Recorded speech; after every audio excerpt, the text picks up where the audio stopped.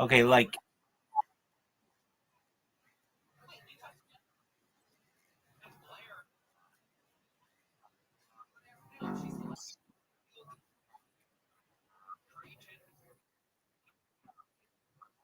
you've talked to Jimmy Carr.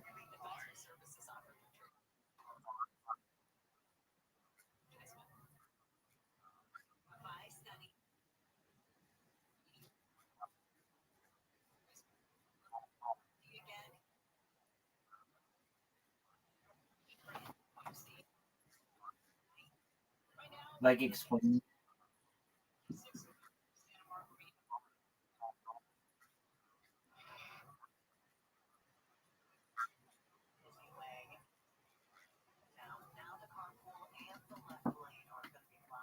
That's crazy. Okay, so has gotten he has what do you call those things? Veneers, and he got a hair transplant. Theo Vaughn got veneers. Yeah, and a hair transplant. Like a lot of these guys get veneers and a hair transplant because they want to look good and they have the money to do it. So Theo Vaughn did it, Jimmy Carr did it. Like uh yeah, that's how he got like all that really thick hair. It's a hair transplant. Um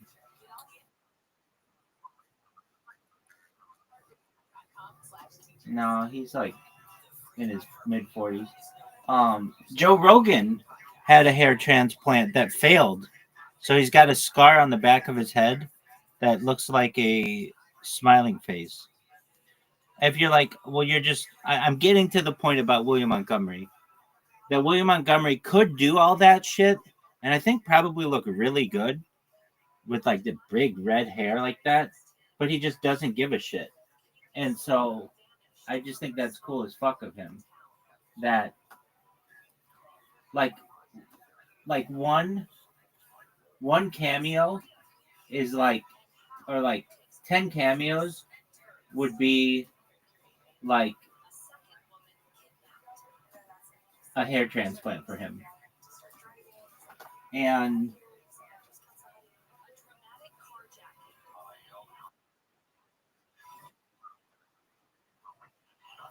in Turkey. Yeah, I Turkey's a Turkey's a place to go for it. And it's cheap. They do it for like $1,000, and in the United States, it's like between 10 and 20.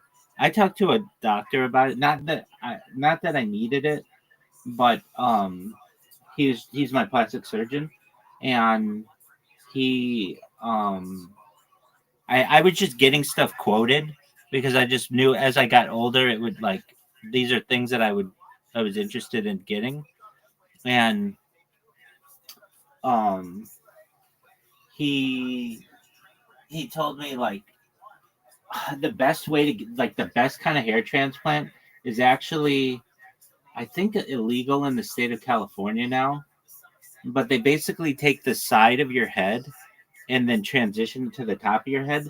And like when I was looking at my like plastic surgeons, I've had a few of them, and um I had I looked at one of them, and he was an amazing doctor. He actually like helped to invent liposuction, and he like had this really amazing resume. But one of the things that he had was he got sued years ago by someone just once, and I asked him what happened, like when I was interviewing him, and he said that had he gave a police officer a hair transplant, and the police officer did not take care of the wound the way that you're supposed to. You're not like supposed to get it wet or like get it sweaty. and he was a police officer, and so he couldn't really control all that, and so it got sweaty, and he got an infection, and he sued the doctor. Anyway, I still my plastic surgeon, an amazing plastic surgeon, did plastic surgery for people at the Bethesda Naval Hospital, like the top naval hospital in the United States. He used to get people who would have like admirals who would have parts of their face blown off, and he would do their plastic surgery because these guys would like lose all their confidence. They're an admiral, and they can't look people in the eye because they're very wounded or whatever. And like normally people might be like, "Oh, that's baller," like to have that kind of a scar. It shows that you sacrifice for your country and everything.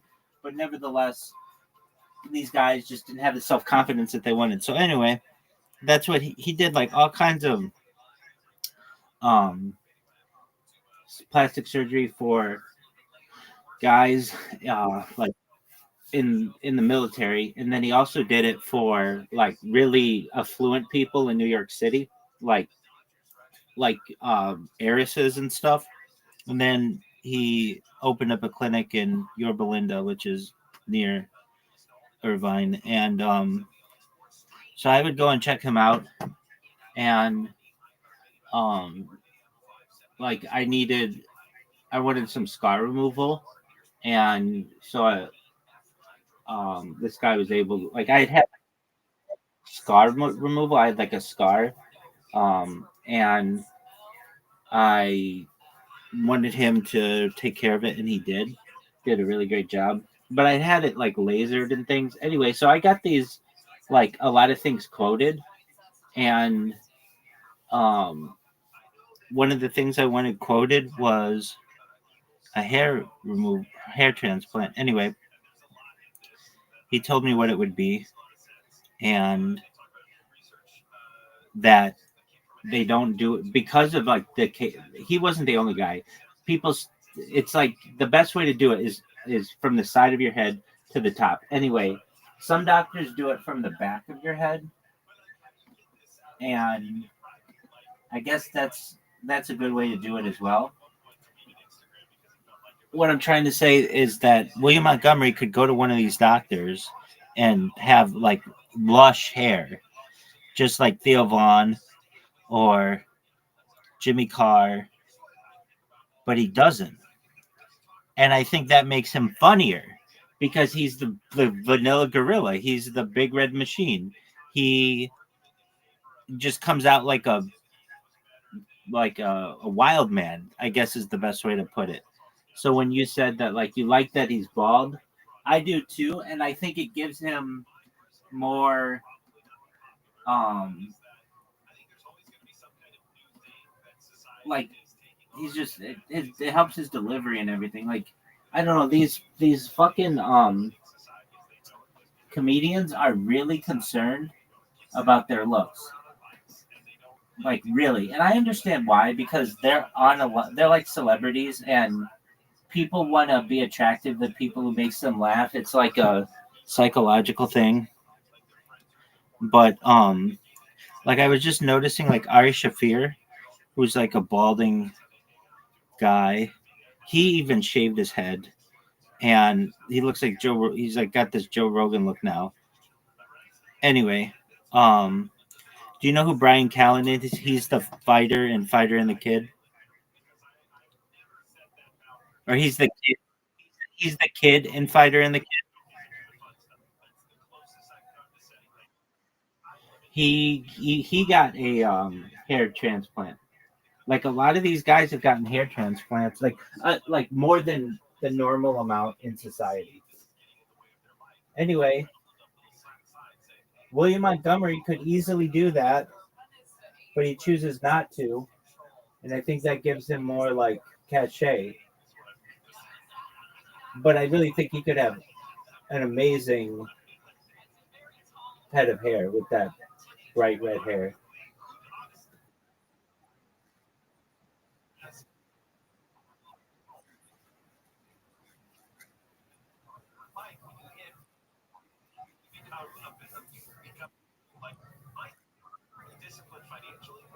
Um, Okay, what?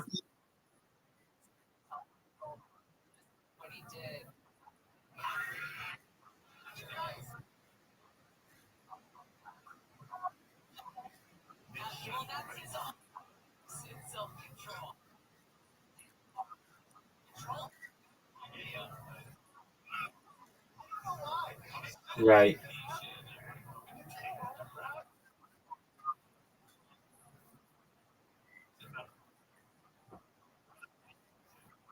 Oh yeah, it can.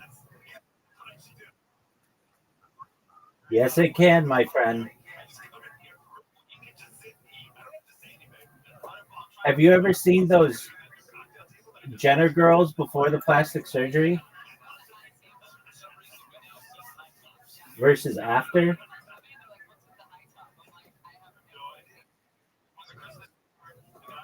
Look up Kylie. Look up Kylie Jenner before and after plastic surgery. She's like an ugly chick. Not ugly. She's not ugly. I don't want to say that, but she's like, I don't know, below average looking girl. But afterwards, she becomes like a billionaire woman.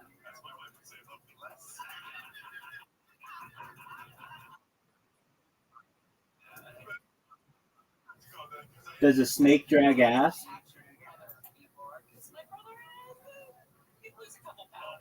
Dude, they're open about it.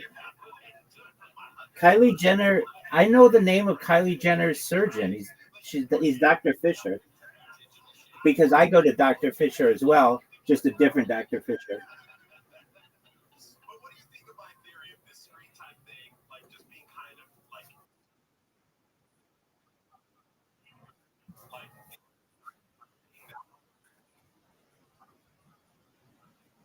That's a Brazilian butt lift, and it's usually between $10,000 to $20,000. In LA, plastic surgery is very common. So like these numbers are just like pretty well known. I can tell you like how many cc's of silicone are in um, Kylie Jenner's chest, not because I care, but because she put it on Instagram.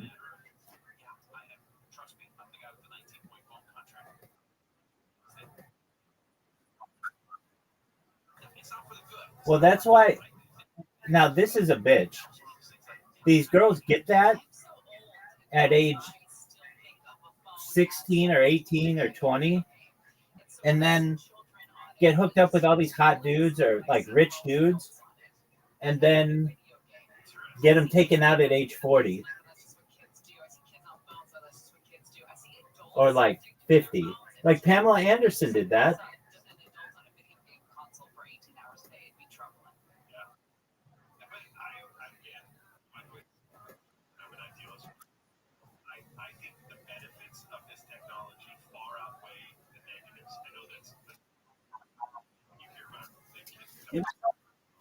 How many would I get? I don't want breast implants.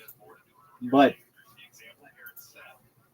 for anybody watching this in the future, the ideal breast size is softball size.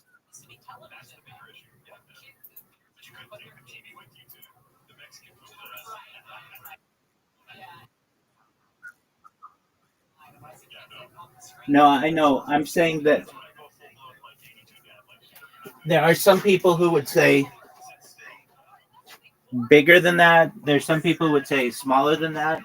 I'm saying that if you go bigger than that, then you're going to have back problems and such.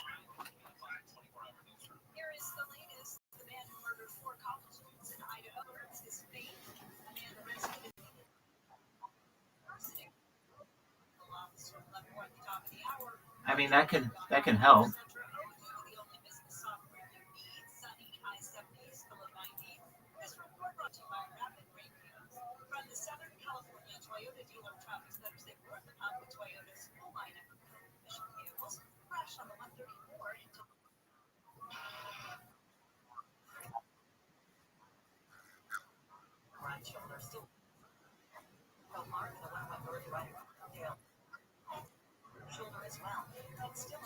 Um, Well, in the future, I've talked to you about this. I think there'll be some kind of thing that you'll be able to expand and contract the size of your breasts.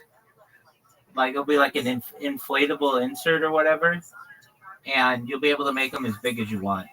Not as big as you want, but like there are some. I mean, and I understand some women want to look really good when they're going out to a club, but then if they're exercising or something, they want them smaller or playing like a sport. I get that.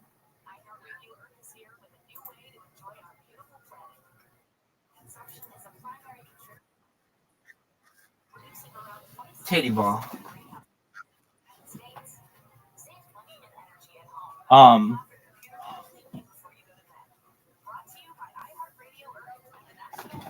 yeah, and I've I've looked into it.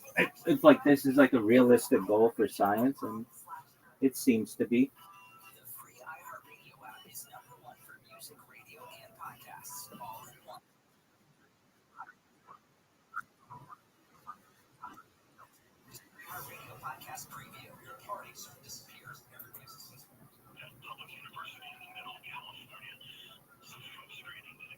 I think it would just be there's like a possibility of it just being like a needle that you just put in your breast tissue, but with like lidocaine or some kind of topical numbing, you could do that and not necessarily have it hurt. Like lidocaine has cocaine in it, or cocaine. Lidocaine is derived from cocaine, and it's like a numbing agent.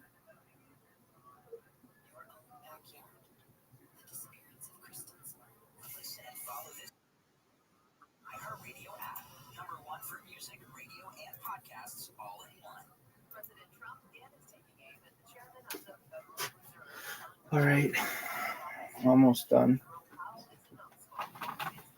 This is my life where I just have to go around to all these fucking devices and restart them.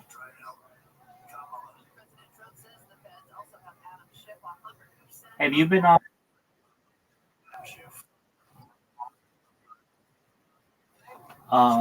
Well, it's most convenient to.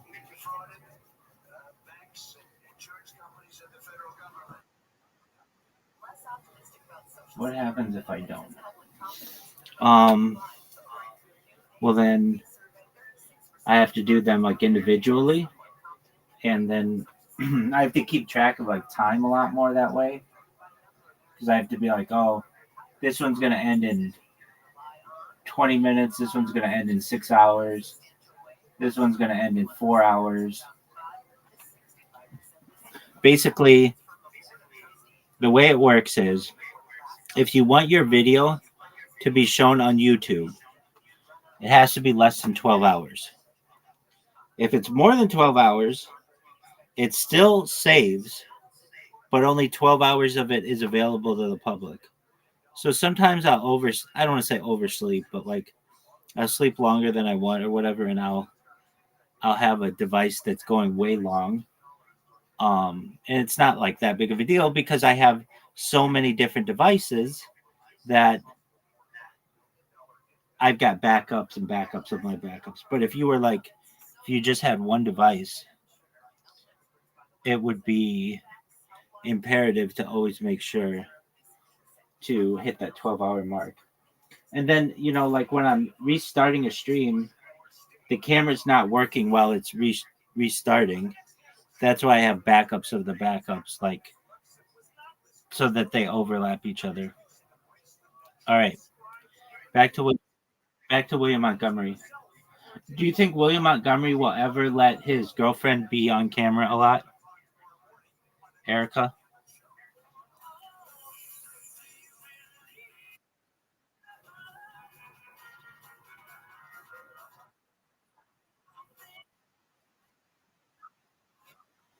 She doesn't want to.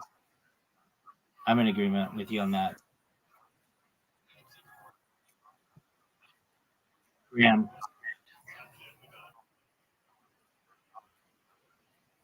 who never's on the.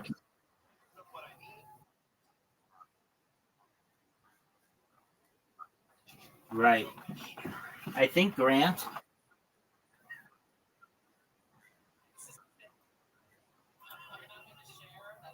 Um, Grant, I think owns the studio.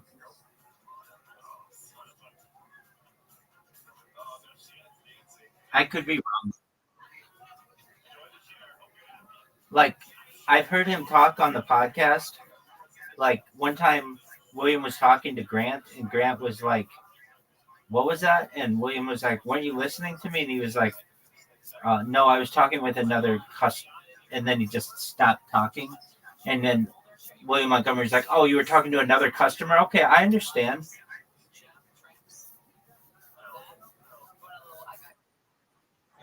I don't know if he owns like the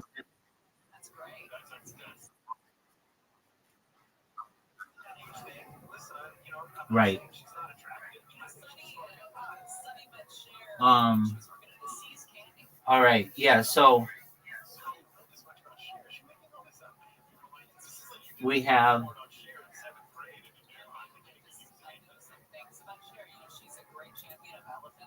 we have William Montgomery, who he and Casey Rocket are really on the show on camera. We have Grant, Erica, who only got shown for like a second.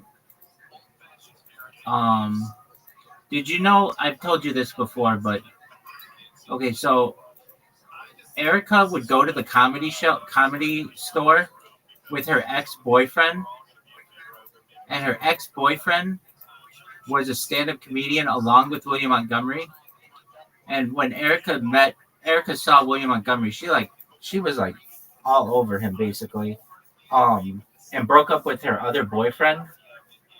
And then the other boyfriend went up one time on Kill Tony and was like, "Yeah, I think William Montgomery's still my girlfriend." And Tony's like, "Why do you think that? Like, what a weird thing to think. What makes you think that?" And he goes, "Well, he did stand up like a couple weeks ago, and he started talking about doing LSD with some girl at her grandparents' house in Balboa Park or Lake Balboa, which is it's in the valley. It's like a neighborhood in the valley." And he was like, and that was just way too specific for like who else has grandparents that live in Balboa Park or not Balboa Park. Balboa Park is in Orange County, but Lake Balboa, which is in LA County, and and so then I think he confronted her on it, and she was like, "Yeah," and so I think she was like cheating on him to with William Montgomery or to get with William Montgomery or whatever, which is not cool. But all right, speaking of that, so you know who Brendan Schaub is, right? Okay, so Brendan Schaub has a big fucking mouth, and he can sometimes be really stupid. He's like, it's just like a typical like dumb jockey guy. And this one time he was on his show, and he said, they had somebody who did like a call-in show or something, or who called into their show, and they were like, it was something like, um, they had some guy on, and he was like saying that he was going to shave his head because he's going bald or something, and they were like, "Yeah, man, that's a good look." And then Brendan Schaub was like, "Yeah, man, I know a bunch of guys who slang a ton of dick who are bald, like Dana White and Joe Rogan, and this got out." And you can imagine, like, Joe Rogan's a married man. He doesn't want to be known as like a guy slanging dick. And there were like rumors that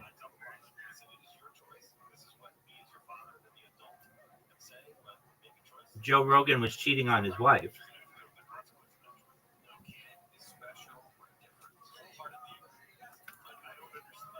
because of this guy.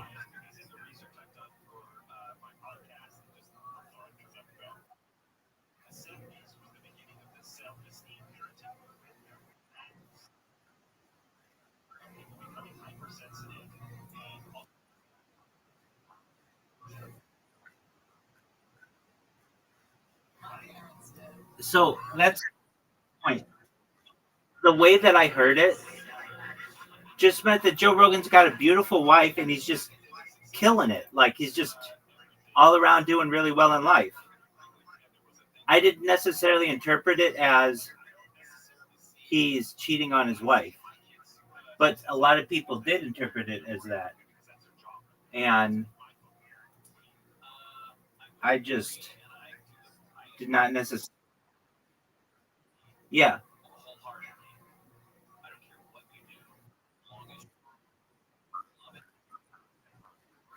right.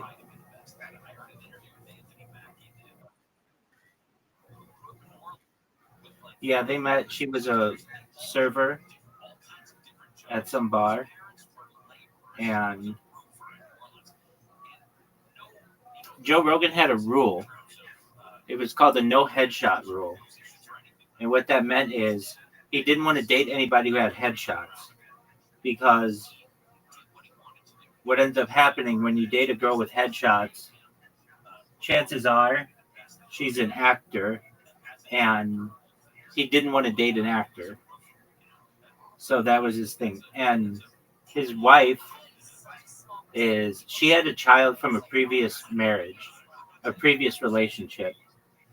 And Joe Rogan adopted that girl and then had two children of his own, which I think is a pretty cool move on Joe Rogan's part.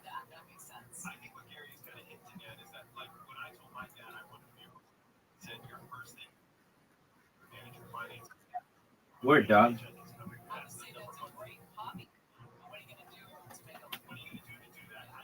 And like they say that she was a model because they don't really know what else to say about her.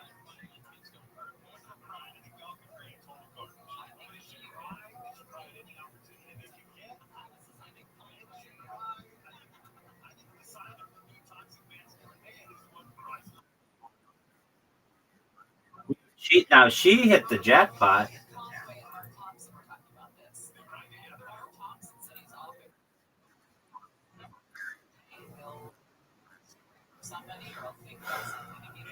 Uh, yeah, she is. Well, she's up. He's gonna be by the end of this, just through his Spotify deals. His first one was $250 million. His next one was $250 million. Um, he just got to do. Yeah,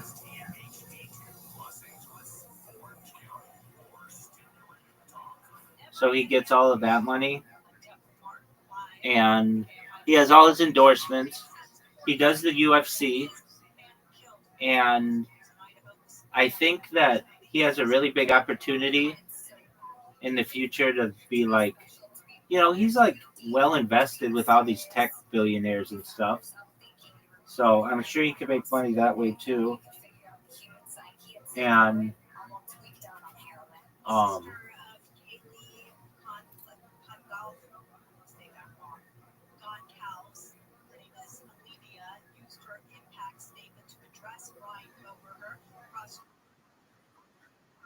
yep. Oh, no, no, no. Actually, I don't think he does. He has said if he doesn't, well, I think he probably holds it just from the early days, but he has said that if he doesn't understand it, he doesn't he doesn't want it, which I get that. I mean, I'm sure he's still doing okay. Um,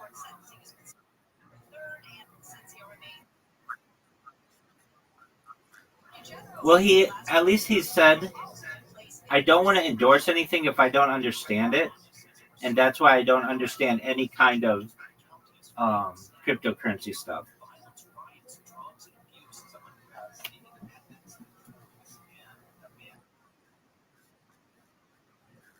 Yeah, exactly.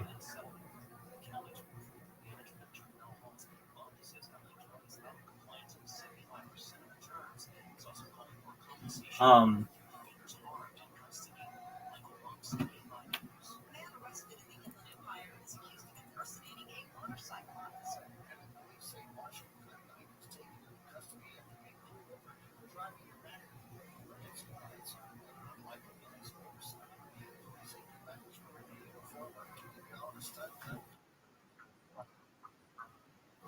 how was that?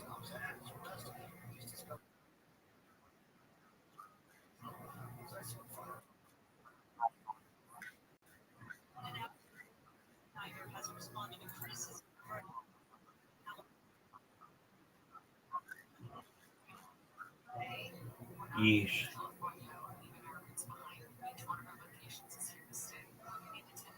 How was it?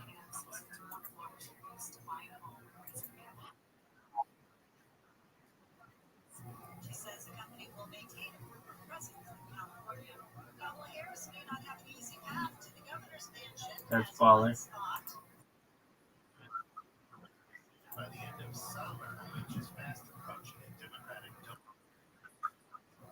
We're done.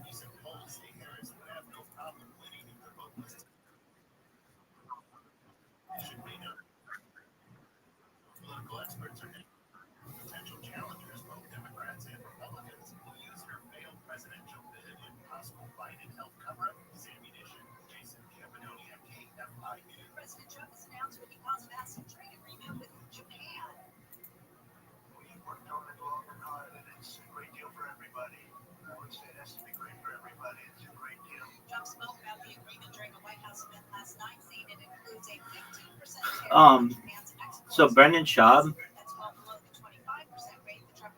I know you don't care about him, but I've become like obsessed with him. Why did I become obsessed with him? This is a good question. Oh, because his subreddit is so ridiculous. Like everybody just shits on him, and that's how I became like a monster fan. And he's he had this thing that happened. So he used to be a comedian. He has the lowest ranked comedy special in the history of Netflix, and he said he stopped doing stand up because he wanted to dedicate time to his children and stuff. But like, it turned out he's just a really shitty comedian. So, like, what's the point? Anyway, he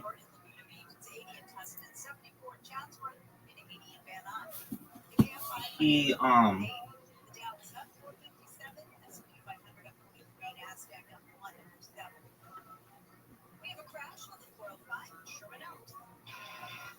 he got caught cheating on his wife, and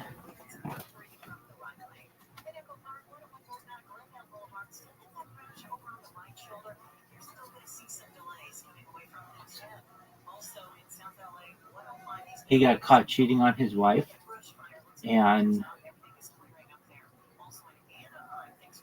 that meant that like she didn't want him going to all kinds of parties and stuff. Um, in that whole scene, so to speak. Anyway, with that being said, I have to use the restroom and then we'll play. Is that okay? I appreciate your patience.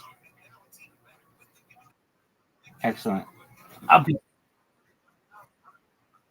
That sounds like a plan. I'll be 5 minutes or so. Thank you.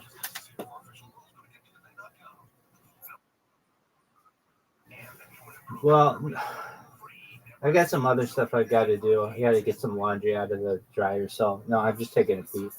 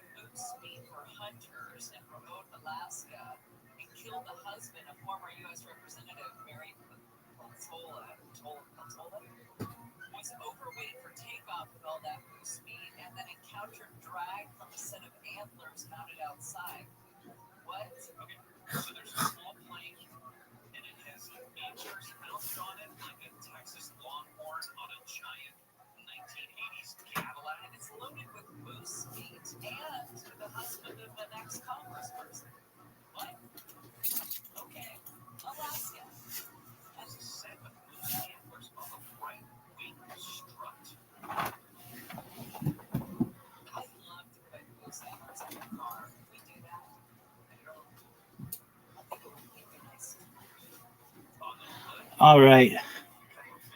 You said you had something interesting to tell me?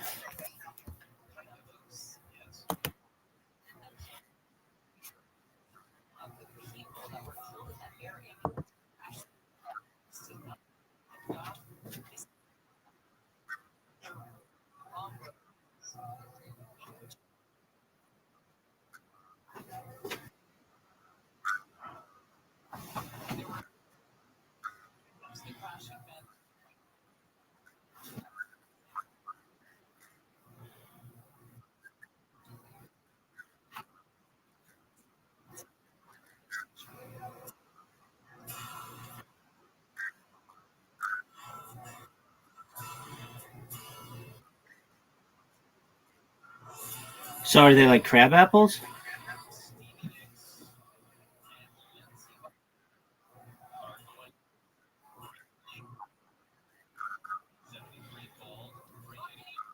All right.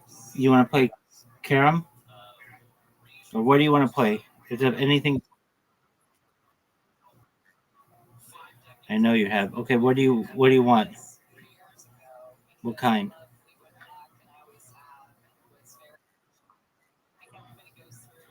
Okay, I played against somebody um in like a competitive game. They're good, but they're not like perfect every time good.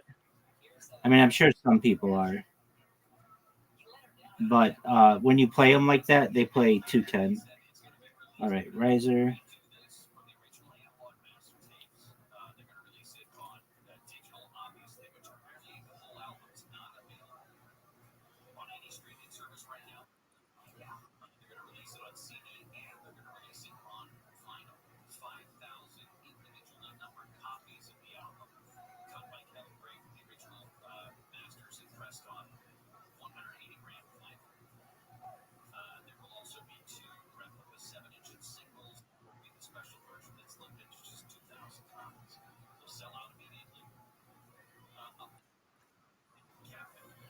That is three.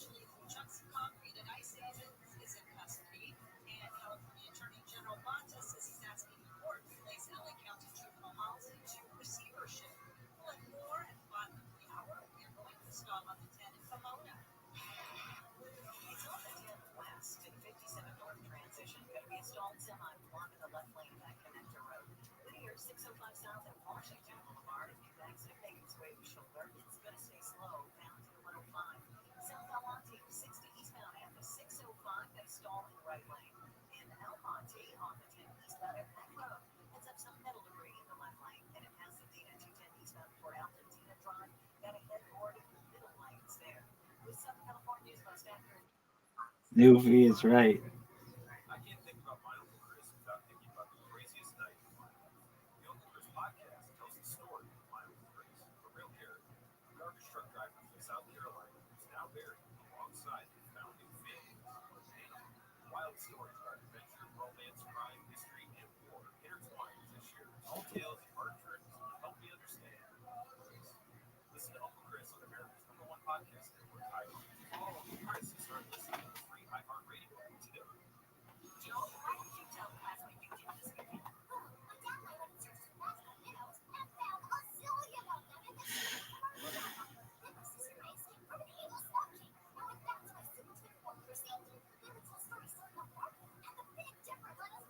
That's really cool that you talked to Jimmy Carr.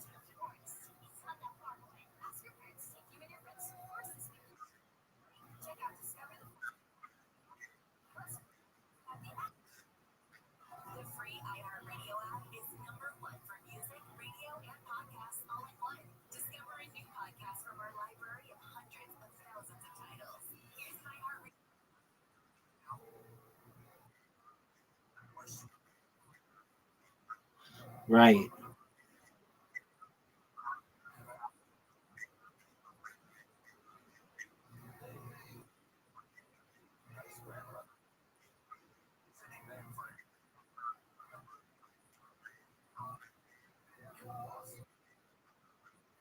Fuck.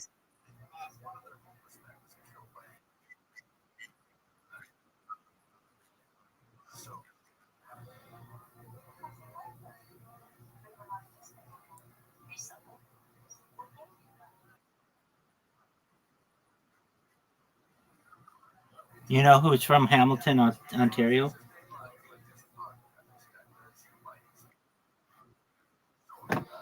You know who else?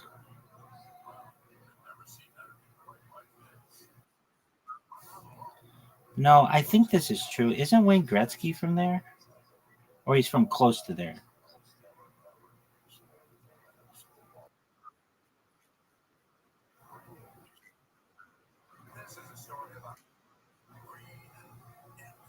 Okay. He's no, I mean, I'm not Canadian. I wouldn't necessarily know that. Um, okay, maybe I was thinking it was Tim Horton. Some influential Canadians from there. I'm sure a lot are. Okay, well, somebody who's from where's Brantford in relation to?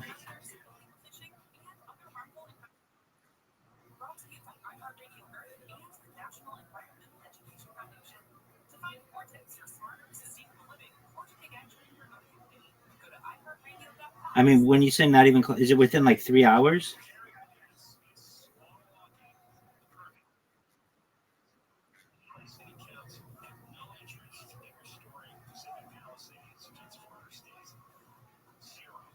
I'm not saying it is. I don't know why I thought he was from Hamilton. He used to live next door to my friend, and I always thought that was tight as fuck. Yeah, my friend, um, he was also my roommate in college. Was a really big football player, and comes from like this family of like like a football dynasty basically. And um, his next door neighbor was Wayne Gretzky, and they used to always like he would hang out with like Paulina Gretzky, and there's like a movie. It's called or a TV show or not TV show, a music video I should say by Nickelback called Rockstar, where Wayne Gretzky's um, he's in the he's in the music video, and they shot it at his house, which is right next door to my friend's house. Just just a weird thing, happenstance.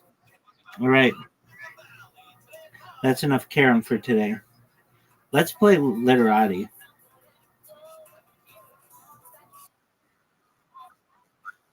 No, dog, we haven't played any literati today. What do you mean too tired? You got your extra sleep and your thing's charging.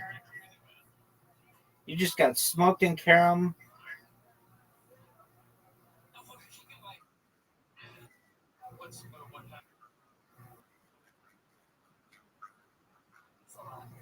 Okay.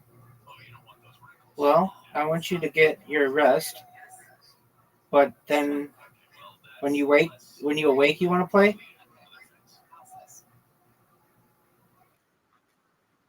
All right, we'll come back.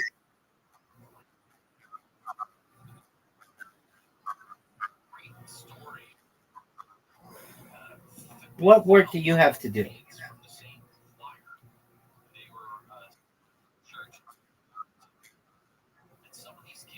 Yeah, but can't AI do that?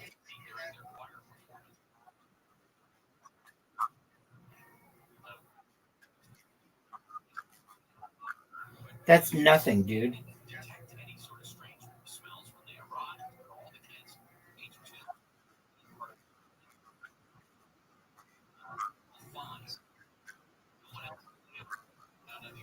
All right, big dog.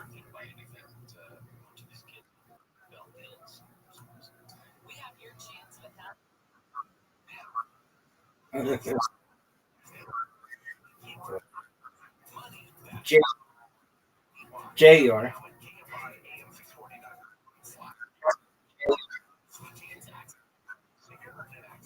I retain, baby.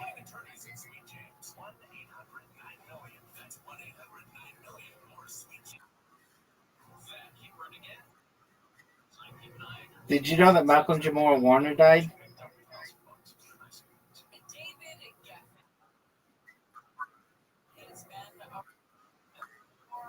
Yeah, dog. He something's weird about his death. I agree with Audie. Something's weird about it.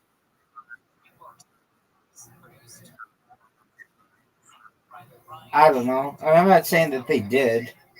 It's just like it's just not normal for someone to die at age 54. Period. I know that he died in a scuba diving accident, which can happen to anybody, but it's just I don't know. It's just weird. Between like the ages of like 13 and 20.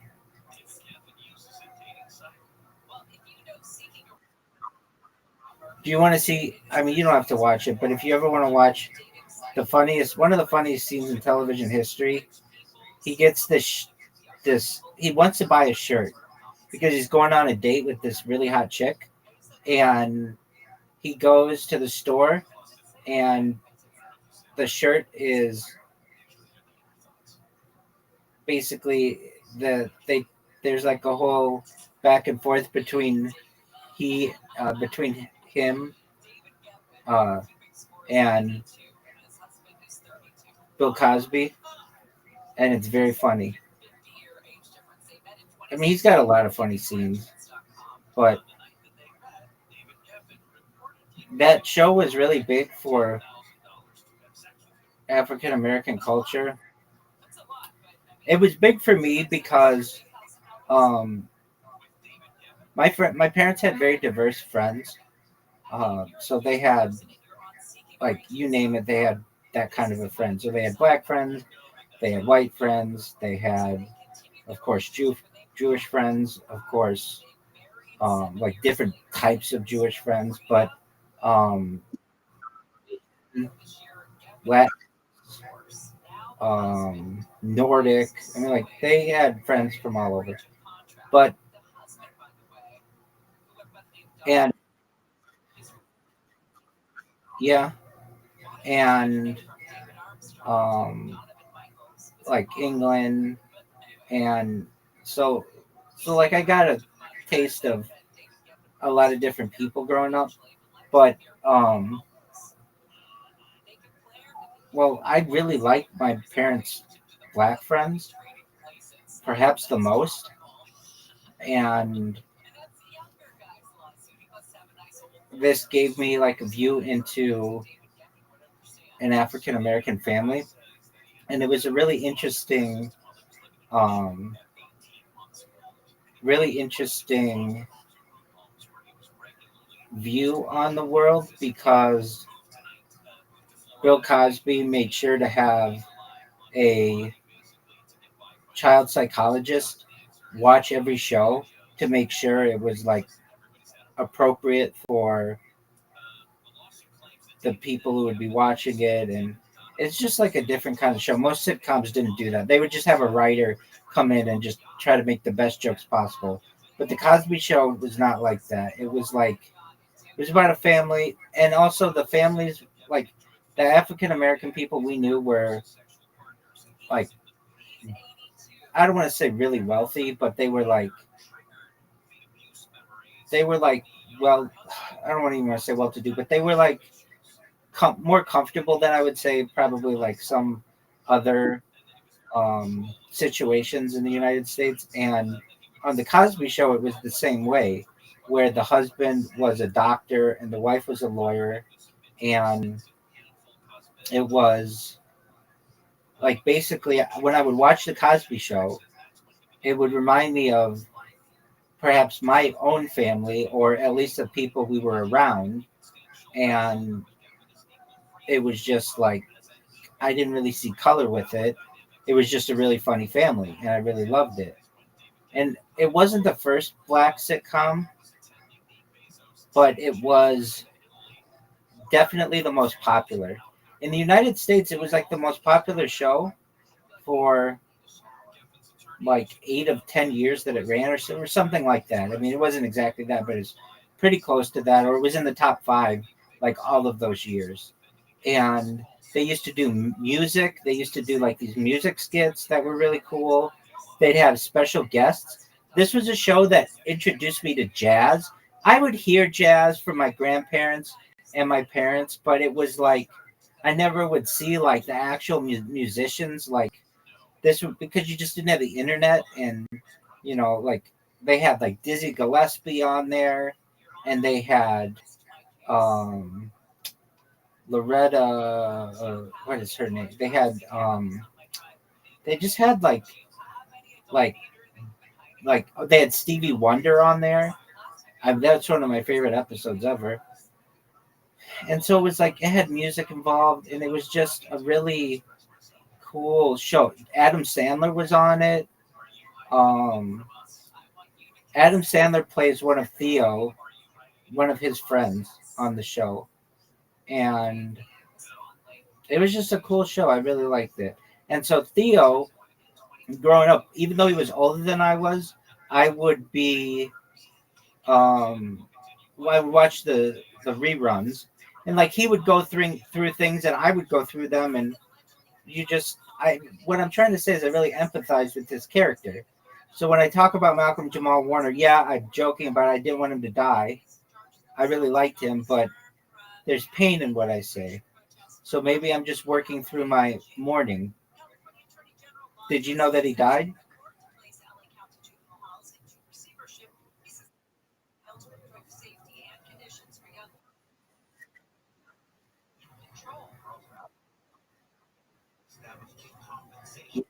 It, yeah, he played the oldest son or the only son. Yeah, and there's another interesting thing about it.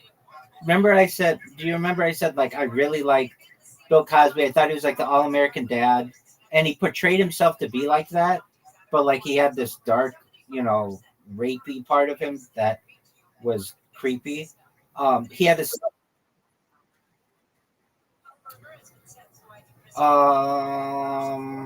perhaps, and they didn't talk about it a lot. But the way that Bill Cosby used to do this, he used to, like allegedly, I don't know, but like he would ask a woman like back to his trailer or back to his house or something and ask if she would want a cappuccino. And back then, a cappuccino was like not. It was like a pretty rare in the United States because it has like Italian origins. So you need like a cappuccino machine and everything. And a lot of the women would be like, "No, I'm okay," and he'd be like, "Oh no, let's have one or whatever." And he would slip the quaaludes in there and basically drug them that way, and then they would like awake, and he was like raping them. Um, and he had so in real life, Bill Cosby had a son named Ennis, Ennis, and Ennis. This happened when I was like a young man. Maybe I was like 10 years old or something. Ennis was um, driving home from a girl's house on the 405, which is like the main artery of LA. And he had a Mercedes Benz, and just around that time, like to be a black man in a Mercedes Benz in LA was like um it was rare, exactly. So he had car trouble in this area of LA that is like pretty mountainous, though it's like it's between like Beverly Hills and um like the valley. And so his he pulled over to see what was going on with his car, and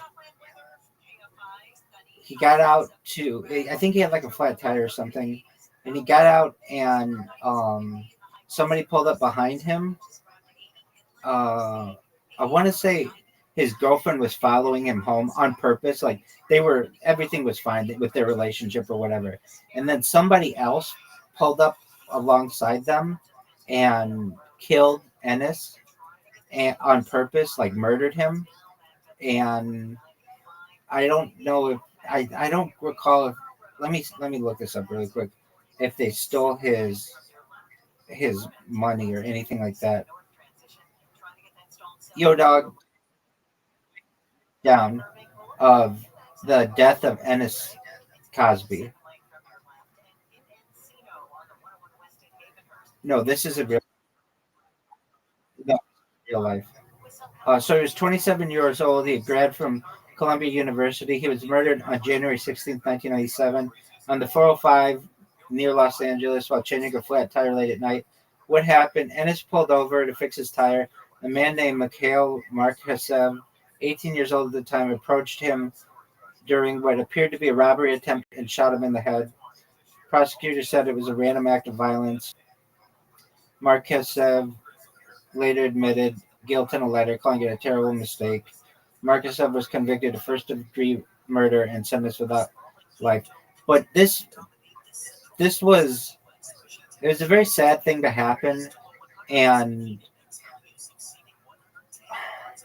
I always felt really badly. I mean, nobody needs their son killed or whatever, but here Bill Cosby thought he was on top of the world. He had a very popular TV show. He had an Ivy League son, and his son was murdered. And his son and Theo were like pretty close in age, or like the Theo on the show, and Theo was like Malcolm Jamal Warner's character on the Cosby Show. The guy's name was the character is Theo Huxtable is the character's name.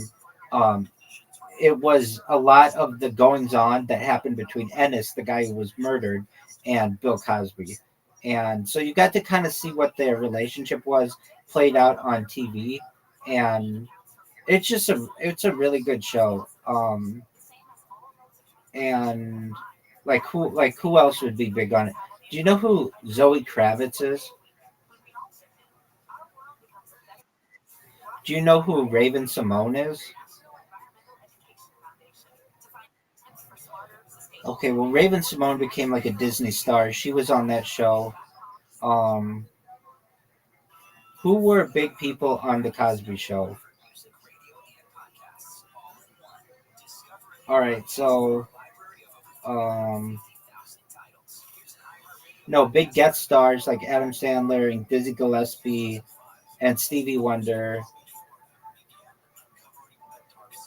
Um, so Dizzy Gillespie, Stevie Wonder, Adam Sandler, Sammy Davis Jr., Lena Horne, BB King, Clarence Clemens from Bruce Springsteen's E Street Band, Phyllis Rashad's real life sister Debbie Allen.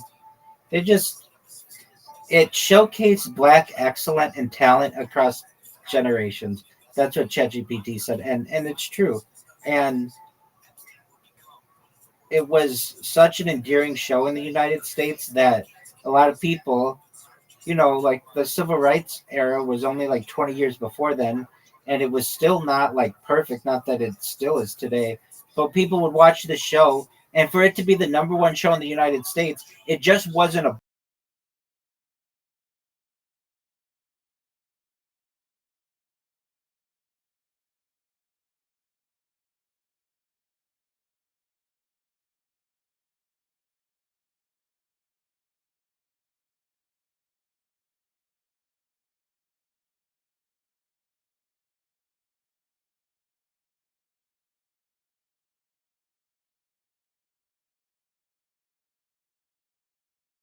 But it wasn't just a black show; it was an American show, and I really enjoyed it, and I really enjoyed Malcolm Jamal Warner's character. So I do joke about it, and it will be my thing that I joke about. But it's kind of to preserve his memory. I really liked him. Did you know Ozzy Osbourne died?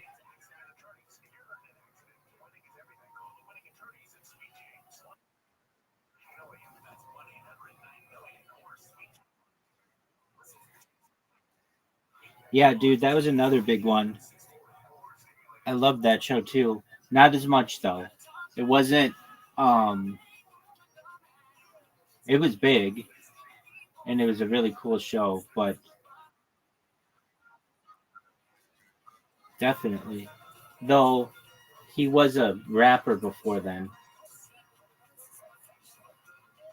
But yeah, that was a big show. I don't know if I've seen all of them. I'm pretty sure I have though. They're like, like before they were streaming and everything. They just you would come home from, I don't know, school or whatever, practice or whatever, and there were only like a certain number of channels, and they had these shows in syndication, and everybody watched them. So yeah, I definitely watched them, and that one too. That's a big one. Yeah, that's definitely. I would say The Office is like the last show that's been. I don't want to say that's been popular in syndication, but like that's when streaming started. After that, but yeah, I really like Everybody Loves Raymond. I think Patricia Heaton, the wife on that show, is frankly one of the prettiest ladies in the world.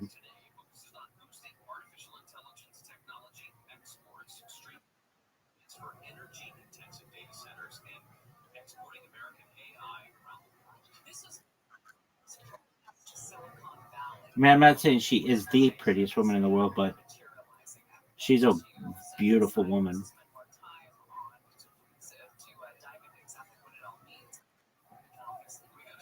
It's a very funny show. And then that was probably like the last show I watched before The Office. That was a popular American show.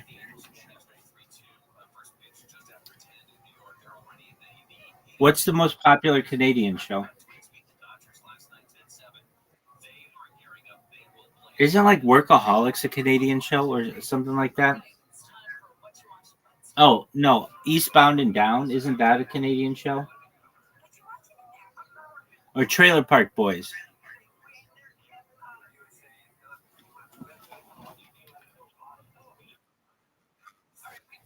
Did you hear me?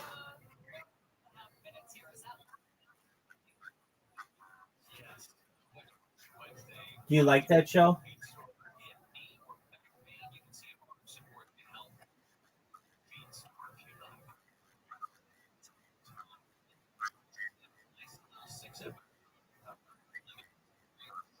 Who's the guy with the big glasses?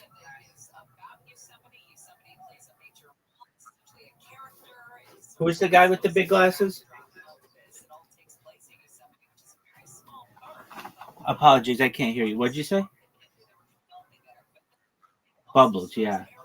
Is he funny?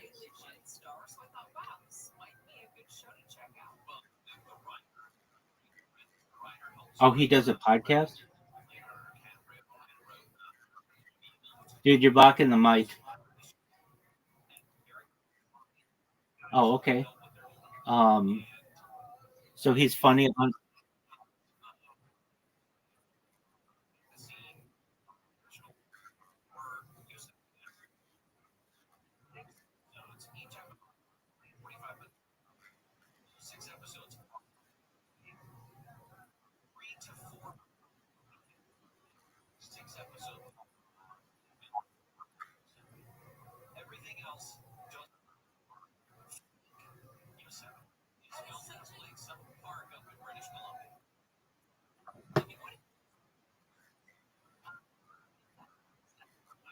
What show that you saw really connected with you like the Cosby Show with me.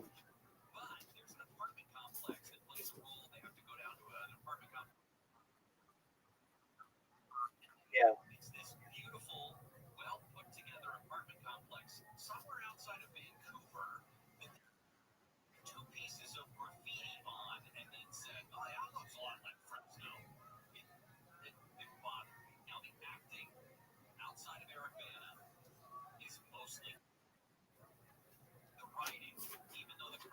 Okay.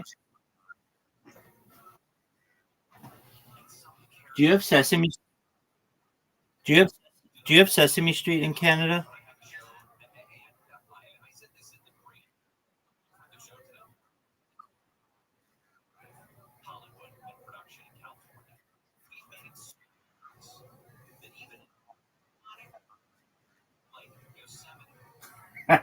You mean Jay you're in it? It's not like, what is that? Is that what you're about to go do? I bet that could be a show.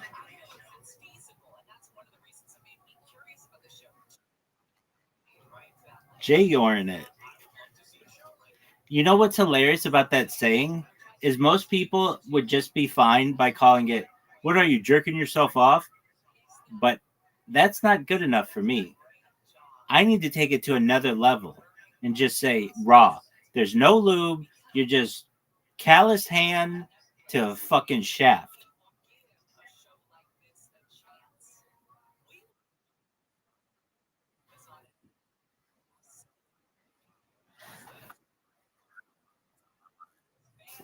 Right. What exactly? Zoot asks me this several times a month, and a lot of times when he'll ask me so many questions because he's bored, and I get it. It's the middle of the night, and we're just playing a game or whatever, and he just wants to make conversation. So he'll ask me sometimes the same question a lot, and I don't know if I know he doesn't recognize that he's doing it, but I'll sometimes just be like, remember what I told you last time about this or whatever. But he asks me a lot what my favorite word is, and my favorite word is minutia, and that's kind of how my humor is. Like I have minutia like humor where it's very specific, like strangely specific. Like basically, when I describe something, I want to get into the nitty gritty of it. I just don't want it to be vague. I want it to be very specific. And so, Jay, you're in it is like a very good phrase that embodies that principle. Would you not agree?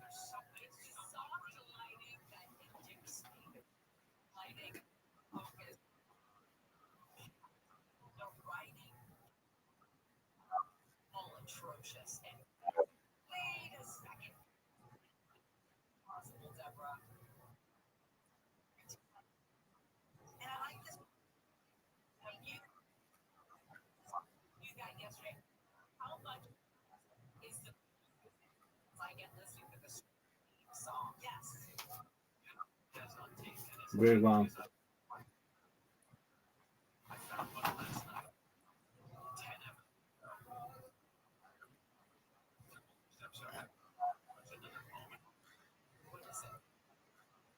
Right. It's very observational humor like things, but where everybody knows, like, yeah, I know about that. Like, I've had that experience. Why doesn't anybody talk about that?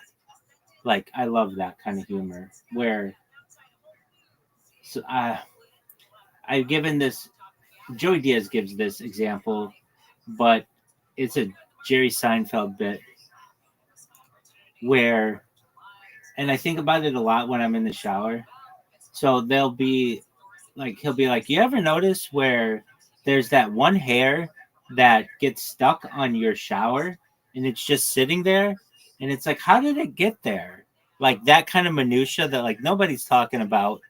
a hair in the shower, but he'll go into it like, and then you try to get it off, and it's like really difficult to pull off for some reason. And then you've got to like cup water in order to like get it off. Like that kind of minutia, like humor is, I think, golden. Like anybody can come out and just be like, "Oh, this is a fart joke, and this is a snot joke, and this is a vomit joke," and that's all fine. But clean humor is also very difficult, and um, just like simple observational humor, I feel is really great, and things that like everybody has experienced. Like everybody's experienced just a random hair in their shower, or like losing a sock in the laundry. Like, what happened to that sock? Are they just like, did it escape? Where does it go? That kind of stuff. I love it. All right. Well, I won't take up much more of your time. Best wishes on your job. That's really cool. And I hope you get really good at video or graphic editing, graphic design, and thumbnail. Do you put like a border around the head of a character or text?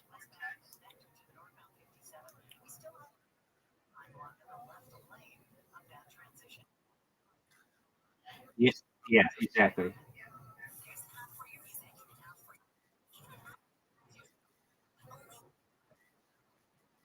Right. It's an art.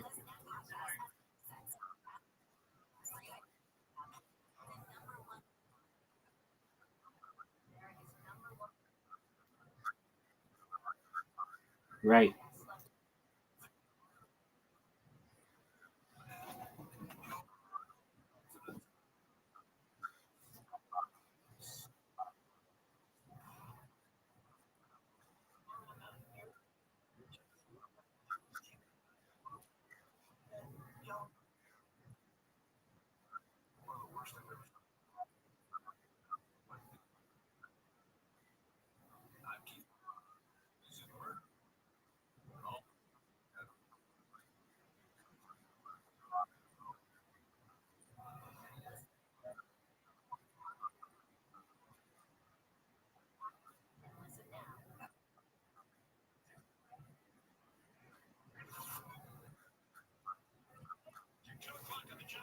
I get it. I don't want to say I'll never forget, but the um the two people who I really noticed doing thumbnails, at least, yeah, thumbnails better than anybody. Well, if you remember how Joe Rogan used to do it, it would just be like a picture of him and the other person, and then the number. It's like, say, Joe Rogan Experience in like black and white, and then like number 1,000 or whatever. I didn't really think. I think it is. I think it is. Um I didn't think of that being an art because Joe Rogan had enough pull, but there were two creators who um I saw doing this, and they are the first two that I noticed. The first one, do you know who? I think she goes by Sniper Wolf. Do you know who Sniper Wolf is? Okay, well, she's this chick who I don't even know what she does. She's like a video game chick or whatever, and she wears these big glasses, but you can tell she's like super hot and doesn't need to wear those glasses. And she would do these reactions like, oh, like wow, like what? And I would always be like, I hate it that like these people put all this work into these thumbnails, but that pulls your attention in. And then the other person who did it was this guy named Mr. Beast. And I would look and I'd be like, this guy looks like such a loser. I remember on the stream, this is like 4 years ago, I would be like, who is this loser guy who is all over YouTube? This guy is a dork. He's got stupid thumbnails and he looks like a nerd. And I would just like make fun of him. And then he would turn out to be, super huge influencer.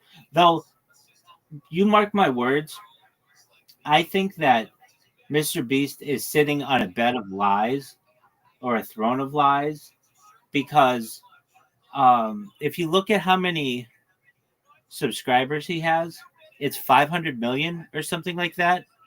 That means that 1 in 16 people in the world are subscribed to his channel. And I just don't think that that's true. I don't think that, like, I'm not subscribed to any of his shit. And I have a billion fucking accounts. And I just, are you subscribed to Mr. Beast? You are? Okay, yeah, you are. Um, well, maybe people do, but I don't know. I don't think like I think that you do a lot of YouTubing and stuff, but I just don't think that I just don't believe those numbers. Is what I'm trying to say. He got into this. No, he would. No, no, he wouldn't. No, he would not. He brings in once you get to a certain size on YouTube, they don't care if you use bots, and the reason why is because they know that you're uncancelable. They can't cancel Mr. Beast unless he did something really bad. Even like he had that thing with I don't know, he had somebody working for him who was like transgender who did something. What did they you know what I'm talking about. You know it better than I do. And they didn't cancel him for that. Yeah. Now, if Mr. Beast were the size of like had 10,000 subscribers, he'd be gone.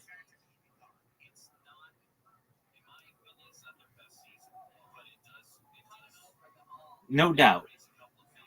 Mr. Beast could not and let's say Mr. Beast had 10,000 subscribers. He would not have the ability to appeal to YouTube to say like, "Hey, it was somebody on my team. It wasn't me." But because he's so large right now that he just has a connection at YouTube, and then they wouldn't cancel him. Does that make sense?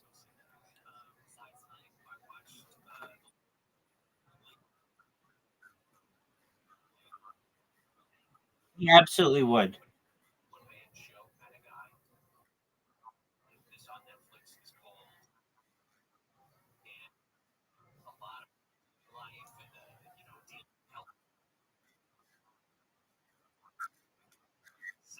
Yeah, if they're under his team, according to you. Wait, according to YouTube,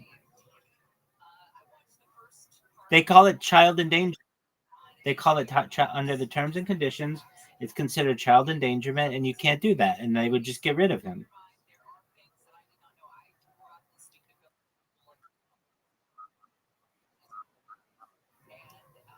Like what that transgender person did, basically like groom children. So he would just be gone. But because he's so large, he has connections, and they didn't cancel him because of that. And in the same way, he just has bots being created um, that subscribe to his channel.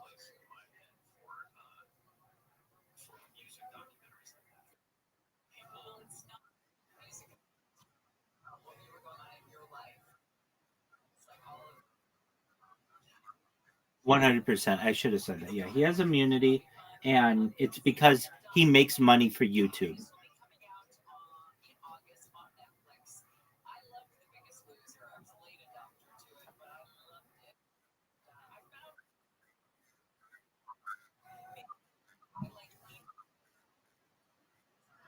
Oh yeah, they do the I'm shot face with like a shadow around the head.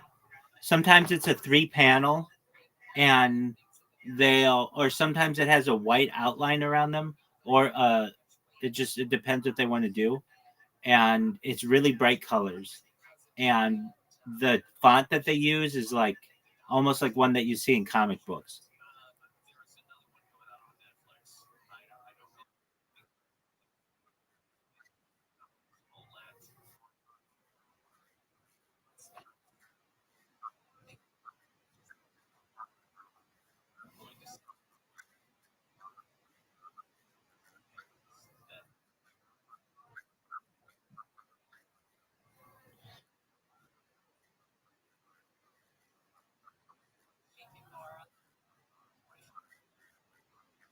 That's what happens. That's absolutely what happens. And I would put a lot of work into my thumbnails, but I never know when I'm going to lose an account, so it's not worth it to me.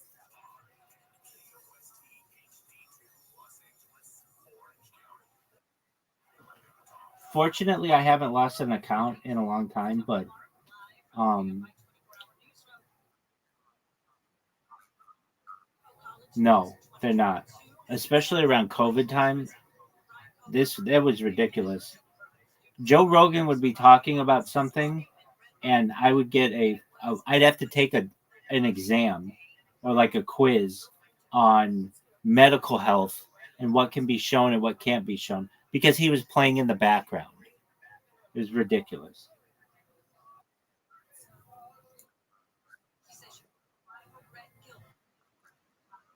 He didn't even say that. He would just be like, "Look, CNN changed the filter on my video to make me look green when I allegedly came down with this, and I don't think that was right."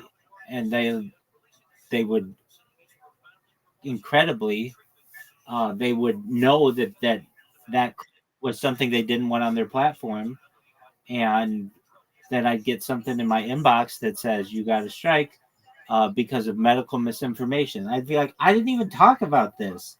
I don't talk about that stuff because not that I don't feel comfortable doing it, and not that I don't feel that I know a lot about it, but because or like I'm well informed on it. I think that I'm as well informed as anybody else is, but it's a very controversial subject, and thus I do my best to stay away from it.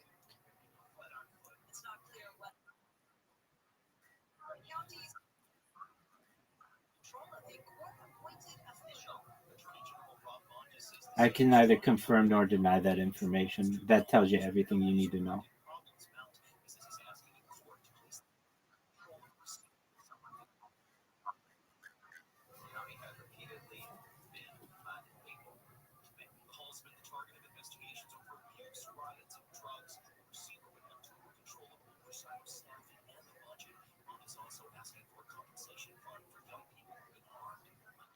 All right, big dog. Well, enjoy making your. Does AI make it really a lot easier to do thumbnails?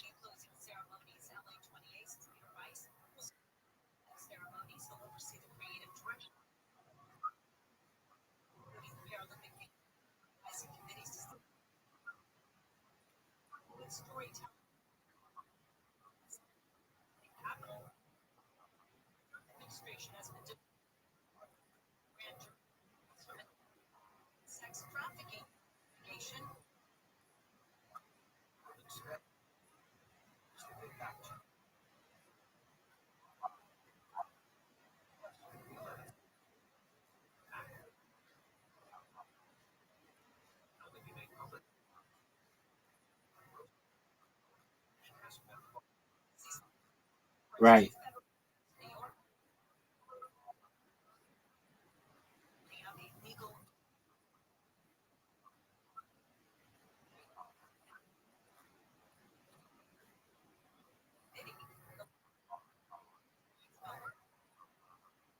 right.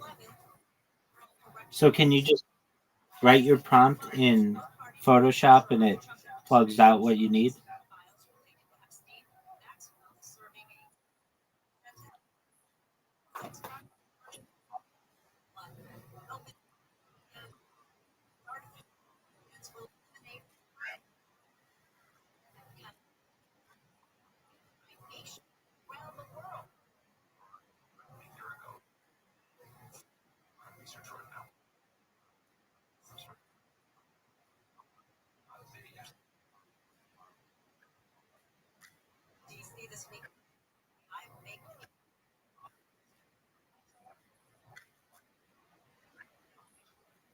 And then your brother just approves it. Does he ever give you edits?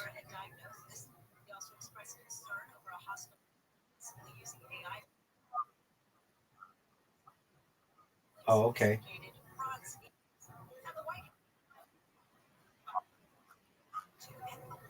All right. Well, best wishes. I would like to honestly. I think If he just said, Rabbi, will you help me come up with a minute or 5 minutes of material? We could come up with stuff that's so funny and that's good. Now, would he remember it? I don't know. He doesn't have the work ethic, and I would tell him this if he were here right now. He has not shown that he has the work ethic to be able to memorize 1 minute or 5 minutes worth of content within 1 week. I don't know if anybody does. Like 5 minutes to remember everything would be difficult. I think it's doable, but you'd have to work like a lot. But he just wants to go up there um and rip. Yeah, you know what? He's going through a lot right now. He has said that this is like the most difficult time of his life, and I do my best to be there for him. I give him shit, but at the end of the day, he's my friend, and I want him to be successful. I don't want him to hurt. I want him to be happy most of all. And um, he had this diagnosis or whatever that really got into his head, and he is very frustrated that basically, like, he says that like they can say that you are neurodivergent, that you are, oh, what's the word that he says, like, what's the word that he says, something like um unstable or something like that. It's not the word, but when really it's just, or they say you have ADHD or something, when you're really just, it's not unstable, but it's something like that. um and uncoordinated or something like that. It's something like that. And he's very passionate. Like he was telling me this morning, like, I really want to help people who are neurodivergent. That's what I want to do. And he'll watch this someday, God willing, and I want him to know that I support him in that. For as much shit that I give him, that thing that his girlfriend told him years ago, there are a million guys who would want to look like you. I don't know if that's true, but maybe some people want to look like him, but no one wants to have your brain. They'd want your body, but not your brain. And it's got to be really tough. He he's got a lot going on, and I wish he was able to manage it better. He does, I feel, as good a job as he can, but it didn't help. Like he had a couple things that he was working on, and then he goes to this expert or whatever, and they tell him he's got like a billion things wrong with him. It's like, no, you don't have that much wrong with you. In fact, you're quite normal. I tell him that I think he's smart when it comes to cryptocurrency, even though I tell him I don't know about the choices he makes with cryptocurrency. He knows a lot about cryptocurrency, or more than the average person, and I admire that about him. But um, I want what's best for him, and then he'll do this thing where he'll come in here for like 5 seconds, and he'll be like, I don't know, he's just very um, indecisive and very erratic with his behavior sometimes. And then other times he'll come in here and he'll be like in the best mood. And I want what's best for him, but I hear where he's passionate, and it's not in cryptocurrency, and it's not in being an actor or a comedian. He's passionate about helping people who are neurodivergent, and if I could ever help him with that journey, I'd want to. And uh,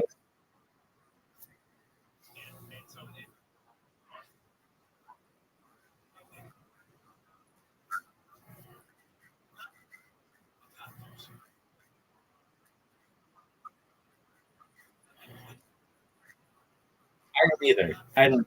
So he just says it a lot, and I'm like, okay, fine. Um, well, truthfully, like just like the past 2 days, but I hear how he talks about it, and he's passionate about it. Like it's something that he like almost glows when he talks about it. He wants to help people. I really mean it. Like that's exactly what he said that earlier today. He talked about it. He talked about it.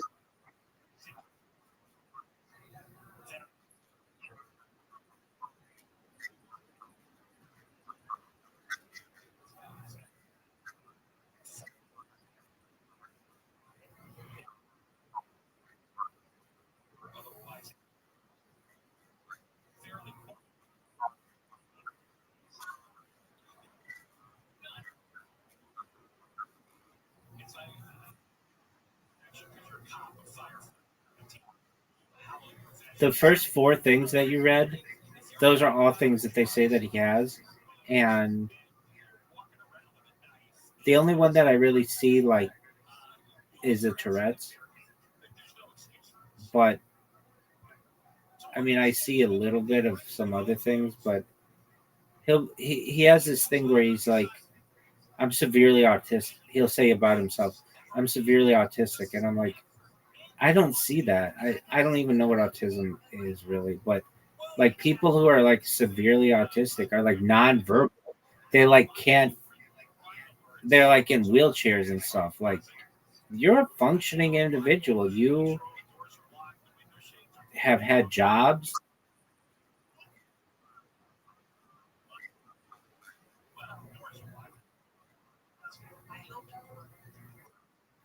and he can be quirky, but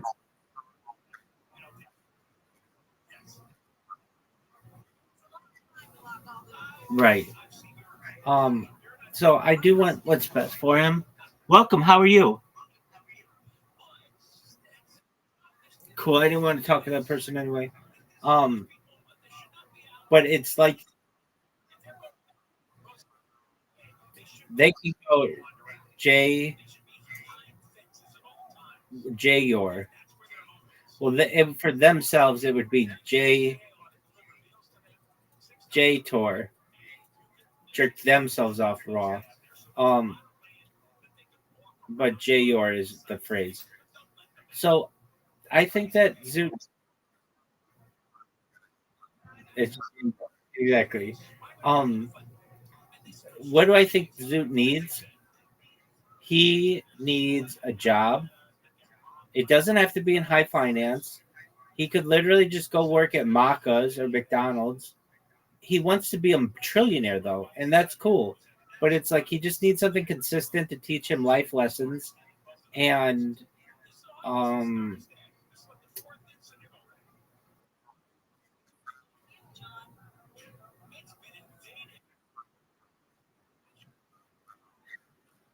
yeah, I don't think he's ever had a job that like he's had for more than a year probably. So it's just been off and on things, and maybe he has. I don't want to speak on his behalf, but I think he has a lot of things where his personal life or his personality gets in the way perhaps. I mean, he lives with his family, and um I mean, imagine even if he worked at McDonald's, if he's got Tourette's as severely as he does, like he says the N word sometimes. Right, right. But I mean, that is something that has like he says that to me sometimes, and I just say, whoa, whoa, whoa, watch yourself, or I'll be like, calm down now. I'll just say something like that, and I understand. Like when he gets frustrated, he'll say that. I notice like the one that sticks out of my mind is I was falling. I sometimes I need to sleep and I'll sleep and he'll come in and he'll be like Rabbi, and then I'll just hear N word and then he'll leave and I know he doesn't mean to say that and he's told me like the the like it gets worse when you're in a crowd and things like that. And so with that being said, I think it'd be hard.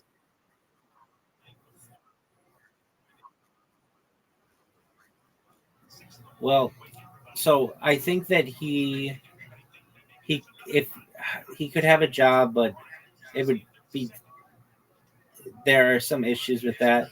Um, but at least as a comedian, he wants to be a comedian, and that's great. When I ask him, tell me a joke, he gets offended by that. And then I say, well, what are you going to talk about? And he says, I'm going to just go up there and talk about being neurodivergent. And I said, nobody's going to think that's funny. And I mean, most people, I've watched comedians. I watch every Kill Tony. I've seen every Kill Tony, and I watch comedians. I've got comedians right now. I got a Tim Dillon podcast on, like right in front of me. Before this, I watched The Fighter and the Kid. That's two comedians. I watch comedians all the time, and they have rehearsed bits, and they will tell you when you get up there and you're looking at a crowd, you it's just really difficult to just wing it. So if he were to come and say, help me with a stand-up routine, what would I do? We would go to street jokes. We would go to a joke book and find funny, cute little jokes that we know will work, that are thought out, and they're just in the they're called street jokes. They're jokes that you would find in a joke book that are cute, but nobody has claim over them. And we would take those and we would come up with a minute, and then 2 minutes, and then 5 minutes worth of material. And I think he could do really well if he could memorize those things. And I know he could, but he doesn't want that. He has.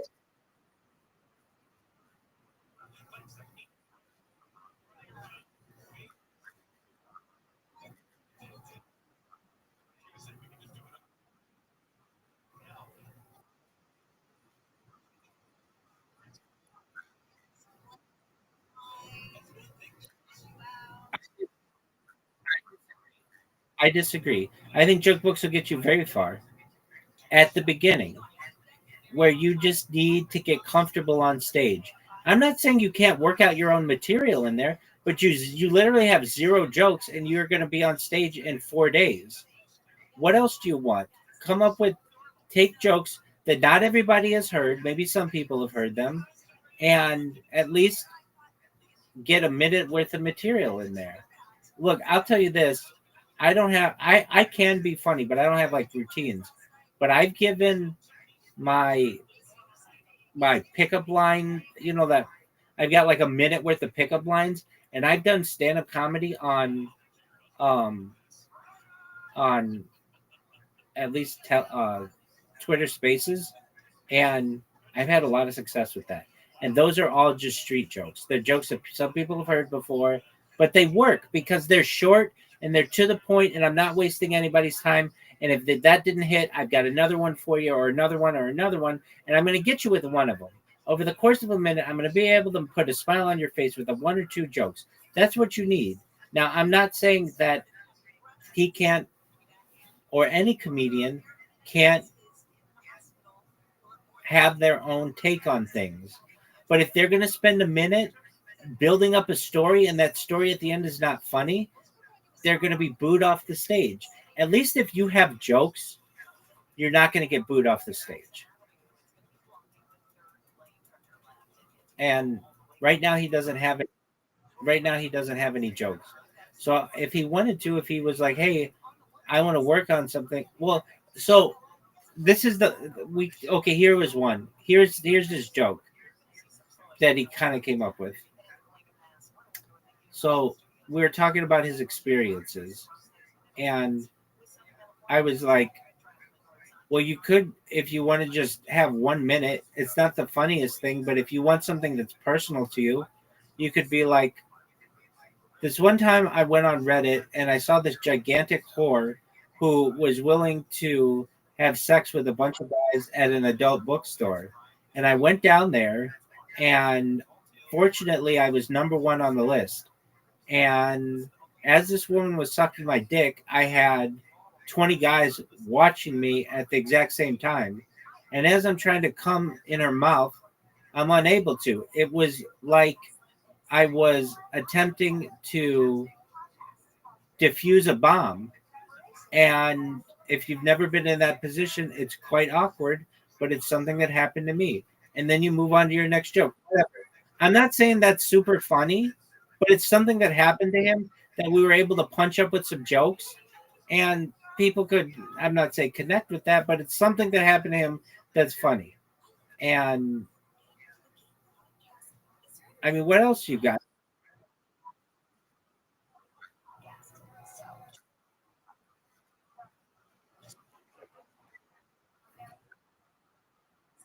Exactly. The one Exactly. The one punchline in that was it was like diffusing a bomb. And I that was just something that I was like, well, that's kind of what it would be like. Um Now you could make that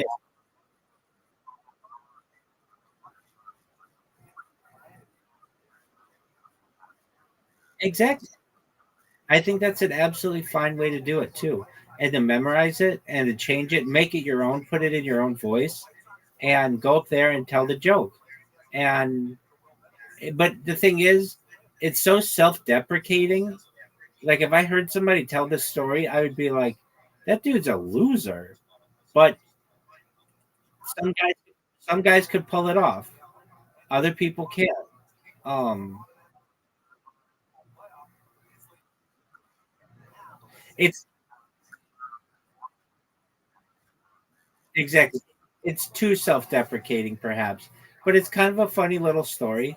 I mean, we were like he doesn't talk about that much in his life. He doesn't have that much going on, but like I was like, okay, you can talk about your failed cryptocurrency investments and you could give them funny names. Some of them have funny names, like Fat Girl Investment Co. And you could just use that, like buying Bitcoin in 2009 or whatever their tagline was. But you could like I could just do it right now. What's the deal with these crypto? Does anybody here know anything about cryptocurrencies? Uh, it's something that you could absolutely do really well with. You could buy helicopters and you could vacation in Tahiti, or you could be like the rest of us schmucks and be, essentially powerless because of some cryptocurrency that's named Fat Girl Investment Co. Who is naming these things? Dog with hat, Fat Girl Investment Co., jerking yourself off raw. You just name a bunch of them, whatever you want to name them. Just come up with funny names. Um, Eating Ass Incorporated, Doggy Style to the Moon. Whatever. Who's coming up with these names? And what do these things even mean? Whatever. You could make fun of things like that. There aren't a lot of people who would really connect with that, but it's personal. It's from him. But instead, he wants to go up there and talk about neurodivergency, and I don't really know what's funny about that. Honestly, if he were to do that, I think people would just feel badly for him, and I don't want that to happen to him. I, I really think that, and the next time I speak with him, which is hopefully tonight, I'll give him my advice. Zoot, if you want my advice, which just take it for what it's worth, why don't you just memorize a minute worth of jokes? And if you don't want to do that, let's come up with a story. It doesn't even have to be a real story, but just so that you have some success and you can build on that for the next week and the next week and the next week. And you can talk about being neurodivergent and all those other things. But he doesn't seem to want to do that. He just wants to talk about being neurodivergent, which when you say that to people, they don't know what that is. And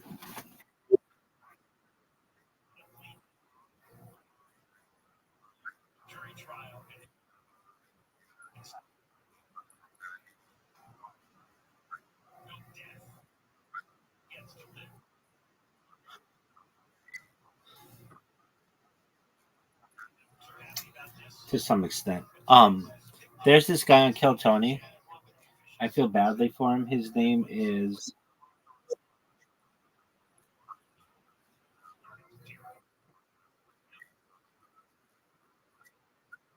Right. There's this guy on Kill Tony named, I forget his name right now. But he has had, no, it's not William.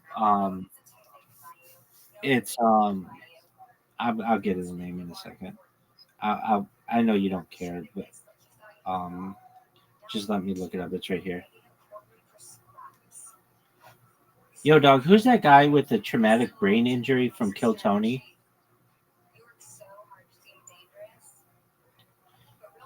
Not that's hilarious. They say Hans Kim. It's not Hans Kim. Uh, okay. Kill Tony traumatic brain injury. Um, Drew. His name is Drew Nickens, and he was like a veteran who got attacked by other soldiers and was like raped, and like all kinds of bad stuff happened to him in the military, and they like threw his head against the ground, and he has what's known as a traumatic brain injury, and he refers to having a traumatic brain injury as a TBI. So he'll go up there and he'll be like, "Hey everybody, one of the benefits of having a TBI is all kinds of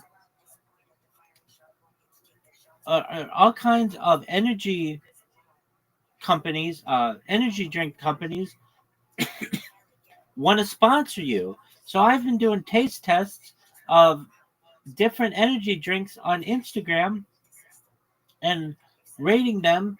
And I'll tell you what, I never thought it would happen to me, but it's like my dream job." Okay, he hasn't been that funny. In fact, the last time they were in Nashville, they did an arena show, and they took up they had like four golden ticket winners, and whatever one got the lowest applause was couldn't perform for 6 months, and Drew Nickens was that person. Well, Tony and Red Band and those guys, they did their best to coach Drew Nickens to explain to him, Drew, nobody knows what a traumatic brain injury is. Like nobody knows what a TBI is. They were, you can't just go in and say TBI. People don't know what that means. You have to say I have a traumatic brain injury, then they'll understand it. But basically, if you use this lingo that people don't understand, you're going to lose people right away.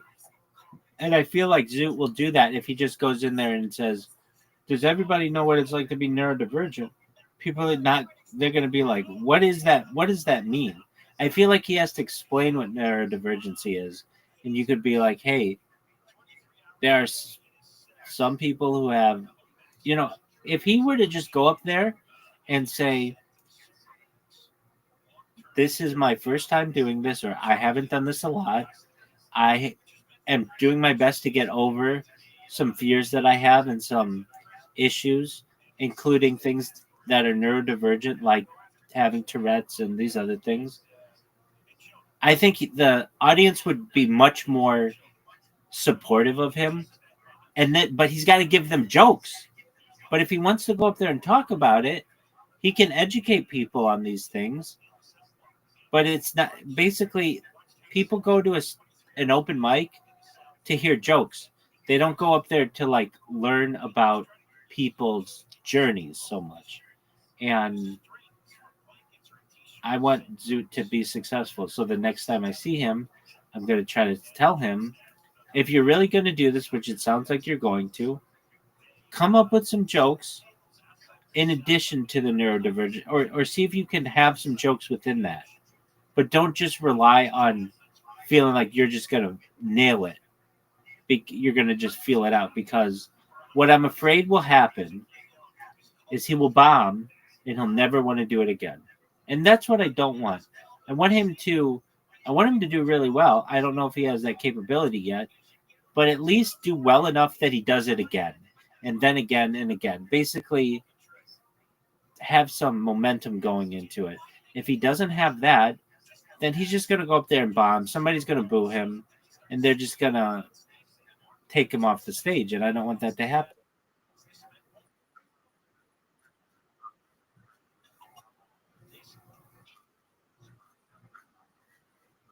Yeah, and he's not even anywhere near that. No.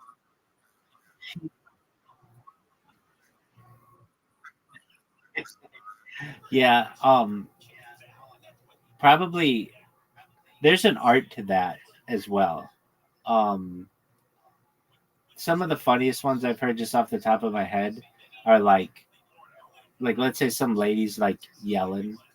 You just say like,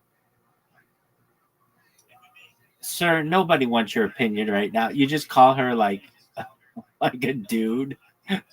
Like, it's just a slap in the face to them, like, or if some dude's yelling at you, you'll just be like, "Is somebody's drunk uncle here?" Or like, if somebody yells at, like, I like the way that William Montgomery does it, where he's just, "Hey, why don't you just shut the fuck up?" That's the funniest to me. Like, um, right, like, "Hey, when I want your opinion, I'll give it to you. Shut the fuck up." Like, those are hilarious ones. Um, but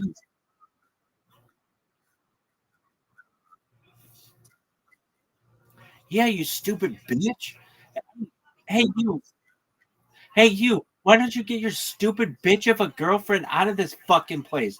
What the fuck? Why would you ever bring such a whore into this establishment? Motherfucker, I'm trying to tell a story up here, and I've got this stupid bitch who's interrupting me. Like that shit, that itself is very funny. And that's that's that to me is the, I don't know if it's the best way to do it, but if I were doing it, I would be like that. I think I would be like, all right, if somebody comes up here and heckles me, I am just going from 0 to 10 on them immediately, and people are gonna fucking love that because it's like, okay, that's funny in itself.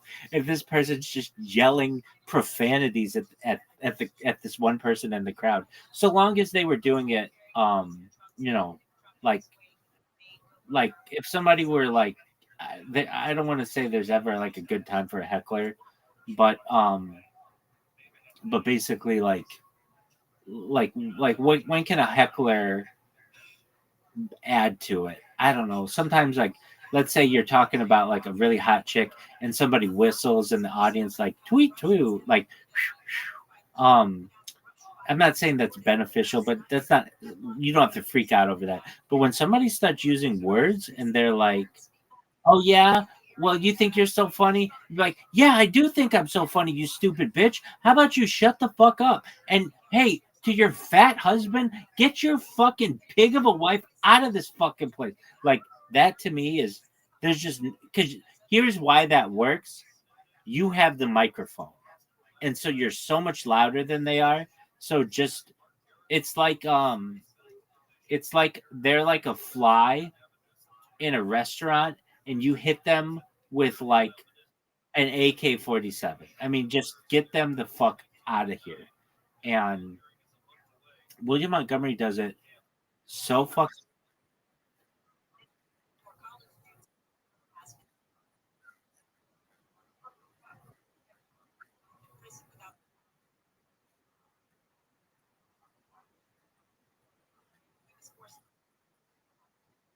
That is that is so funny. Exactly. I love hearing, like, I hate hecklers sometimes, but I fucking think they're hilarious too. Uh, when's the comedy start? But you could come right back at that and just be like, the comedy has started, you stupid piece of shit. Haven't you been listening? If you haven't, why don't you fucking go home, look in the mirror if you want to look at something funny? Yeah, there you go.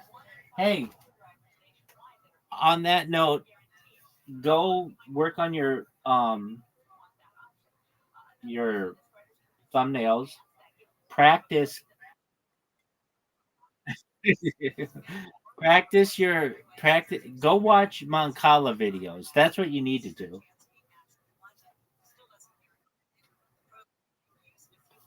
hold on.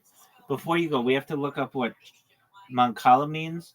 And we have to look up what Karen means. Karen, I think, means disc or something. Hold on.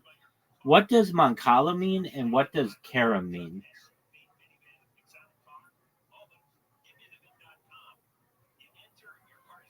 Or Karen means movement or something like that.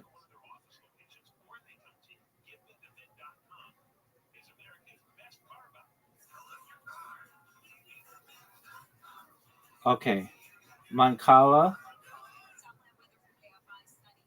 The word Mancala comes from an Arabic word. Oh, Mancala means to move, and Karam means to rebound, like a puck bouncing off the wall in billiards. Okay, so Mancala means to move in Arabic, and Karam is, I don't know what language though. Yo, dog, what language though? Mancala is Arabic, from Nakala, meaning to move or transfer. Karam likely comes from English or French, related to carom in English, a term used in billiards, meaning a ricochet or rebound. Okay, now we know. Do you know why it's called soccer?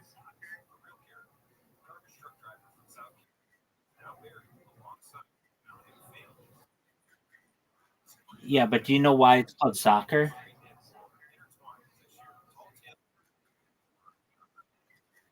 Yeah, it's association.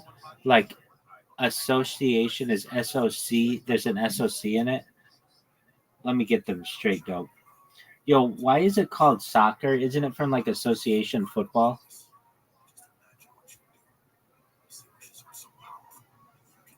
Yo, dog, you're exactly right. The word soccer actually does come from association football. Why it's called soccer in England in the late 1800s, there were different types of quote unquote football being played. Rugby football, association football, the kind that we just call football or soccer. To tell them apart, people were calling rugby football rugger and association football a soccer, short for association. They just dropped the A and made it soccer. It's British schoolboy slang, um, which they would do where they would add ER to words for fun, like rugger from rugby. So Americans, Canadians, Australians kept using soccer to avoid confusion with American football, Canadian football. Do you watch Canadian football, the Grey Cup, anything like that?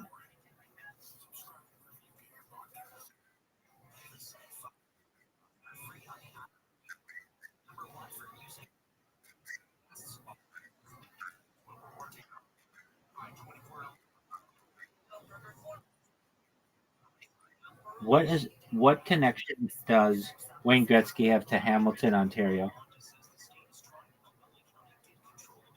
Wayne Gretzky himself is not from Hamilton. He was born and raised in Brantford. Oh, it's 30 minutes west. I knew it was close.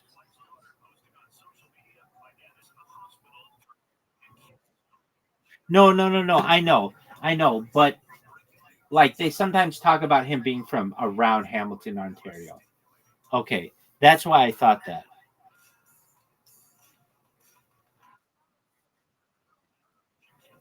That Wayne Gretzky's from like 30 minutes away.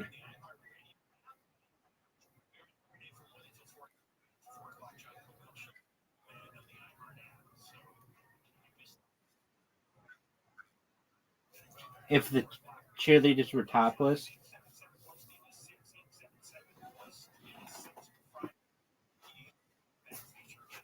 I think that would make it more entertaining.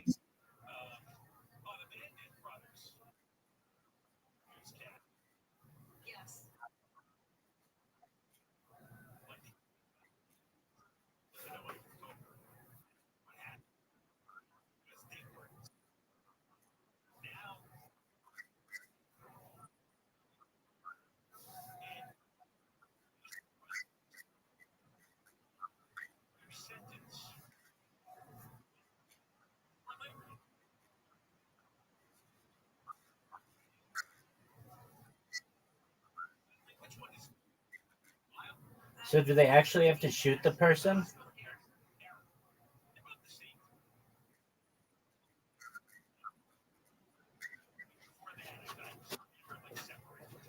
Okay. Do you know how paintball guns were invented? So, somebody, a streamer on Kick, came in here, or I was in his Discord, and his brother taught me this. A friend of mine from on Kick, Street Savage. So it comes from the cattle world, and when you would have like a bunch of different cattle, you sometimes wanted to mark them, but it's difficult to mark cattle because they're like, there might be like, let's say 500 head of cattle, like 500 cows, and you're trying to claim like a, a, a certain group of them for yourselves, maybe to buy or whatever, just to mate or whatever on your for your ranch. So they came up with paintball guns to shoot the cattle to be able to mark them from the other people. Isn't that interesting? Yeah, we're gonna find that out. Yo, dog, didn't paintball guns weren't they invented from like cattle marking? Can you give me a quick breakdown, like Joey Diaz?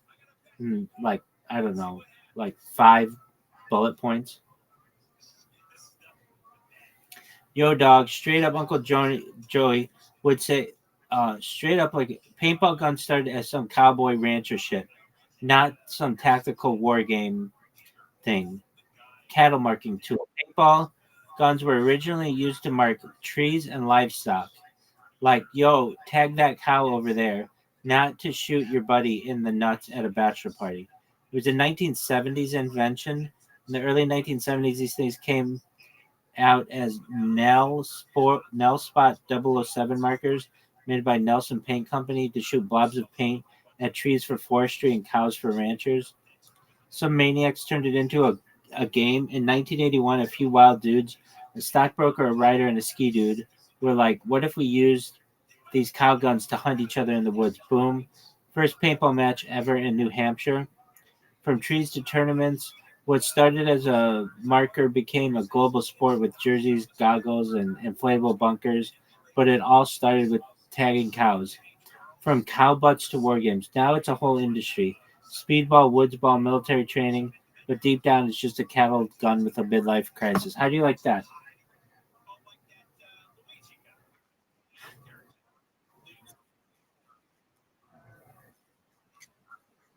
Yeah, that Australian girl. Her name is what's her name? It's like it's like Rachel. What was her name? Let me get her name. Her name is Rachel something. Yo, who is that Australian lady who was a breakdancer? Her name was like Rachel something.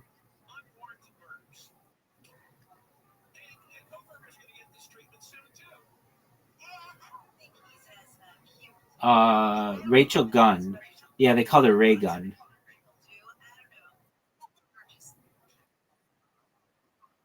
Right. That's how I remembered it because I knew I was like, why did they call her Ray Gun? And I knew it was because, or I looked it up one time and it was like,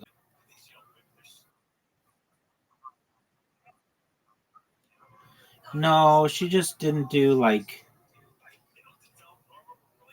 what it really was. What it really was, in my opinion, is she just wasn't that good in comparison to people who you'll find in the inner city. So people mocked her. She's not really that bad, but she just wasn't that smooth with it. And like, when you've got like inner city breakdancers, if you've ever seen people who are like who do that, they're very impressive. They're like spinning on their heads and they're like, but they're not like they're working at McDonald's. Not to put that down, I'm saying in a good way. They're doing their best to like make money so that they can survive. And Ray Gun doesn't have a job, and is able to spend her money to be like, it's a lot of money to be an Olympian. Basically, what I'm saying is like, give it some time, and those people who are doing it on the street or working, the people who are working 9 to 5 at McDonald's and then doing it in the evenings just to make money, they'll be able to do it, and it'll be a really big sport. Though I think they took it away for the 2028 Olympics in LA, but I think it comes back for 2032, something like that. Let's check that out. Um, Yo, dog, didn't they take away the breakdancing part of the 2028 Olympics, and it'll be back in 2032 or something? And also, why was Raygon not seen as a good dancer?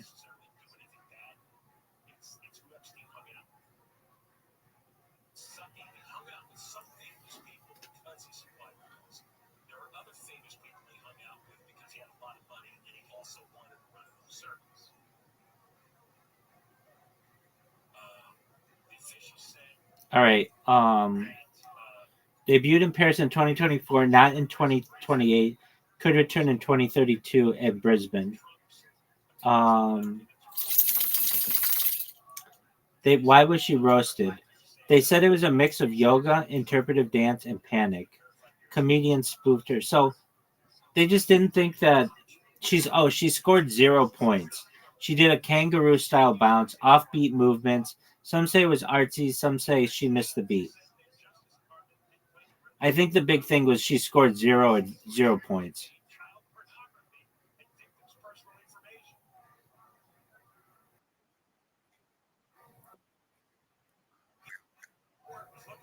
Exactly. It's one of those things that I'm very suspicious about.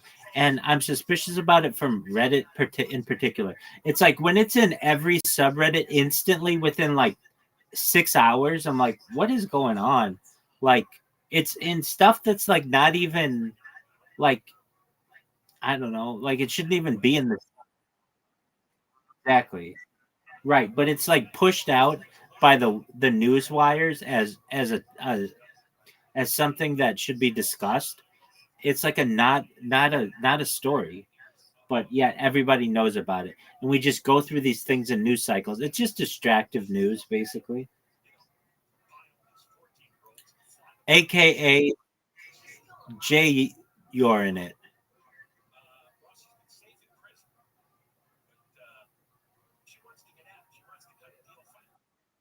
All right.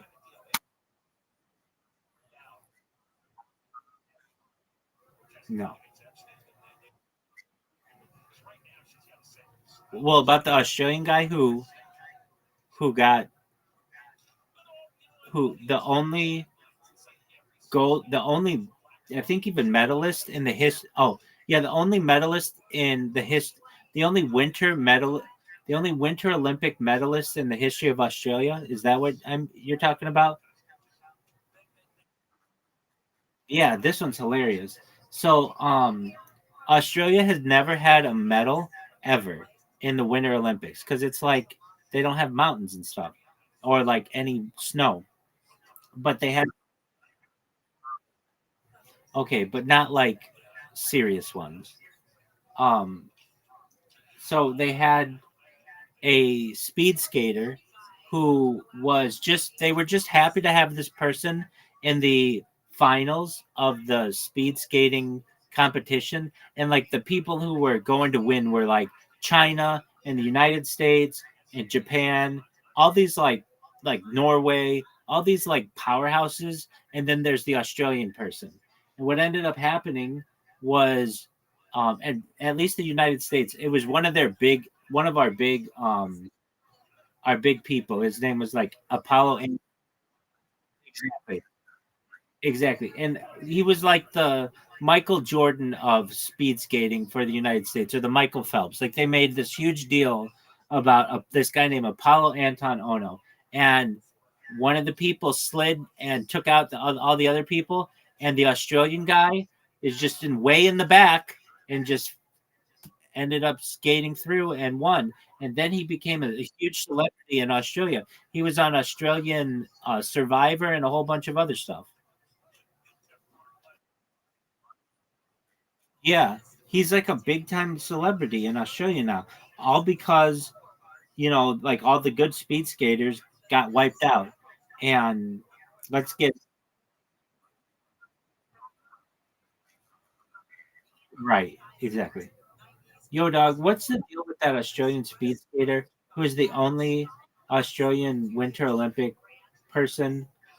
Give me a 5 bullet point breakdown on what happened and what happened with his life. Wasn't he on Australian Survivor and anything else cool that he did?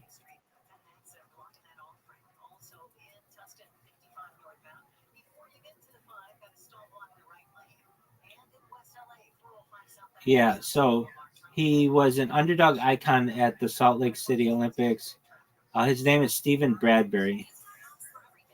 In the men's 1,000-meter short tracks final, which is the big one, Bradbury stayed at the back while the favorites battled ahead. Incredibly, all four front runners crashed in the final turn, letting him skate and claim gold. It was Australia's first, and oh yeah, it was the Southern Hemisphere's first Winter Olympic gold. So the whole Southern Hemisphere. Um, he perfectly played Bradbury's strategy. He deliberately hung back in earlier rounds too, benefited from collisions and disqualifications in the quarter and semi, leveraging his conservative approach to advance. He survived career-threatening injuries, yada yada yada. Life beyond the ice. After retiring, he transitioned to motor racing, Olympic commentary, motivational speaking, and reality TV.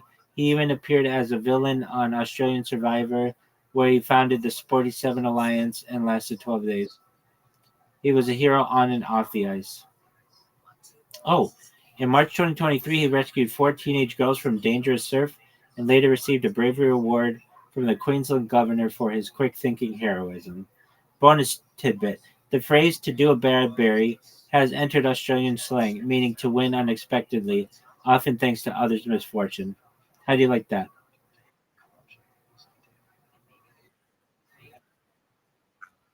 Absolutely. All right, go do what you need to do. Come back. Yeah, exactly. Come back soon, though, okay? Peace, buddy.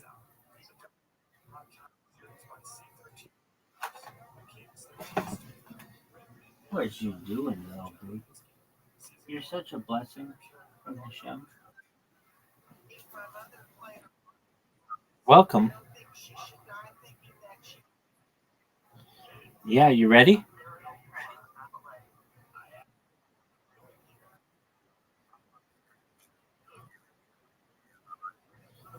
All right, and then teach me all of the strategy for Moncala, okay? Sweet dog. To the present day. Local Peace. bookstore. By the way, for those of you who were born after 1990, a bookstore is kind of like a store where you can actually walk in and buy paper books. And you can find lots of these popular books about Orthodox Jews who leave the fold and then explain Orthodoxy to the secular world, usually with a kind of a negative bent. Big boy.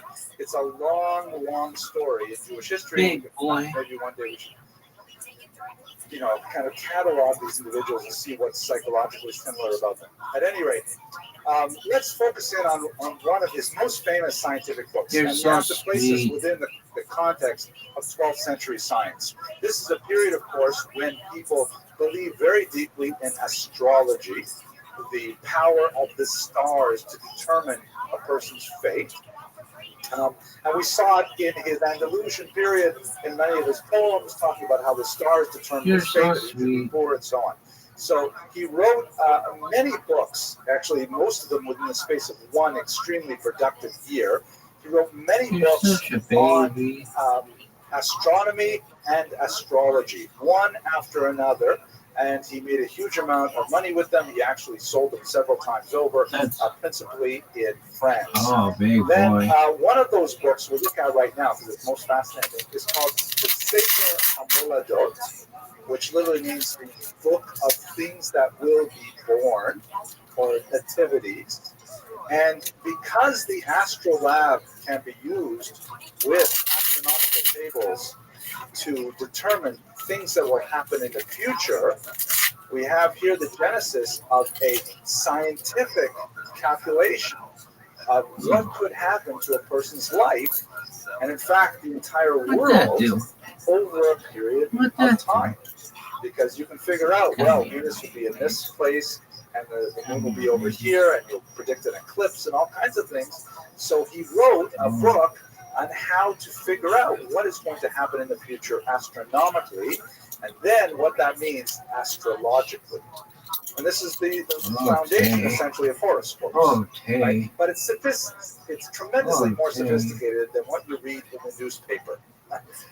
So in this section here, he writes about, this is true. This is the way it works, that everyone's life is determined by the stars. There is actually a huge discussion in the Talmud about it, question of whether or not Ein Mazal Yisrael is there. Oh, we say in Hebrew, we say Mazel Tov, right? Which means literally good constellation, meaning the stars are aligned. If someone gets married, you say Mazel Tov, meaning, oh, may this be an auspicious moment of the constellations for your marriage.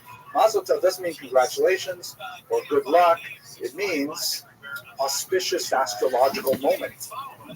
As we would say in Canada, we would end that with A. Auspicious astrological moment, A.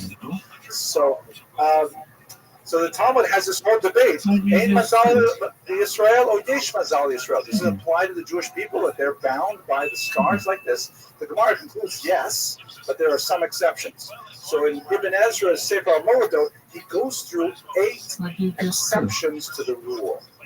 How it is that you can overcome your destiny.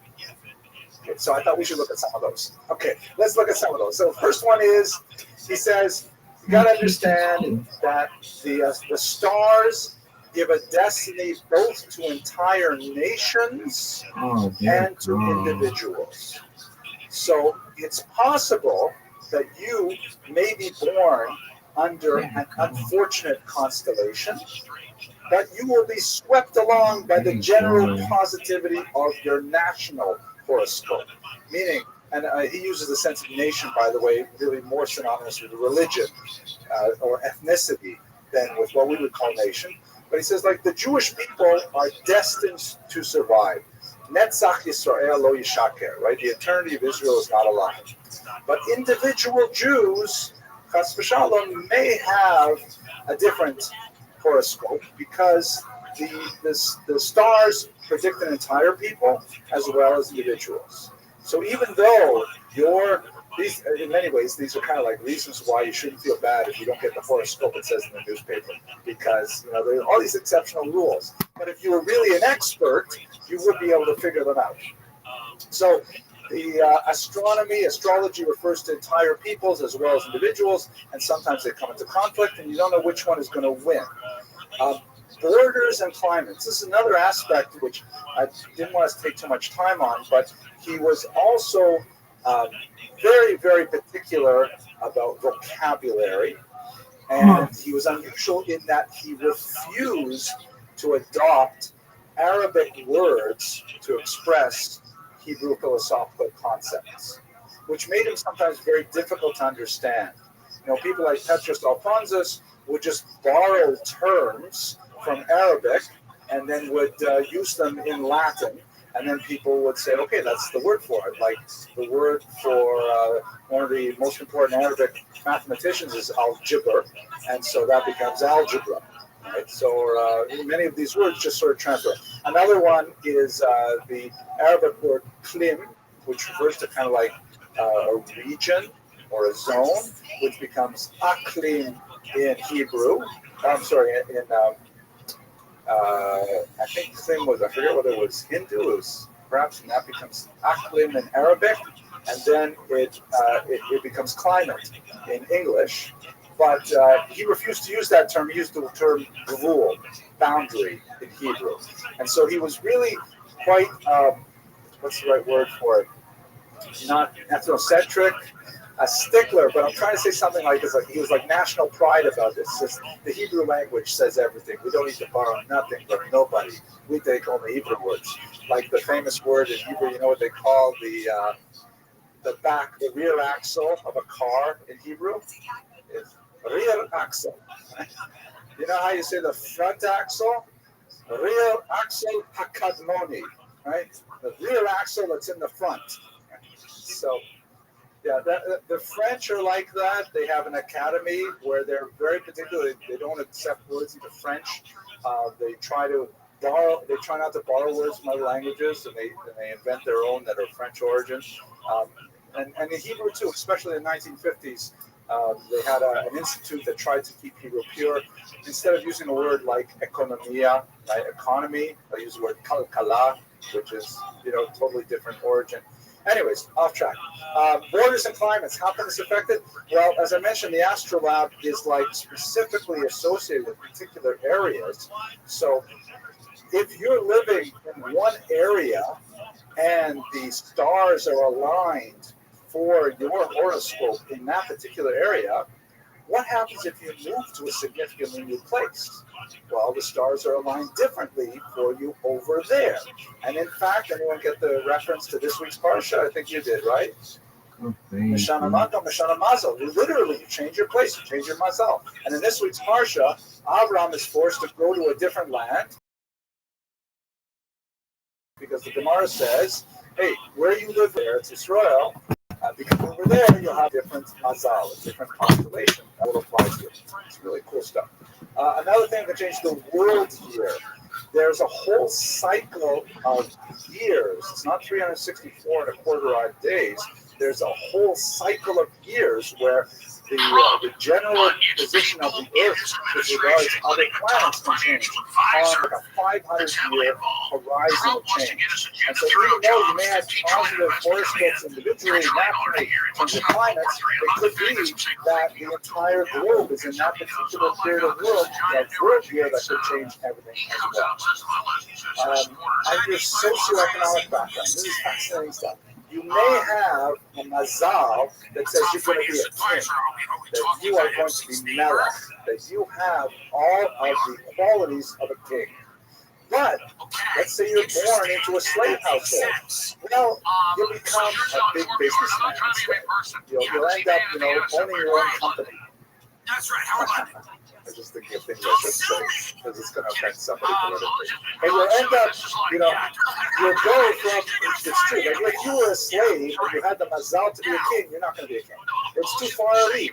But you could go from being a slave to being a huge business owner. In other words, the general trajectory of your mazal will point in a certain direction, and the realities of where you live socioeconomically will dictate the starting point of that change. Also, forces of nature that you may have the mazal. A person may have a mazal to live a long and healthy life.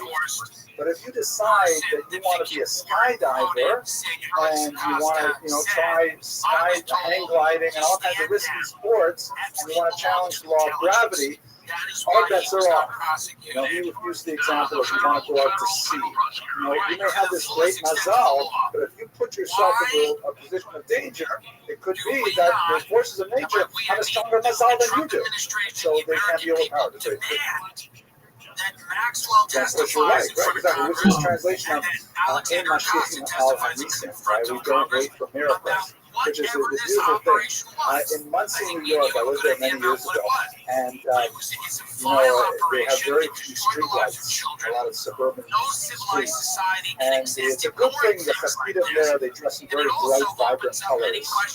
So at night, it can be quite dangerous, right? Because people are driving and the Hasidim are on the block, right? So the local Judaica store, he's still there, I think. Still is. He sold these fluorescent bands that has said on the In Mashiachim al Hanisim, we do not rely on miracles. That's a very beautiful thing. Anyways, so the force of nature could overwhelm a person's mazal as well. And here's the last one. This is perhaps the most important one for us.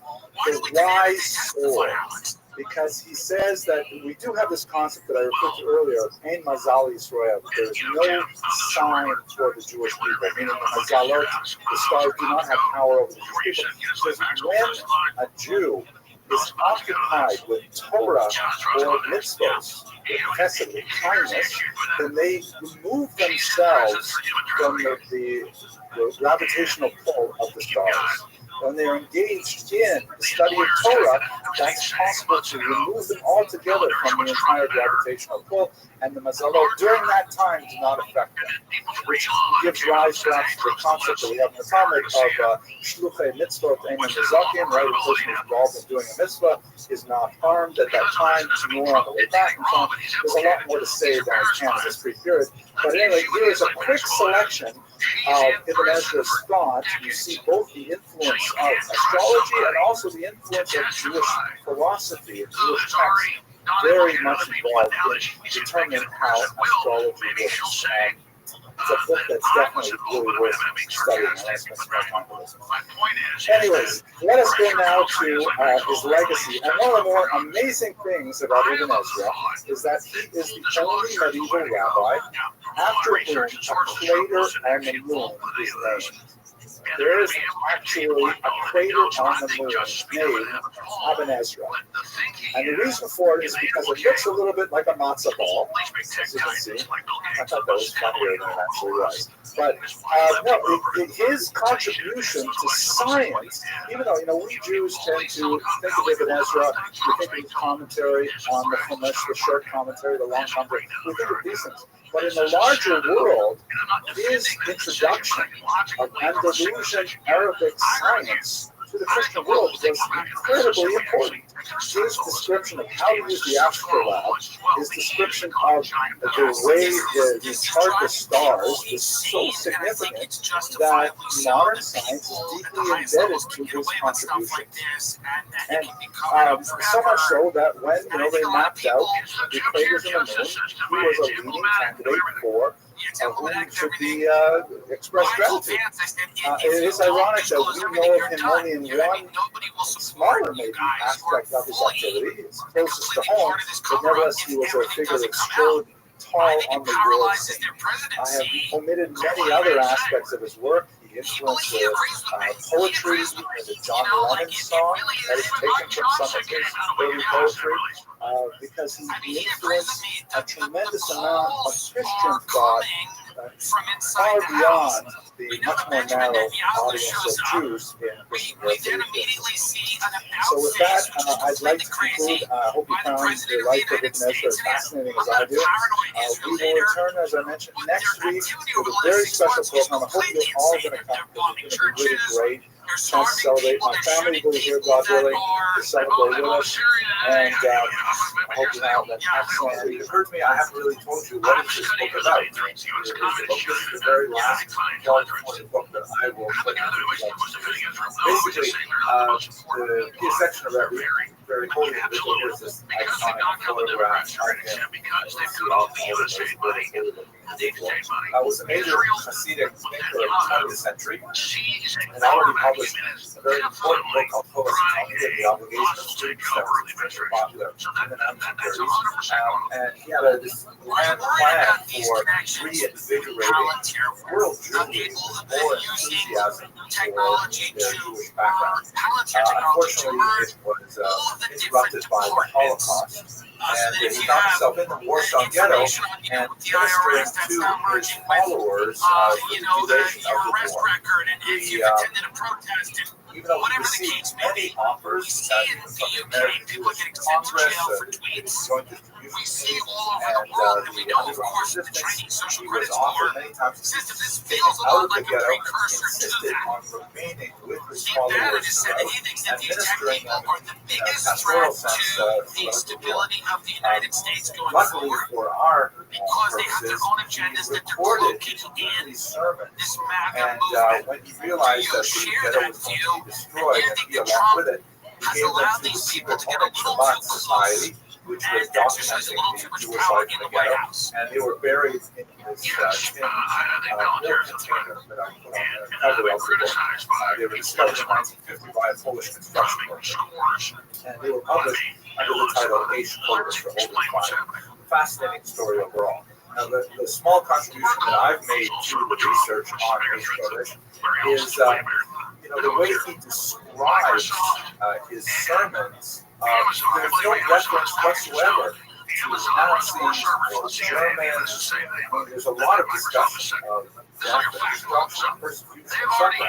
But if you didn't know the specific context, you might think this is just a really depressing 19th century Hasidic book. It's only from the context that we know he's talking about the Holocaust. However, since we know the dates when he delivered each of those sermons, what I did is I went back to the various journals, memoirs, newspapers, German documentation, and I found out what was happening in the ghetto that very week, street by street, micro historical level.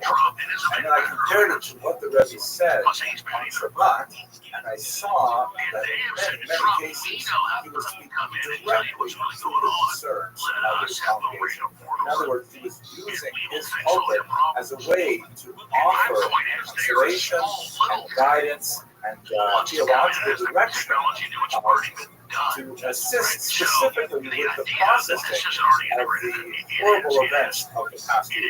And it's absolutely fascinating. It's a sustained work of spiritual heroism.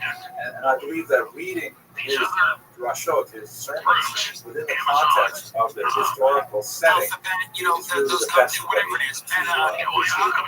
appreciate his work. Because then you really see I'm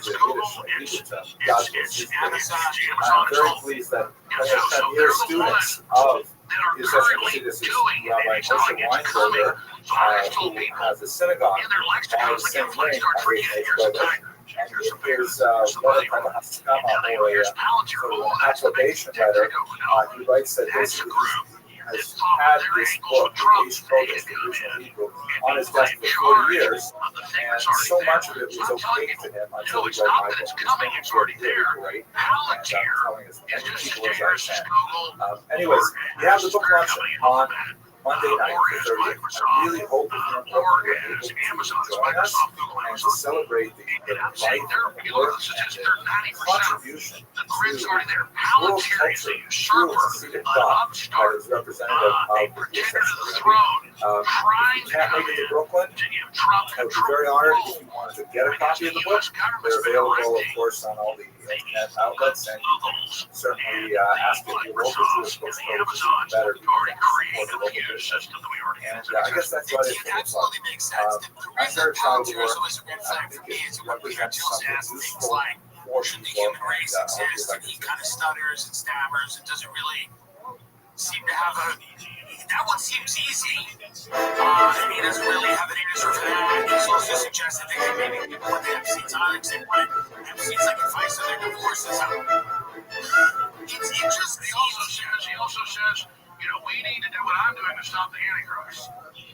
Right.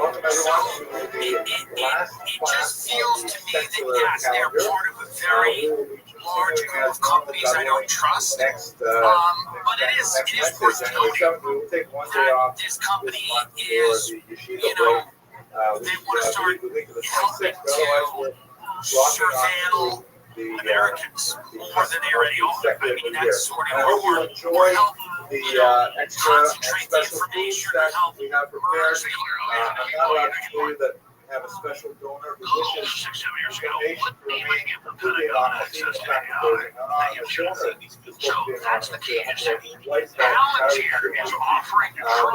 obviously, in honor of the auspicious occasion of this eve of the fast of the 10th birthday, they had to have a special meal with champagne, things like that. So, but it's also, you know, life is tough. We're saying we're past that. We're the year 2050. To get together and it's already there. The Palantir thing is a fight about Trump coming and saying, okay, how are you? To explain how this works and get access. I'm saying it's already all there. No, and I understand it. And I think that I don't trust Elon Musk. I don't trust anything. I don't trust Sam Altman. I don't trust Mark Zuckerberg. It's not because I believe they're inherently evil people, although they say some things that are inherently evil. I believe their agendas are radically different than if you took an American off the street and said, what are the things you value? Very few of them are going to go, we want to terraform Mars and merge with AI and destroy the human race and all this stuff. So I do think that this The tech community, it's important to have a thriving tech community, but it's important to not turn our country into a digital police state or China-style surveillance state. I think a lot of those people probably want to create something like that in our society. That does seem like they would prefer that. Things like that, to create a single courtyard, so to speak, so that all the Jews who live there are as it were living in a single entity, and this has tremendous utility for the Sabbath. Why do we all know about Palantir and not the other we don't know? Yeah, we don't know about Microsoft. This has tremendous utility for the Sabbath because the Sabbath rules otherwise prohibit Jews from carrying on the Sabbath AI and social credits or biometrics, shoulders, things like that. So it's often filled with controversy. Quite often people, because these are difficult things to construct, people cannot rely on them, especially people with a very high level of piety that they know it, and not going to rely on the Arab, like on focus here. It's also a lot of controversy because quite often when you build an Arab, that makes the neighborhood more attractive to Orthodox Jews. And if you don't happen to like Orthodox Jews, and they do for the property values, then you may oppose the Arab, as happens quite often here in the United States. The joke goes like this. The United States and two study partners are sitting in Yeshiva learning together. Israel. And Does they're this come out learning that and this is learning, a, what many people feel it is, which is a one day, Mossad CIA blackmail? Shimon, Or is this basically not, we're never going to you know, we've been learning definitively together know for that? many years, Will and we? we've grown so much in A our lot of appreciation conjecture, for we have a it, lot so of on. gun in my head, that's what I believe So it I'm was. hiding something There's from enough you. evidence in my book to say that's what it was. Messed up and Is the disclosure, Shimon not says, only will it be embarrassing to people, but is it says, going to well, suggest that one of our the truth is I'm not allies Jewish. has been Shimon says, using these what are types you of talking methods about? to gain You leverage are and so control careful over our with your politicians? kashrut. You're sitting And is here that learning one of the big Talmud reasons Yeshiva. that they do Your not Hebrew want to skills do? are amazing. Your Aramaic is great. You know, you ask a David from the Amud, you do all these delicious things. You know, he says, no, the truth is I'm not Jewish. It just happened like that. I was walking down the street in Jerusalem one day. I was traveling on my way to Saudi Arabia, and someone said, "Do you want to have a Shabbos meal?" So I said, "Okay, why not?" One thing led to another, and I really enjoyed it. And here I am. Nobody ever really asked me if I was Jewish. It just swept me around. So, and I'm not Jewish. And he says, well, like, you live a completely Jewish lifestyle. I says, well, actually, the truth is, I violate the Sabbath every week. I don't tell people, but I violate the Sabbath every week because actually, in public law, non-Jews actually not allowed to observe the Sabbath hours because I violate the Sabbath every week. You know, it's conformity with God's law. So he says, I don't believe it. He says, yes, true. Like, for example, I carry my keys on the Sabbath. He says, yeah, but we have an area. And he says, I don't hold my keys on this plane from Okay, there we are. Let's go to the material. That's what you came for, not for the jokes. But I did get an email comment from someone in, oh, I forgot where it was from. Okay, so tonight's topic is the Rashba. Very talented topic. It's a great honor for me to have the opportunity to speak about him because he, as a thinker, really had a big influence on my own Talmud education. He's an overwhelming important figure in yeshivas. You may not have heard of him. I meant to ask my daughter, who's older than the film, to take graduate courses on Wednesday night. So my daughter's in Imanka is going to be going. Imanka in Doric, cancer education. Have you ever heard of the Rashba? It's also foreshadowing another interesting and important So story. my daughters have to be exceptionally well educated. But I think outside of yeshiva, it's kind of every year the name Rashba Participated in so what was kind of an attempted coup. associated with the Talmud, which is not necessarily Manufacturing this evidence He that Trump was was a installed tremendous by Russia. leader of Spanish Jews.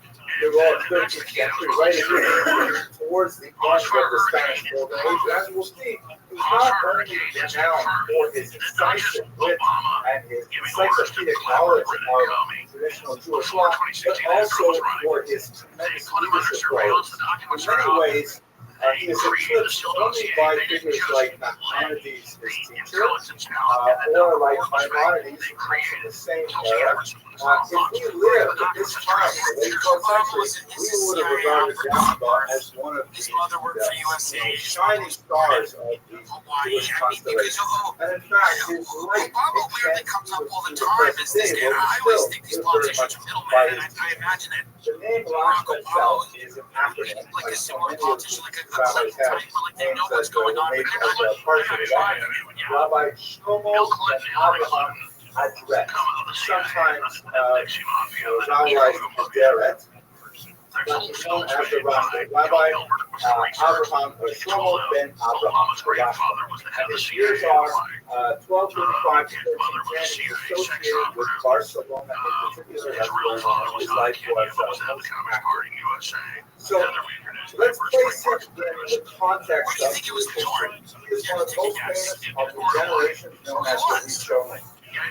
So according to Jewish philosophy of time, there are sort of large chunks of generations that can be grouped together, primarily for theological reasons, but it also has implications for how his work is coming about. And the concept behind the grouping of these generations is the notion that the closer that Jews were to the revelation at Sinai, the greater the level of spiritual sensitivity, the greater level of openness to Torah and divine information and so on. Not necessarily greater intelligence, not necessarily greater sophistication. Those things actually come later because we have the ability to access much more information in early generations. But the idea is that they were on a higher plane than later generations. And the Jewish philosophy of time, we break them up into several groups, which is outlined in Scripture. I wrote the period that we're especially looking at right now is known as the Rishonim, or the first ones. It's a little bit of a misleading term because there were periods before the Rishonim. The Amorayim, the Tanai, and so on. But the Rishonim is really the first major generation after the Talmud was completely written. The previous period, the only there were certain tractates that's what I feel as well. The first generation when the Talmud was already canonized, so they are the first major commentaries on the Talmud. Famous Rishonim that I'm sure you're familiar with, Rashi, who is exemplary of the Rishonim because one of the main tasks of this 300 years of scholars was explaining the basic text. Rashi explains it for his very concise and commentary on the Talmud and the Torah in particular.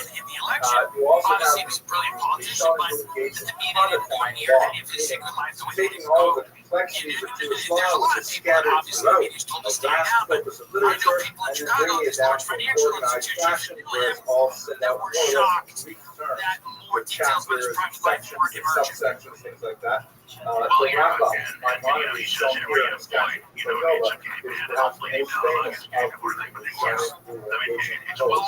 You also have the so-called Nonei HaMitzvot, those who counsel the mitzvot. The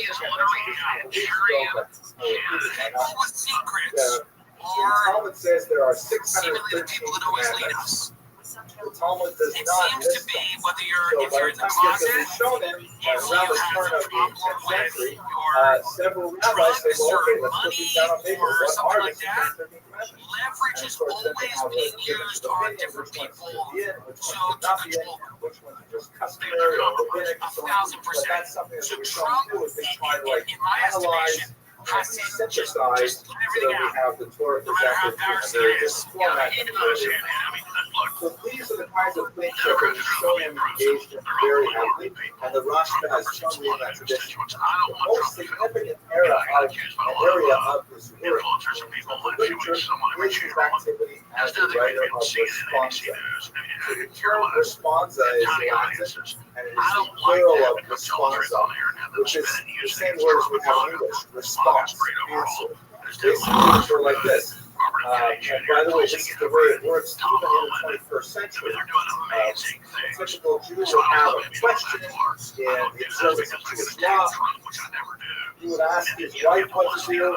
She would tell him, he would disagree, and so therefore he would be forced to go to the rabbi to find out that his wife was actually correct all around.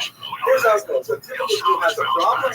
He goes to his rabbi, and Rabbi, what do I do about this situation?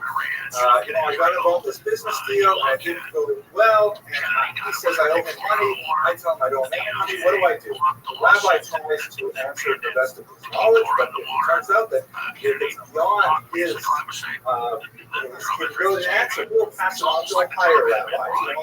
And this is all, by the way, decided by consensus, not by any sort of formal mechanism. This is like a well-learned rabbi, and that rabbi may pass it on to another rabbi. I think obviously poison food in America needs to be dealt with. But Kennedy was talking a lot about these vaccines were mandated and have a lot of adverse effects.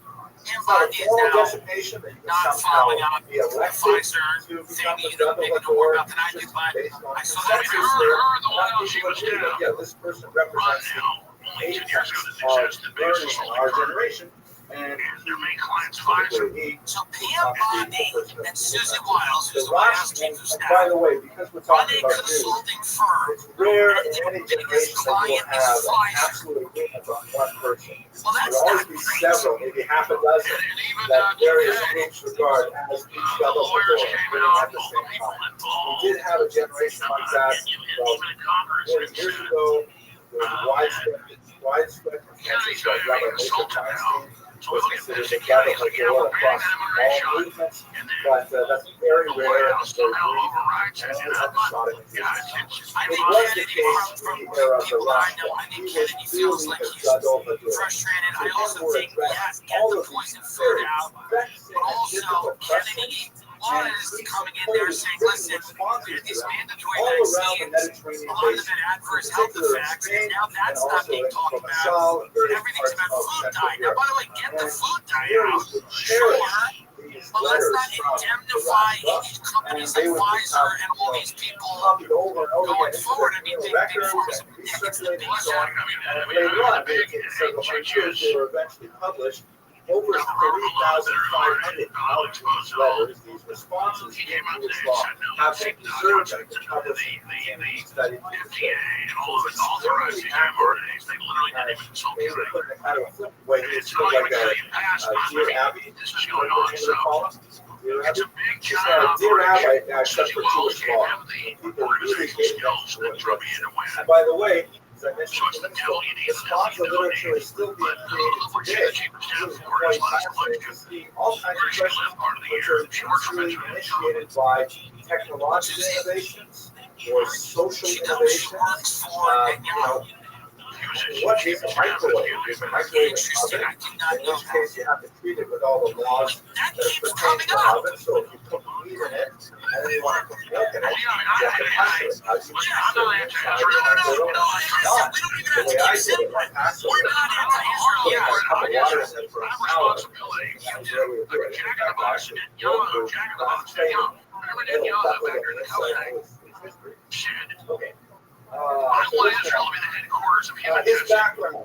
Comes from a very wealthy family of money lenders. We spoke about them a couple of weeks ago.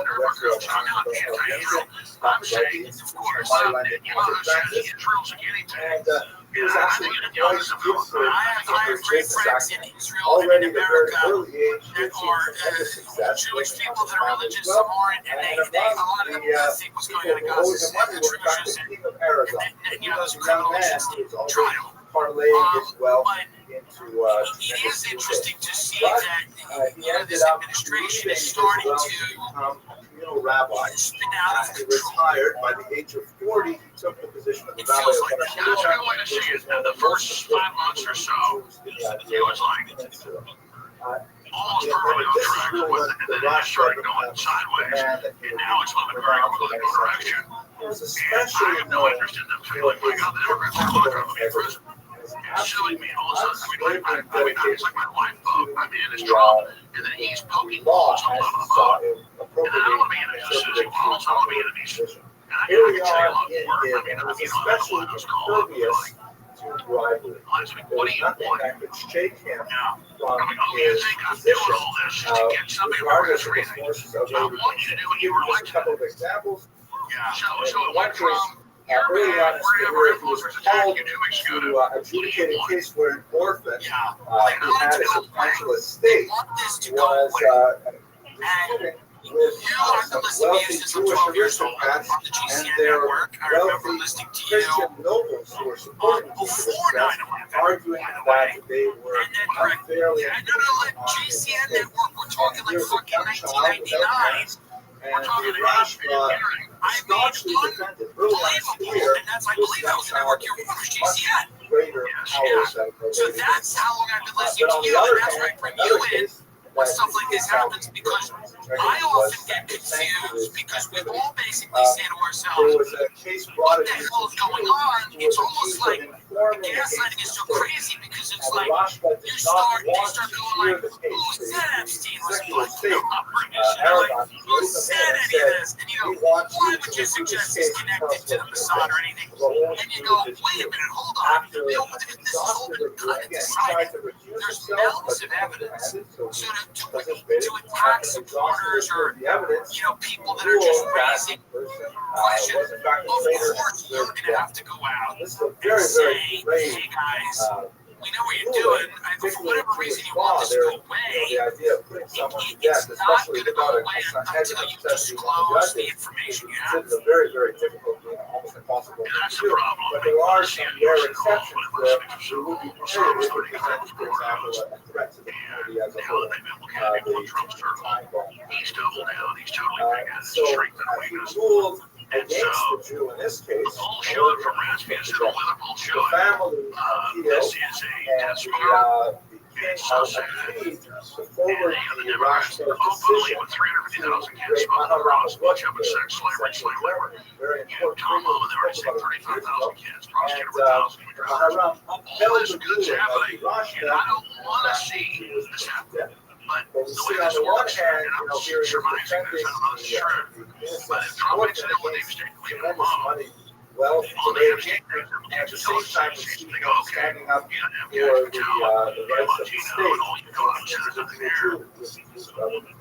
This is what Cal Seraphin, really smart people, was He was so well regarded that Pedro III actually called upon him quite often to adjudicate between so it looks like they made a deal to that make six the that state were represented regarded him in as the very same media. the Democrats that like turned on them. Lord And Sachs. now hang around their neck and nose on Democrats saying they want His 15 moral plus, but authority was so great they only that want it stuff with Trump in it. Jewish I say release it all. boundaries and Release as it all. well Release it all is the only way. regard that And maybe to close Alex Acosta, let's find out who so told well him.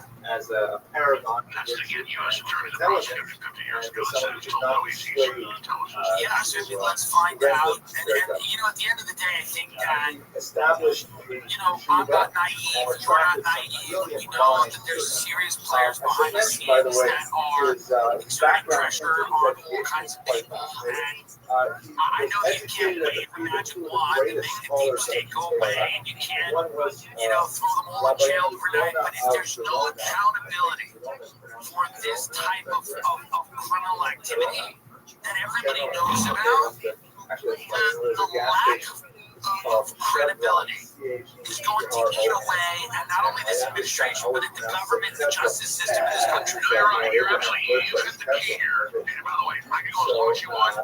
We're going to wrap up in a few minutes. One of my bloggers about to post. Can I just run the income tax? Especially known for his glorious book, You can run it to your own family while you're there. I'm good at it. I told actually, you know, I'm like Dallas now. I learned how to do this with you. I just talk. I don't even have guests. It's called the Gates of Repentance, because it describes in tremendous detail how to repent for the wrongs of your past.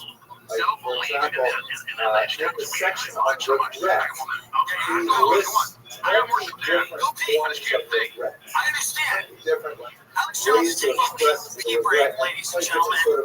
And now it's time to tell you about Athletic Greens, the company that dropped me for using for talking about Alex Jones. I did one ad on my show about Athletic Greens many years ago, and we did it from Alex's studio, and they dropped me. So here's what I'd like to say about athletic the older greens. scholar, You know, the last one day fellow my who wrote friend took before the athletic last fellow, greens and he who was died. extremely involved in all aspects He of put sports science, athletic greens in a water bottle and shook it up, and then he drank it, and now he's dead. Athletic greens killed my friend. I don't know why it happened. Maybe it wasn't athletic greens. Maybe it was just some type of a random medical emergency. But I thought it was the greens. He was frothing at the mouth. He goes, oh no, what's happening? And there was green stuff was coming out of his mouth. He was going, I can't believe it. It's athletic greens. I'm dying. It's killing me. I knew it was fake. This is as he's talking. He goes, I knew it was fake anyway. You don't get healthy by putting a vial of green shit in water. It's a lifestyle. I knew it was fake. I just thought I'd take the easy way out. And then he just started going, and he was having a seizure.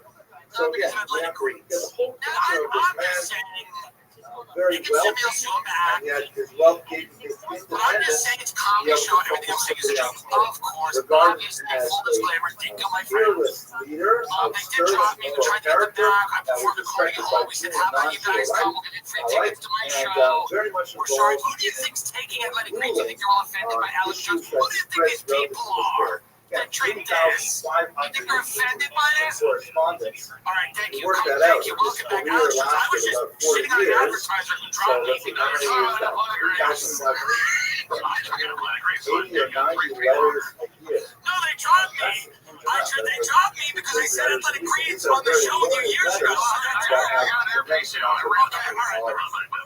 But that's the incredible thing you just said. Now, of course, since we are talking about dreams, there's going to be some dispute. And I'd like to concentrate on three main areas in which the Rothschild was involved in some very significant issues, which persist in some way to Don't look at it. Don't talk about it. He's not that stupid to do something. great classics of ancient Jewish literature. And so Any controversy for that is for the sake of heaven, the controversy will come true.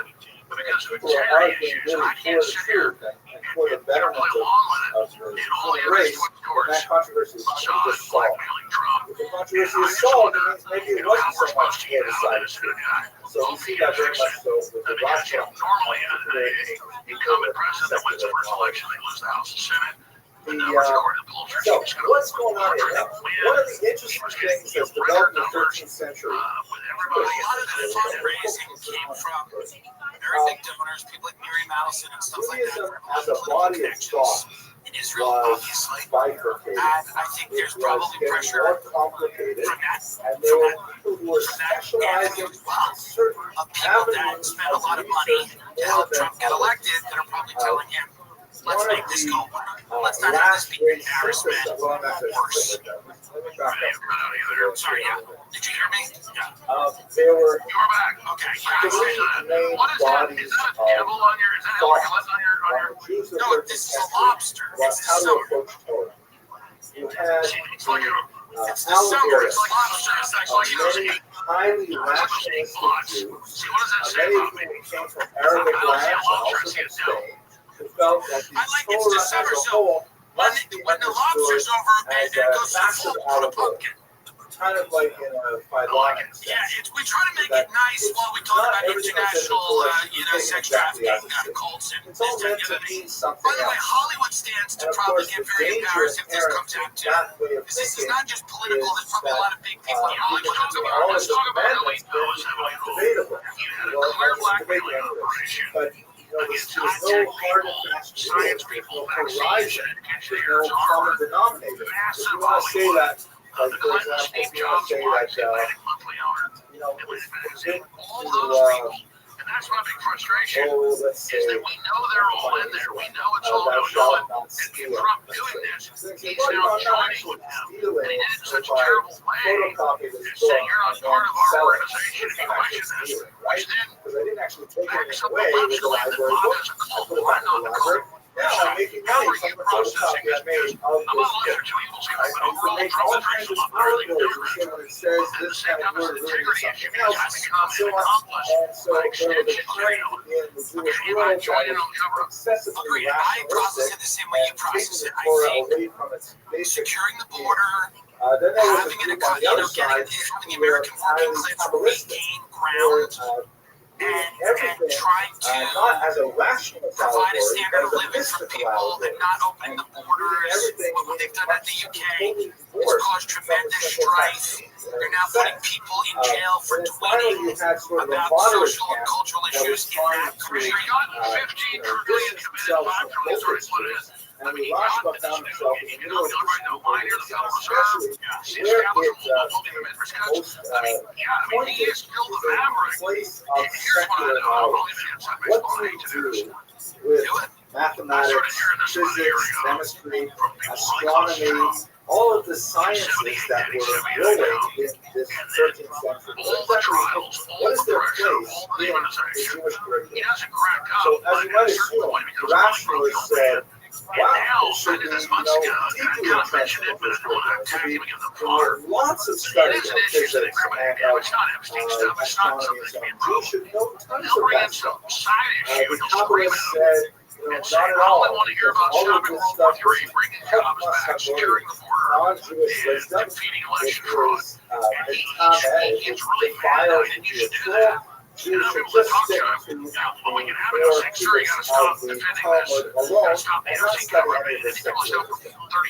And the moderate camp in the middle was really, there were arguments to be said for both in some ways, because the rationalists, when you study some of these things, they worry that you'll be drawn away from basic faith and you'll be drawn into heresy, especially if you're studying, like, say, Greek philosophers or Greek philosophers like that. So they were concerned, how are they going to negotiate the two extremes? Now, if I can jump ahead to the 21st century, the debate rages in Jewish today. How much Torah belongs in the Jewish school system? How Torah, for example, is only taught in the mornings when the kids are fresh, and that way they get their best energies devoted to the Torah, and then the squeezing secular stuff in the day. It's a very expensive endeavor, especially if you hire full-time teachers, and you can only afford them for 4 hours a day. Or you say, no, we'll make some Torah here, and secular studies there, and you might end up having to do math first thing in the morning, and then when the teacher's free at the end of the day, then they learn a little bit. Do we say that the balance should be 50-50, that if you have an 8-hour school day, 4 hours is secular, and 4 hours is Torah? Or do we say, no, you know what, it's just enough that they come here and they learn a little bit, so it's 70% is secular and 30% is Torah. So the debate is still very much about today. What exactly is what ended up happening is the Rashba was the only figure who had the stature to be able to set down a rule. In the so-called Compromise of 1305, their ruling basically held to the present day. Basically, he said, nobody is allowed to study philosophy. That says they'll kill me because they tried to, maybe tried to in Pennsylvania, where very few people are satisfied with the explanation of, what the assassin was, Thomas Benson Crooks, or, online footprint. We didn't know that much about him. The media's only recently started to kind of put out a narrative about him, but that was clearly a big brush with death. Before that, Do you think that there's any fear in that sense that Trump goes, however, he exempted many non-Jewish sciences from the ban. Mathematics, okay from the very beginning. Physics, okay from the very beginning. Certain hard sciences in this part today that do not have any potentially ideologically risky components were permitted from the youngest ages. And any kind of sciences, and again, at that time, the distinction between philosophy and mathematics was not that clear. But he was saying that anything that has an ideological tinge to it, it's all right for anyone to hold. Younger kids are not allowed to study. And that compromise has basically directed Jewish education for the last 800 years. Questions or arguments? Pops back up. They let the press in. These are TV productions. Astronomy So people is see fascinating that because it production. involves a lot of the hard And sciences they of know it's mathematics, fake. The whole thing is a but it production. also I know slides ballistics over rhino into rifles. astrology, They didn't the have zodiac, real and all people kinds of shooting things like it. that. So And astronomy they just was perfectly one of those fixed it here. sciences that he found And until you can't think real like that. You can't think the acoustics a of very another important shooter statement, or a and guy it's getting set killed to or other rest people getting shot all in the of background. the disputes. I mean, Because it the was a band greatest that was clear, directors at least all to follow, fused it was together. not too Steven strict Spielberg, that people couldn't abide by its name. There's also an interesting sort of political dimension to this as well, because at this time, France in particular was beginning to centralize its government. That was real. And His one hair of got the crazy. issues that was a concern to the French community, It's this big. And when it was crazy, that, that's exactly is it possible that we have Jews living in our country who are ruled by our hated Spanish rivals? Here's a Jew in Barcelona who's telling our French Jews what to do. That's not okay. And so, the Rothschild was living in a time where these kinds of political issues spilled over to religion. The Rothschild ruling was an illustration of the solver the persecution I've gone through was real. Because of that there's no feeling, happiness, and because like of the what resolution happened, of doubt. they're not trying to spin that and make it go Like, away. you don't know what's People going to that be, see, yes, no, well, they it's push the going to work, media not back. going to Well, work. and Once you know you they know, need that's a a special kind of presidential deal. symptom. They So tell the the media, so let's Rothschild hold it back. dissolved the And then doubt once and Trump had pops kind of back up, they're like, shoulders okay, that could he's say, okay, come back forward. this is what we're Because doing. they're Everyone agrees. producers, Okay, so they're he filmmakers also that was run very this. involved in They're trying to defending get Judaism, shots from videos or particularly whatever. from attacks And from they the all belly. seem shocked. This They is get a scared period and run when back.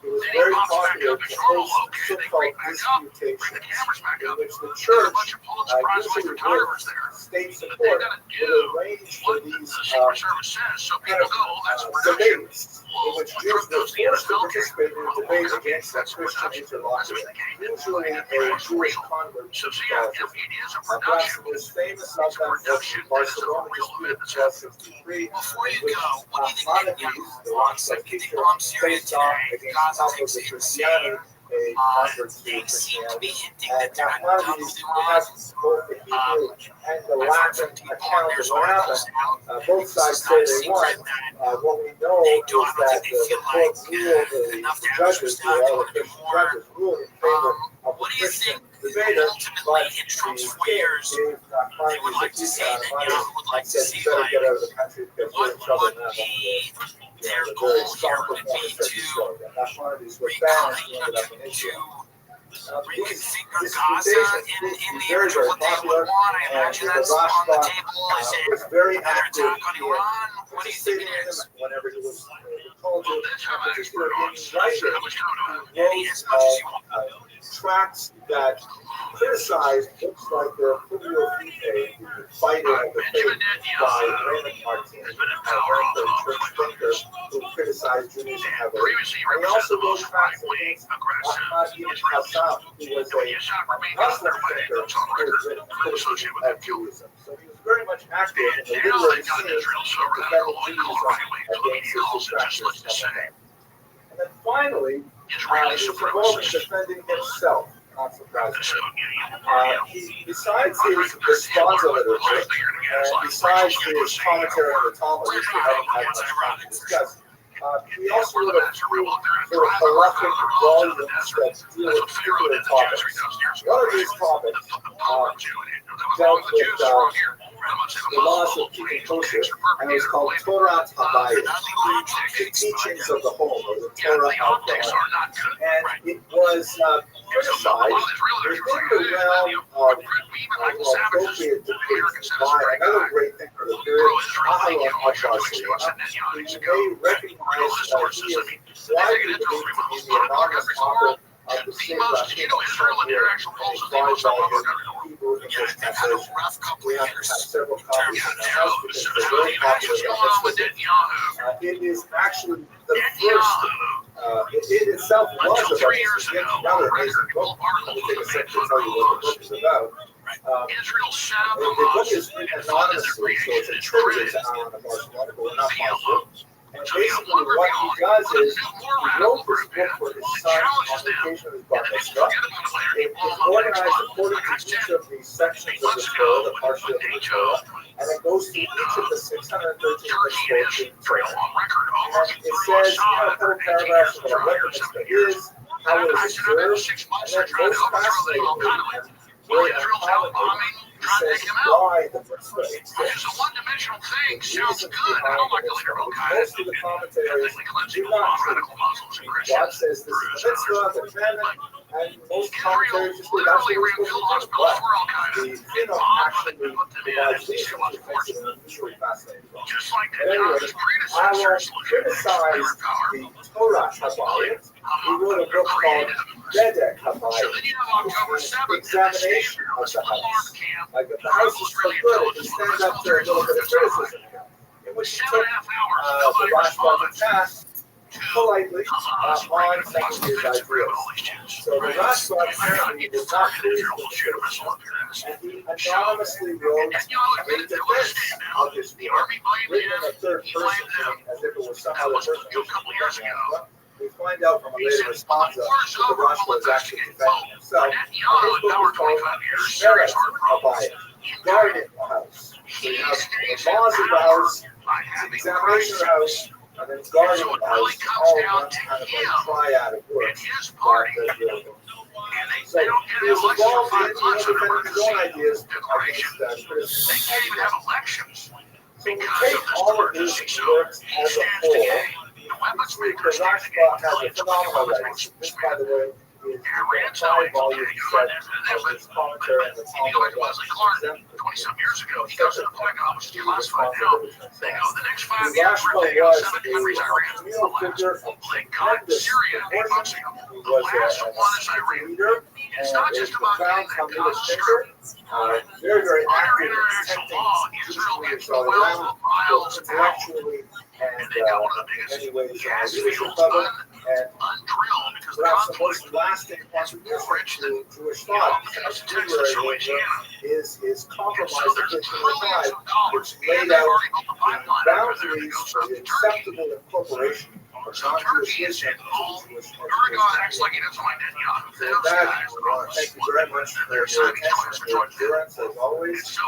Next week, we're going to speak about Kalonimus, another scholar who was especially involved in translating Arabic wisdom into European languages, and one of the principal reasons why Europe out of there, and there's gas all the way up from Israel, Lebanon, Syria.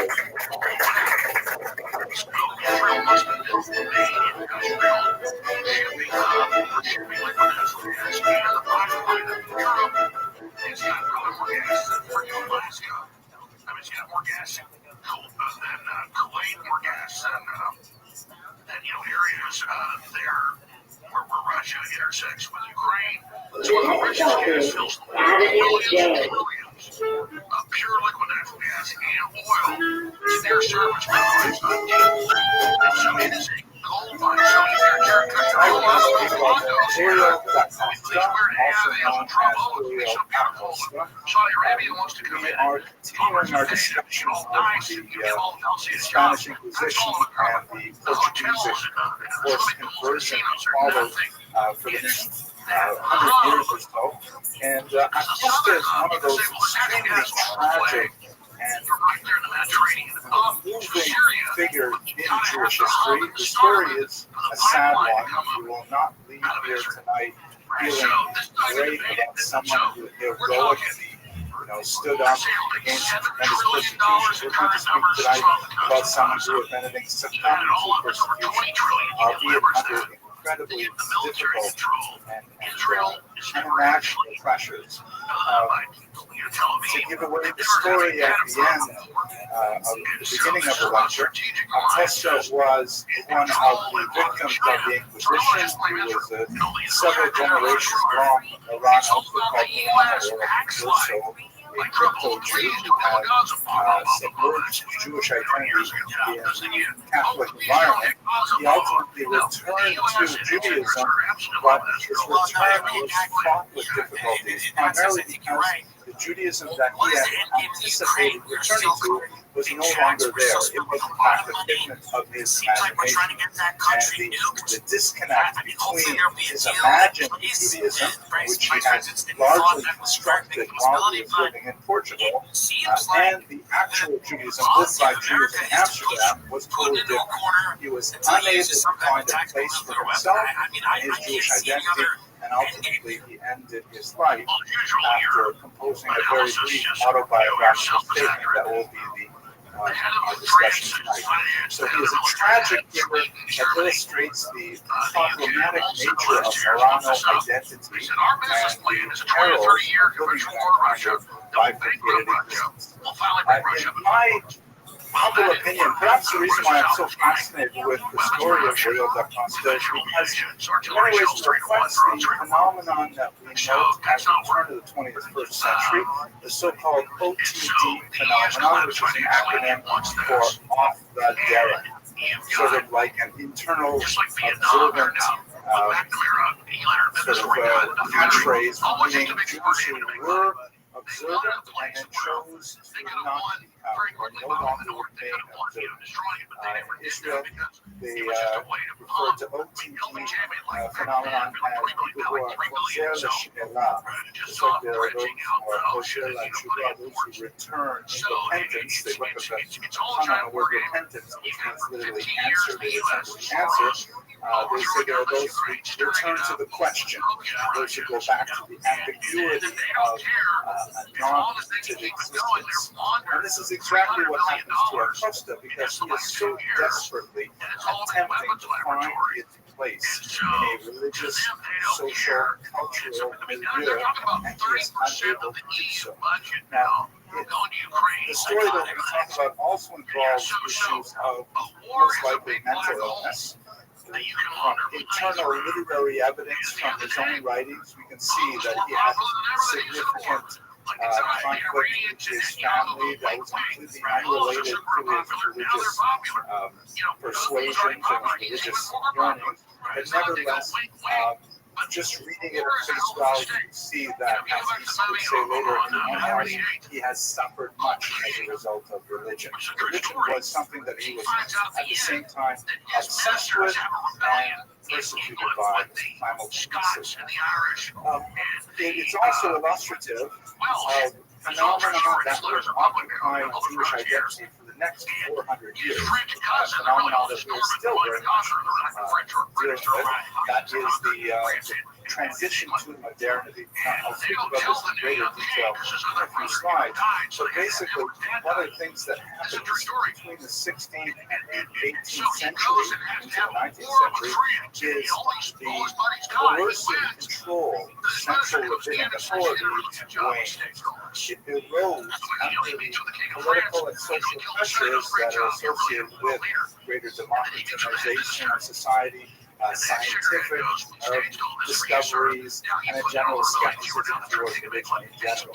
The society that we were all in the 20th century was radically different from the society that Jews would have been born in the 15th century, primarily because the rabbis simply did not exert the same control. They did not have the same coercive powers that had the positive and negative aspects.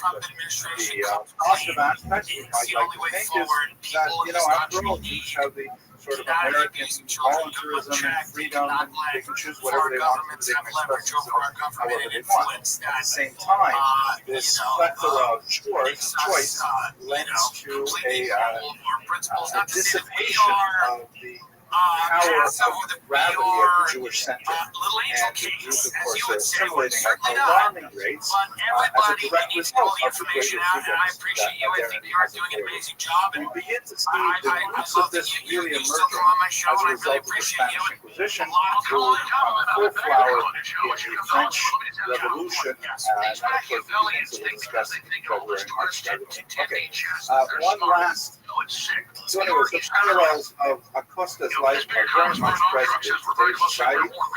A lot of the artwork that I'll show you here is ironically emerging from Eastern Europe for reasons that I think will become clear. The whole idea of the submerged identity that Acosta himself maintained under an oppressive, even totalitarian regime, very much like that, what he lived in Portugal, and then with the new freedoms of the collapse of communism, all of a sudden his ability to assert himself as a Orthodox Jew and finding out that Orthodox Jews are not all that kept to be was quite difficult. Parallels are here. The last thing I want to say here is there is this concept in halakha, Jewish law, of the Tinoch initiative, the captured child. There is this concept that, there is mandatory observance, right? Moses is on the mount and he gets the commandments and tells the Jews the things you have to do. And if you are not compliant, then of course you are a heretic. You are outside the pale or off the derech, off the path. And then there are people who return, who say we're going back to the derech. Now what about people who were kidnapped as children, for example, in an act of war, and very common in the ancient medieval period that Jewish children and Christian children, Muslim children would be stolen and put on a slave market. And then they would be raised as slaves living in a totally foreign culture. And then at some point in adulthood, they're able to gain manumission and they know they're Jewish, they return to the Jewish community, and they find that, wait a minute, I'm not allowed to eat that. I can't make a fire on Shabbos and on Saturday. What's the big deal? So according to Jewish law, these so-called kidnapped children, even though they may return to Judaism as adults, and even though they're perfectly intellectually capable of understanding all the ramifications of traditional Jewish law, they are held non-culpable for their actions. They are considered, beyond the pale of culpability of being blamed, primarily because they did not receive the tradition while they were children. It was not so big rush. It was not rooted in their personalities because they did not receive their children. The great Israeli scholar Hazon Ish once ruled that all of American Jewry, regardless of their parentage, are in the category of Christian Ishmael, kidnapped children, which is an amazing statement, which says that their entire culture is one of Iran nature. We'll have to explore what that means. Let's talk about, first of all, his family background, the basic biographical data. He was born in 1583 in a small town in Portugal to a new Christian family. For those of you who were not here last week, we spoke a little bit more Spanish and English. You'll recall that, particularly in Portugal in 1497, when there was this massive coerced conversion of all Portuguese Jews to Catholicism, only a tiny number of them actually fled Portugal, where others were tortured into submission and forced to become Catholic. Even though they were technically baptized and should have been accepted theologically completely into the fold and subsumed within the general category of conversion, there was, justifiably, a lingering suspicion that they were secretly yearning to return to their Jewish roots. They really wanted to be Jews and only had succumbed to the pressures to convert because of the torturous policies of King Manuel I. So this created a category known as the New Christian, as opposed to the Old Christians who were never Jewish and converted to Catholicism. These were Jews who had become Christians, and therefore they were kind of like a second-class New Christian. And this designation of New Christian could persist for centuries, generation after generation of people who were New Christians. There was a tremendous amount of persecution directed against New Christians. They were suspected, again correctly, of having Judaizing tendencies, and tremendous restrictions were placed on their travel, on their, in some cases, on their promotion in various fields, although they managed to get around that in many areas. And they themselves, now we're talking about Jews who have converted to Catholicism, maintained a strong degree of endogamy, constantly marrying within each other's New Christian families. and a whole series of practices which were openly Judaizing in nature. And this persisted for centuries. So he was born to one of these families, putting it in terms of the time frame, we're told that the forced conversion is 1497. The Inquisition formally comes to Portugal in 1531. That means the Jews had about 3 decades where basically they could pretend they were only at a very, very thin level, and then later became much more serious. And so 50 years after the Inquisition has been active in Portugal. By his own testimony, he refers to his father as a very devout Catholic. And it's clear from internal literary evidence in his autobiography that he idolized his father somewhat, although other sources indicate that his father may not have been such a firm Catholic after all. He may have been just as much a Christo Jew as his mother was. Because his father died fairly young, we don't, our protagonist did not know much about this, but other evidence suggests that perhaps he was just keeping his own Jewish nature a secret from his son. One of the very common things in the so-called Marano religion. I use that term with some difficulty because it is a term of opprobrium. It means pigs, although it is the most common term for these new Christians or these conversos or crypto Jews.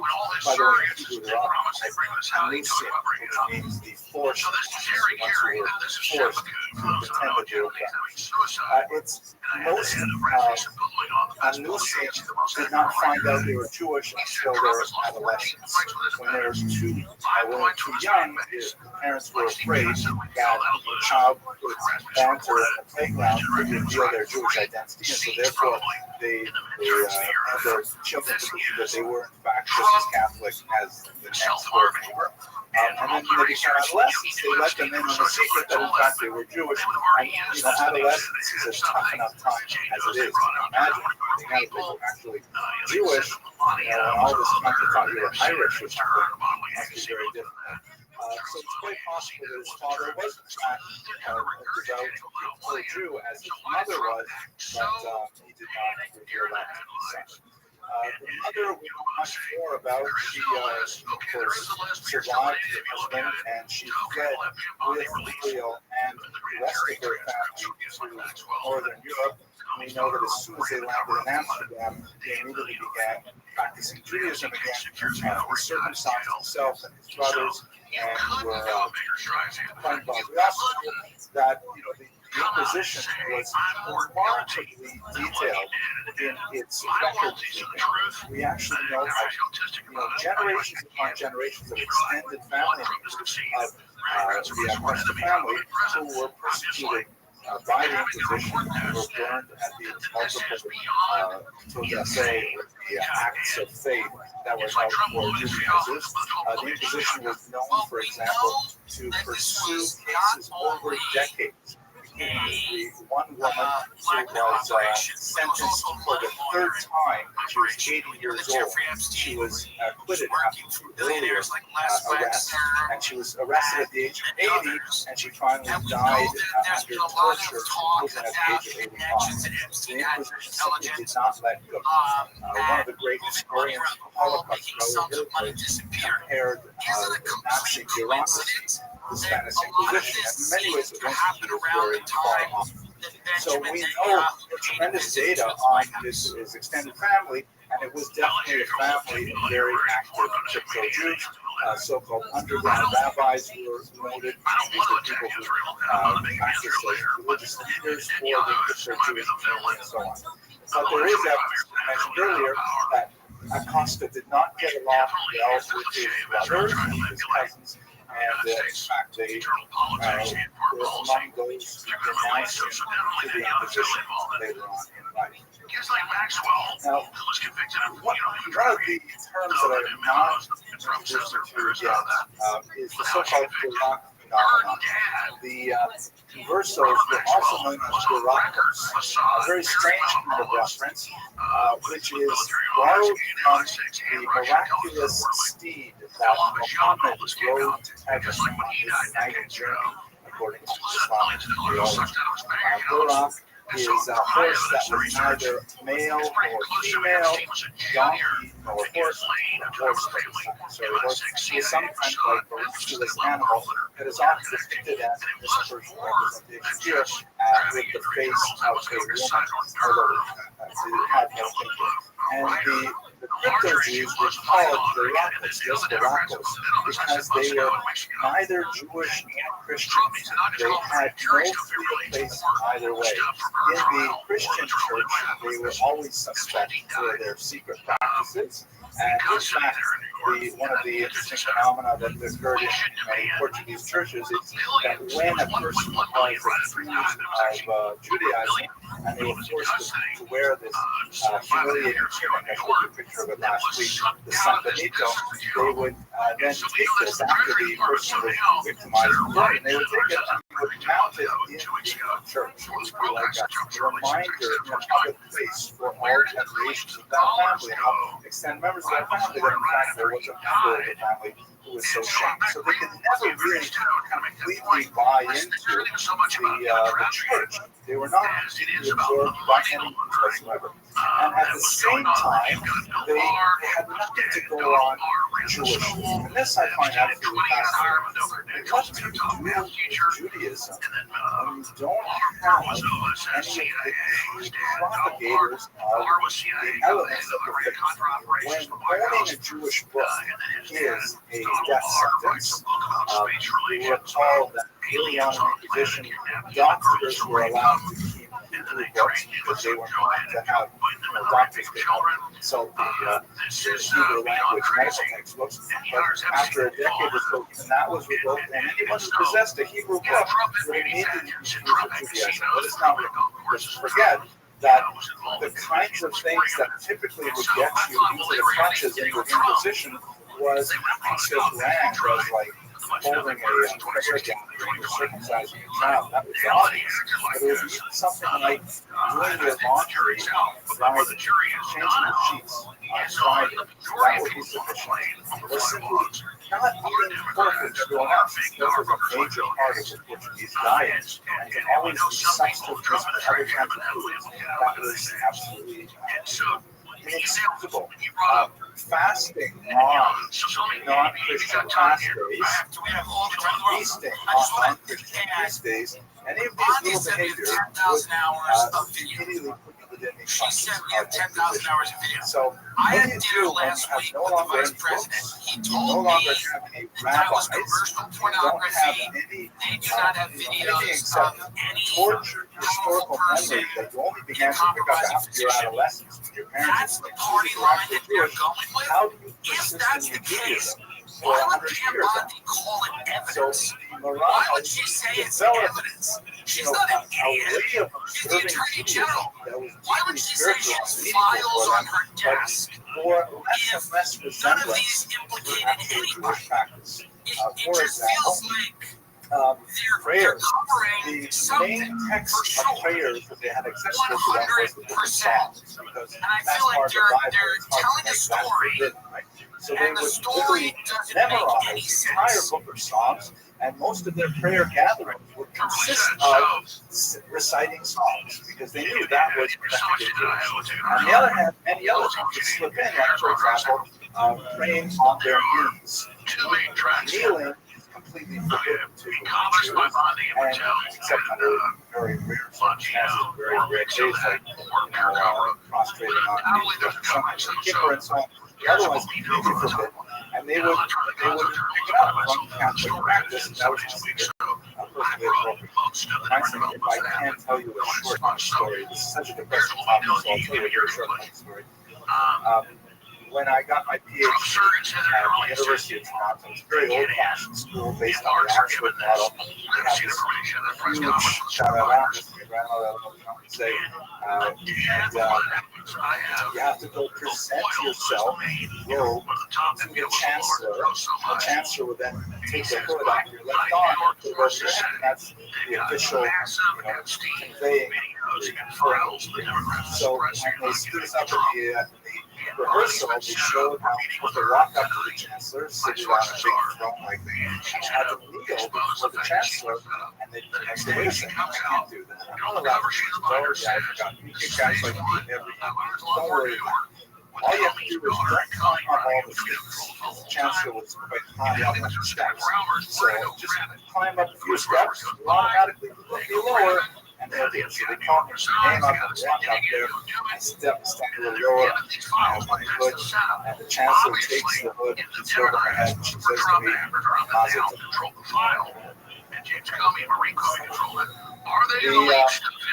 so you have to imagine young Uriel, who is growing up, and he is, up until this point, in his late adolescence, he's totally into golf.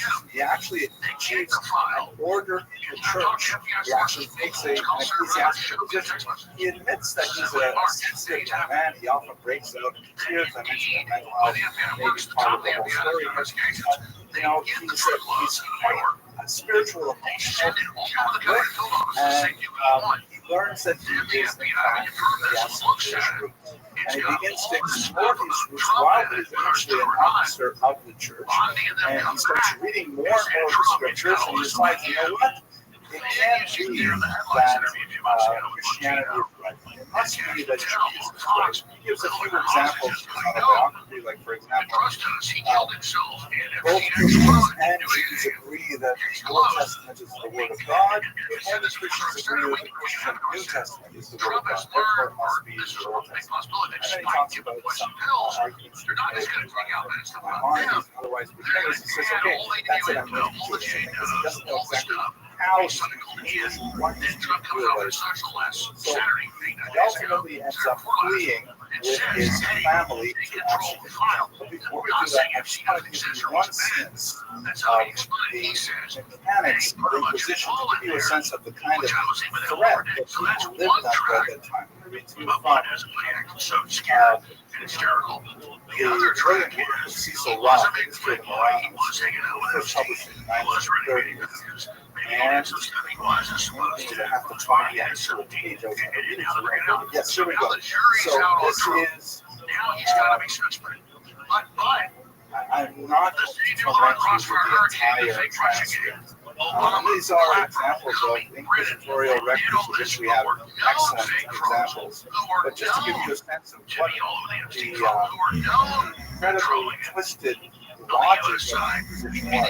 So this is from the Inquisition of Toledo in 1567, where there was a woman named Elvira del Campo. Her husband was a scribe, and the Inquisition was already convinced of the guilt of its victims before they began to interrogate. The interrogation was solely for the purpose of revealing other people that could be drawn into the net. Therefore, the inquisitors were absolutely merciless and would not cease no matter what. It was very Kafkaesque. If you ever read The Trial, it was very much like Franz Kafka's description of what it was like to be a prisoner. So this particular woman received a fairly minor assessment of torture. She was to get one jug, which was a reference to how much waterboarding she would endure. Because the waterboarding was used literally as a national position. So the translation. She was carried to the torture chamber and told to tell the truth. When she said that she had nothing to say, oh, by the way, she was accused of not eating bread. That was her She was ordered to be stripped and again admonished for the silent. When stripped, she said, Senores, I have done all that is said of me, and I bear false witness against myself. For I do not want to see myself in such trouble. Please God, I have done nothing. She was told not to bring false testimony against herself, but to tell the truth. The tying of the arms commenced. There were on the outside chance that perhaps the person was telling the truth and was actually a good Christian. It was considered inappropriate to shed their blood. So therefore, tortures that did not involve bloodshed, like waterboarding or stretching the limbs or burning of the soles of the feet, were considered much more religiously humane. One cord was tied to the arms and twisted, and she was admonished to tell the truth, but she said she had nothing to tell. And she screamed and said, I have done all they say. Told to tell in detail what she had done. She replied, I've already told the truth. Then she screamed and said, tell me what you want from me. I don't know what to say. She was told to tell what she had done, for she was tortured because she had not done so. Another took the cord with her. She cried, loosen me, Senora, and tell me what I have to say. I do not know what I have done. Oh Lord, have mercy on me. I said, another time she said, loosen me a little that I may remember what I have to tell. I don't know what I have done. I did not report for it made me sick. I have done everything. Loosen me and I will tell the truth. Another turn the cord was over then. When she said, loosen me and I will tell the truth. I don't know what I have to tell. Loosen me for the sake of God. Tell me what I have to say. I did it. I did it. They hurt the Senor. Loosen me. Loosen me and I will tell it. She was told to tell it. I don't know what I have to tell. Senor, I did it. I have nothing to tell. Pull my arms. Loosen me and I will tell it. She was asked to tell what she did. She said, I don't know. I did not eat because I did not wish to. She was asked why she did not wish to, and replied, loosen me. Take me from here, and I will take it when I am taken away. I say that I did not eat it. She was told to speak and said, I did not eat it. I don't know why. Another turn was over. She said, Senor, I did not eat it because I did not wish to. Release me and I will go. She was told to tell what she had done contrary to her own Catholic faith. She said, take me from here and tell me what I have to say. They heard me on my arms, which repeated many times. I went on. I don't remember. Tell me what I have to say. Oh, wretched me. I will tell all that is wanted to the glory. I will make my arm, break my arm, loosen me out. I did everything I said. This goes on for 3 more pages of simply not knowing what it is. Make something up, tell something, not tell something, and just searching desperately for the right answer. What exactly do they want? Ultimately, she was betrayed by several dozen other people that she could think of, and he would be brought into this mess. Obviously, making lots and lots of money, and lots of tiny politicians. little aspect of what they Barack might have Obama, done. these $30 million homes in Martha's Vineyard, whatever they are. Absolutely torturous. Why do we demand that they testify, Alex? Unprecedented on human scale. Well, Okay. So they get to Amsterdam, and they're so happy to finally be in a free state where Jews are allowed to exist and trade, are allowed to observe their faith openly. As I mentioned, he circumcises himself and his entire family, his brothers and his mother, were Judaism, and they're living there out too much difficulties. They later move on to Hamburg, Germany, which also has a very significant family or population of Portuguese Jews. By the way, Portuguese Jews for most of the 17th and 18th century is sort of shorthand for these refugees from the Inquisition and make their way to there he begins to get into trouble because he begins to say, wait a second, why are you guys, why are you rabbis doing these things? I never heard of any of these things. In all of my detailed studies of scripture, I have never seen, for example, the way you observe the Sabbath. And in fact, if you look in the Bible, you will see nothing of the extensive preparation and observance of the Sabbath that is common to Orthodox Jews. And this is one of the ironic sort of epiphenomena of the inquisitorial process that the divorce from traditional Jewish teachings and Jewish texts meant that these are intensely religious people who nevertheless have no access to the realities of how Judaism is practiced. And the disconnect is something that Apostasy simply could not leave alone. So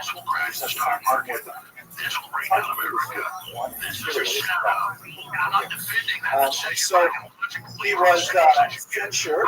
He began to write a little bit. He was highly intelligent individually. Began to write and publish a little bit, and he got himself into some trouble. The leadership of Hamburg placed him under his first excommunication. And I think it's justifiably so that people at the highest levels can get away with stuff like this and be covered up forever. The first and And I think a lot of people let me take a moment just to discuss what exactly is excommunication in Judaism.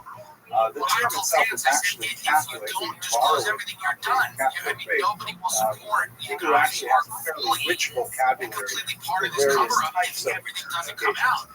I I think think it most common one is demoralizes known their as Karen. presidency. We also have Shanta, Harur, He others that agrees are with me. referenced He in agrees with me. Talmudic You literature. know, like But it it's really basically is even a Mike form of Johnson. social ostracism. that is typically imposed on someone who refuses to submit to the decree of the court. It's kind of like the court. We then immediately see an about face, which is completely crazy, by the President of the United States. Cases where, I'm not a paranoid let's say there's a business dispute but and their activity over the last 6 months is two parties completely agree insane. to go They're bombing to churches, a baked-in, they're starving people, they're shooting people that finds in are favor of blue paint. Shimon, however, refuses to pay what the court tells him he's supposed to pay, and therefore the places in the form of justice. You read the Jewish press or any of these Jewish newspapers, and look in the back, you'll often find these legal notices. It says so-and-so is placed under a ban, zero degrees technology. And let us understand this context on the kind of punishments they can vary from fairly mild things like he's not allowed to be honored in synagogue, to no one's allowed to do business with him or speak with him or stand within 6 feet of him for of him. So it depends entirely on the nature of the crime and discretion of the court. Perhaps the most famous on you with the IRS, that's not merging with, your arrest record, and if you've attended a protest, and whatever the case may be, we see it in the UK, has people a getting very sent to jail for significant tweets. connection to a We see custody. it all over the world, and we know, of course, the This Chinese is social the credit text score of the system. This feels a lot like a place on precursor Baruch to Spinoza, some century later, which is probably similar to the kind of text that was used in the same town against Augustus. Because they have their own agendas that they're you read this cloaking paragraph, in you get a sense of what this must have felt like.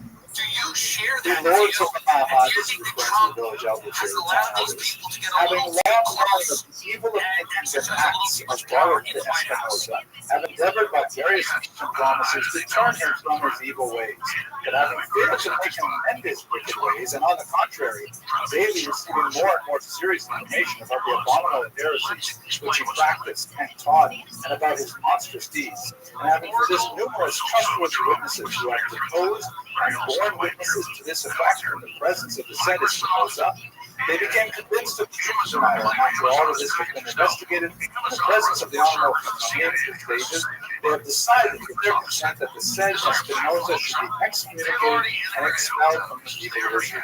By the decree of the angels and by the command of the holy men, we excommunicate, expel, curse, and damn Espinosa with the consent of conscience, and with the consent of all the holy congregation under these holy scrolls, with the 680 precepts which are written therein, with the excommunications with which Joshua banned Jericho, with the curse with which Elisha cursed the boys, and with all the curses that are written in the book of the law. Cursed be he by day, and cursed be he by night, and cursed be he when he lies down, and cursed be he when he rises up. Cursed be he when he goes out, and cursed be he when he comes in. The Lord will not spare him. The anger and wrath of the Lord will rage against this man, and bring upon him all the curses which are written in this book.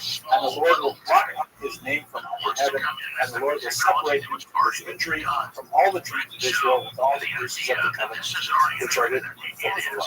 But you who cleave unto the Lord God are allowed to stay, in order that no one should communicate with him orally or in writing, or show him favor, or stay with him under the same roof, or within 4 cubits of him, or read anything composed and written by him.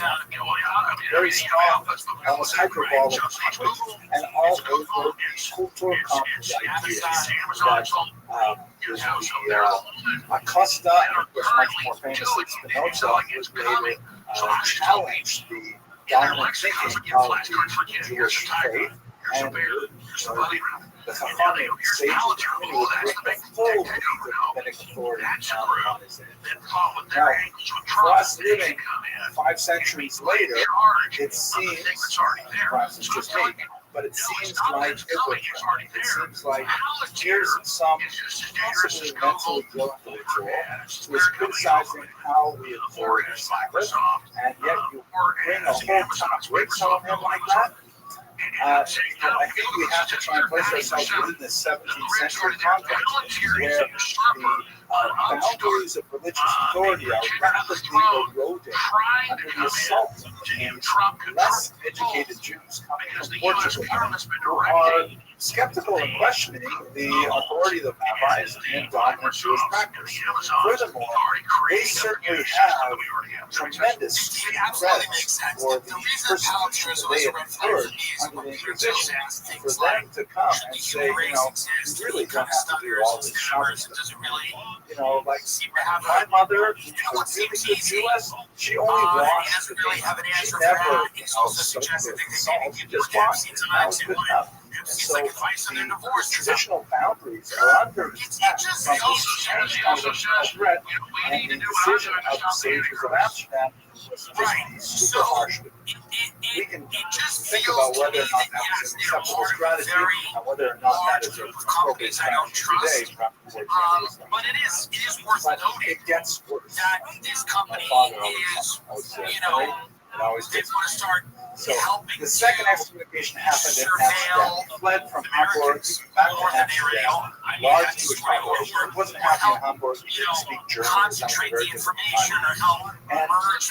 He began to be much more aggressive in his pursuit of rabbinic Judaism. And remember, this is not a Catholic critique against rabbinic Judaism. This is a Jewish critique, an internal critique, where he says, I read the Bible very well, and it doesn't say any of this stuff. He specifically used a lot of Christian vocabulary in his critique. As in this book, for example, the examination of Pharisees. That's actually a reference to rabbinic Jews. Usually term as pollution, those who separate. We talk about this a little bit when we're talking about Abiyah. These are the progenitors of rabbinic tradition, but in the Christian tradition, they are the word Pharisee is essentially identical with hypocrite. No, I understand it. I think that I'm listening to trust Elon Musk, I don't trust anything. I don't trust Goldman, I don't trust Mark Zuckerberg. It's not because I believe they're inherently evil people or both of these things. He's saying the rabbis are just like the Pharisees. He says this openly in his autobiography. They're full of lies, just like their ancestors were very stubborn and stiff-necked. He's saying that they're just making things up that aren't right. Some scholars of thought have opined that perhaps he was heavily influenced by Karaism, which is a movement that began in the 9th century to argue that the only authentically divine portion of rabbinic literature is the Torah. Everything else is all completely fabricated. It's very hard to draw a straight line from Karaism to Constantinople. He published this book. The rabbis knew that it was coming out, and they actually anticipated it. Before it even hit the press, it's not even much of a book, it's really a pamphlet. They published a counter pamphlet that accused him of all kinds of nasty things. The book, as soon as it appeared, was burned by the rabbis, and he was excommunicated a second time, and fled to he originally wrote in Latin. Portuguese wasn't the tongue, but he wrote quite excellently, actually. So I oppose what Palantir's doing, and everyone has. Everyone else. Of course, I don't think there's a Karaite community in Utrecht at this time. And also, he thinks he is a regular Jew. He thinks he's like mainstream. It happens with these crazy rabbis. So the Karaites, I mean, I've read just about everything. He never even refers to Karaites. He's even aware of their existence. The United States, you would have more Karaites, but not Israel. Okay, so out that this is a many people feel it is, which is he lives there for several years. Then his mother passes away. He is married for some time. We don't know much about his first wife. He apparently was very close to his mother, who sheltered him through much of the worst of it. And he decides that, it's just too lonely to try and live in an excommunicated state, which he had endured for 7 years. No Jew was allowed to stand within the force to himself, and he felt absolutely terrible. So he decides, quote unquote, that he will become an ape among apes. Meaning, I don't believe any of this stuff, but he wants to live alone. So I'm going to go back to Amsterdam, and I'm going to pretend to do tshuva, to repent, and that way at least I can live with my apes. I can live among other Jews. At least I have some kind of society. So he goes back to Amsterdam, and he he agrees to let this humiliating ritual be in the synagogue, which perhaps I will read to you right now. Because this is, I won't read to you in great detail, but I'll read you just one paragraph of what he endured with his. Don't forget, this is, he's already excommunicated twice. It's not like he doesn't know what's coming here. This is not a first time excommunication. He says, so he goes back and he says, you know, okay, I want to be true, I want to be accepted. And they agree, but they force me to be. Then my sentence was read out of a little book. It declared that I must enter the synagogue dressed in the clothes of mourning, holding a black wax taper in my hand, and there to be distinctly before the whole congregation a form of recantation in which they described in blackest colors the magnitude of my crimes. Then I was to submit to a public meeting with a scourge made of leather thongs. And by the way, this was mechanical device that the rabbis used right up until the French Revolution, that the rabbis had the authority, and in many communities it was utilized to give some lashes in order to ensure conformity to we will call it a nice lecture. I talked a little bit about that, like positives and negatives of modernity. One of the aspects of pre-modernity is that the rabbis had the authority of punishment. Rarely used, obviously. It's typically in things like where a husband is like a things like that. But definitely. So anyways, after that, I was to prostrate myself at the entrance to the synagogue that they might all pass over me.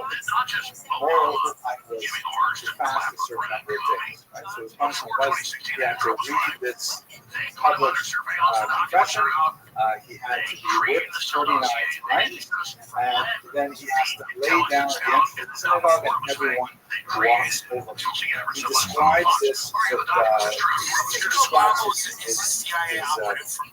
he endured this, and how furious it made him during some passion.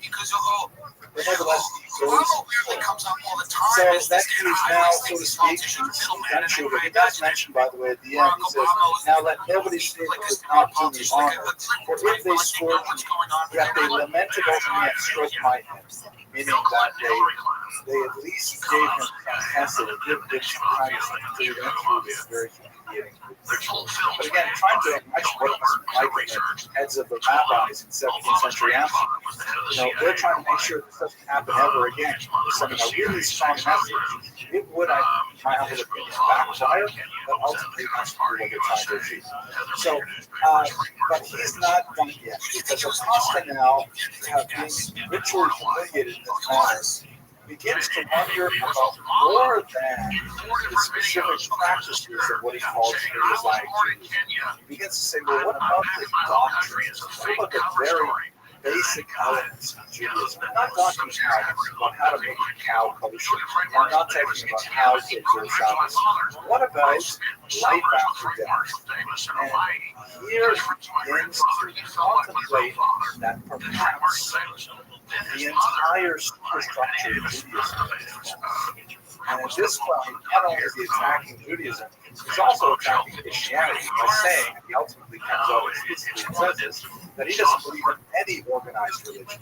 This is a remarkably modern way of thinking. In the 16th century, to hear someone expressing these terms, that's why he's considered, in many ways, an intellectual forebear of Spinoza, who also argues very similarly.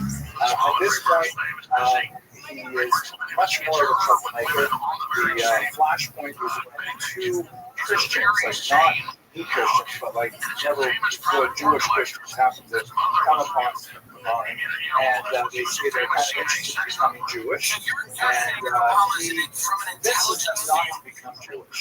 And when this gets back to the unity, this again is Acosta explaining his own behavior. It's hard to read it, but they say that's it.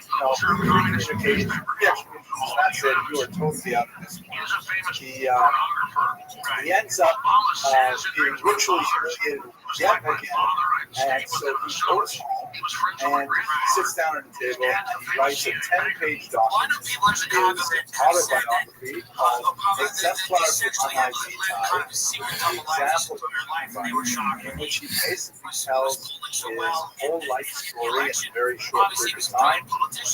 After he basically waits at the table for his cousins to arrive, he picks up a revolver and fires it at his cousin. Then he takes another revolver and like single shot muskets. That's the sad story of the arc of the life of this real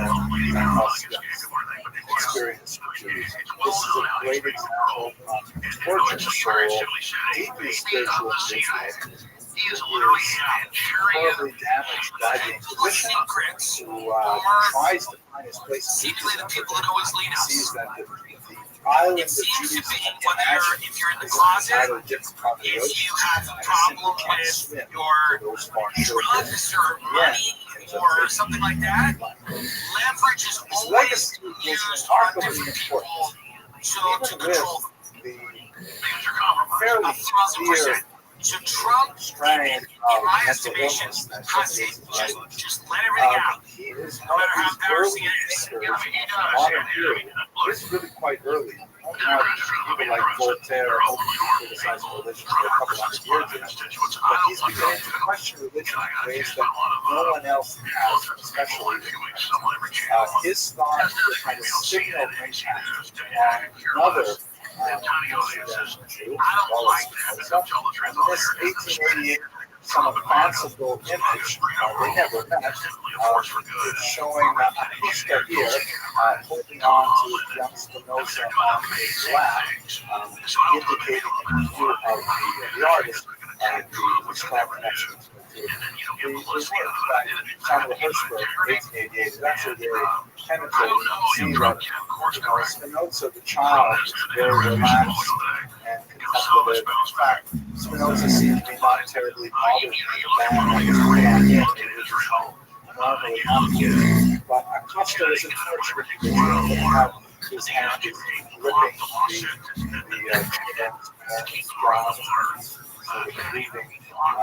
His colors are all dark. Spinoza is almost like a light and the light.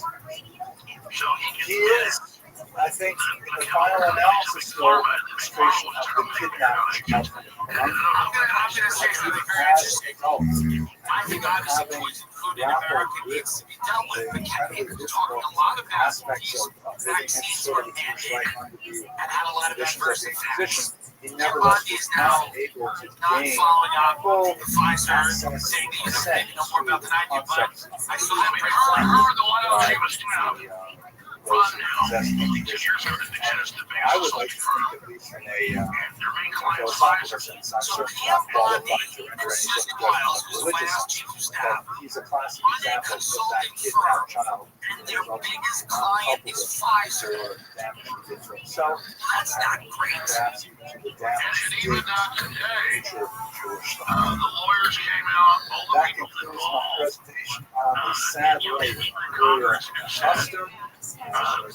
Very much for you. Kennedy's not even being assaulted now. So we look at this, and Kennedy's like, yeah, we're getting this information. And then the White House somehow overrides it. And clear up the closing doors, I please. think Kennedy, from people that I know, I think Kennedy feels like he's frustrated. I also think, yes, get the poison food out, but also Kennedy was coming in there saying, listen, we had these mandatory vaccines, a lot of them had adverse health effects, and now that's not being talked about. Everything's about food diet. Now, by the way, get the food diet out. Sure, but let's not indemnify companies like Pfizer and all these people going forward. I mean, big pharma, it's the biggest.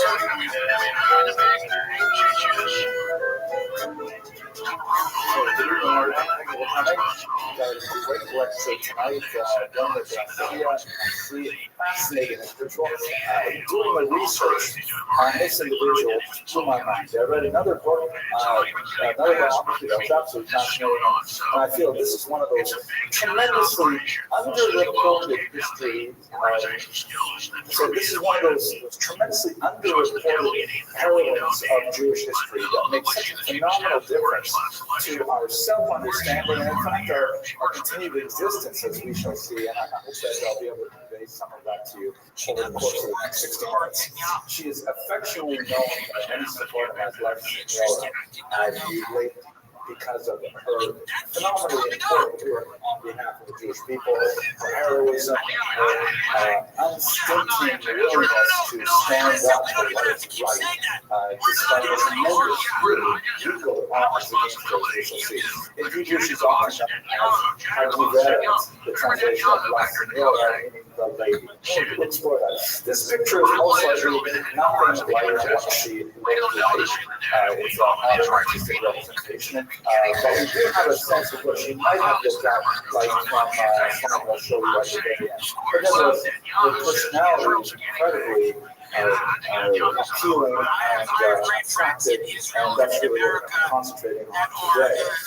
Jewish people that are religious, some aren't, and they We rely very heavily on her two principal biographers in English, Cecil Roth, the great interwar scholar and post-World War II scholar of Jewish history, who wrote an extremely important biography, and the book that I just read for tonight's lecture, Andre Elian Brooks wrote a fascinating account called The Woman Who Defied Kings, which is in fact a very accurate term to use to describe Gracia Nasi, using a lot of more current research, archival materials that have become available almost 80 years since Professor Roth wrote his book. So we're very heavily indebted to the research of these two scholars for tonight's presentation. So let's start with her name. What shall we call her? This is an extremely complicated subject.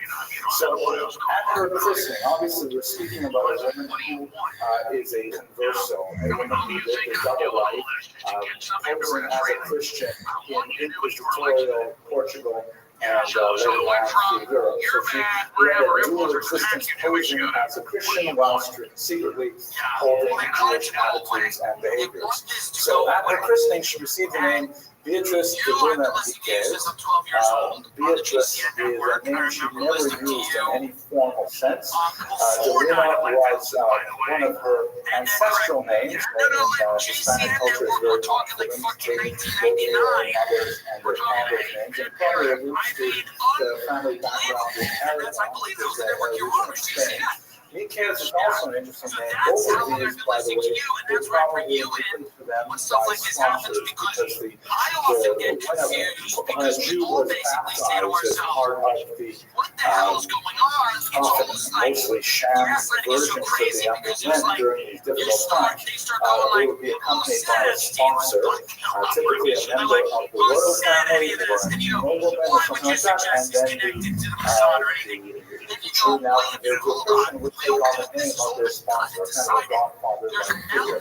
Hence, you have so many Jews with the name Nunez, Mendez, Rodriguez. These are all names of important Spanish royalty of the 15th century in particular. So the name Luna is probably from a sponsor on one side of the family. The name Miquez is kind of interesting because she actually had one family member, the name repeats itself several times in the family. He preferred to use it because it alluded to his date of birth, which occurred right around this time of year, Parshas Miquez. So he enjoyed calling himself Miquez as a result. She preferred, however, to use the name Gracia, which is a diminutive of Beatrice. Beatrice, however, is a Latin term originally, which means saintly one. Beatus means saintly in a Christian sense. She never liked using that term. She preferred using the term Gracia, which may have been a translation of her Hebrew name, Hannah. And this is to me, it is touching in a very personal way because, of course, I also have two names, like many Jews. I have my Hebrew name, and I have what I like to call my slave name. Henry is my regular secular name that my parents gave me, and Hillel is also my Hebrew name that my parents gave me as well. But Henry is what I use when I try to pass in the street as a regular American, not too successfully, I think. But this whole dual identity and the whole dual naming is something that probably dates really from the Spanish Inquisition. I'm hard-pressed to think of Jews having secular names prior to the 1500s. It's a very, very common phenomenon, however, among Hispanic Jews, often the names are totally different. In English, Henry and Hillel begin with the same letter, but in Spanish, you have completely wildly different names. But anyway, Gracias, you may have chosen that as a translation for her name, Hannah. Her surname, through her husband, who was also her uncle, is a very common characteristic of converso families, is that they are highly monogamous, always married within the same converso family. In other words, even though they may have lived as Christians for 3, 4, 5 generations, they're still married to other Jews who are similarly living as Christians. So she married her uncle, which pretty good older than she, which is typical, which is actually considered ideal Talmudic text. It's not consanguinity, but it will work consanguinity, meaning marrying too close to relation. His name was Medved, also known as Ben-Benista, also a very common surname that was used by many Sephardic Jews today. Actually, both from Ben-Benista, she claimed descent from the house of Nasi all the way to present day in South Florida. So, in the long line, she preferred to go by Gracia Nasi.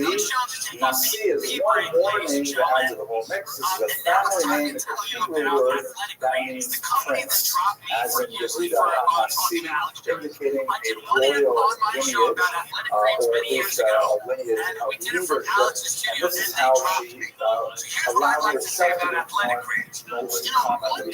But all of these names really apply to the same person. Confusing, complicated, but we're going to stick with Garcia Nasi in particular.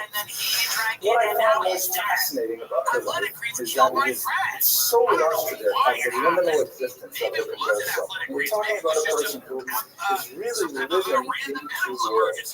It's not that once a Jew converted to Christianity, especially under duress, that they could simply adopt this new identity. Because as we shall see and explore over the next 20 minutes or so, the Spanish Inquisition is specifically designed to root out those conversions to Christianity which were not sincere. And so even though these conversions had actually adopted a new faith, they were always being tested in that new faith.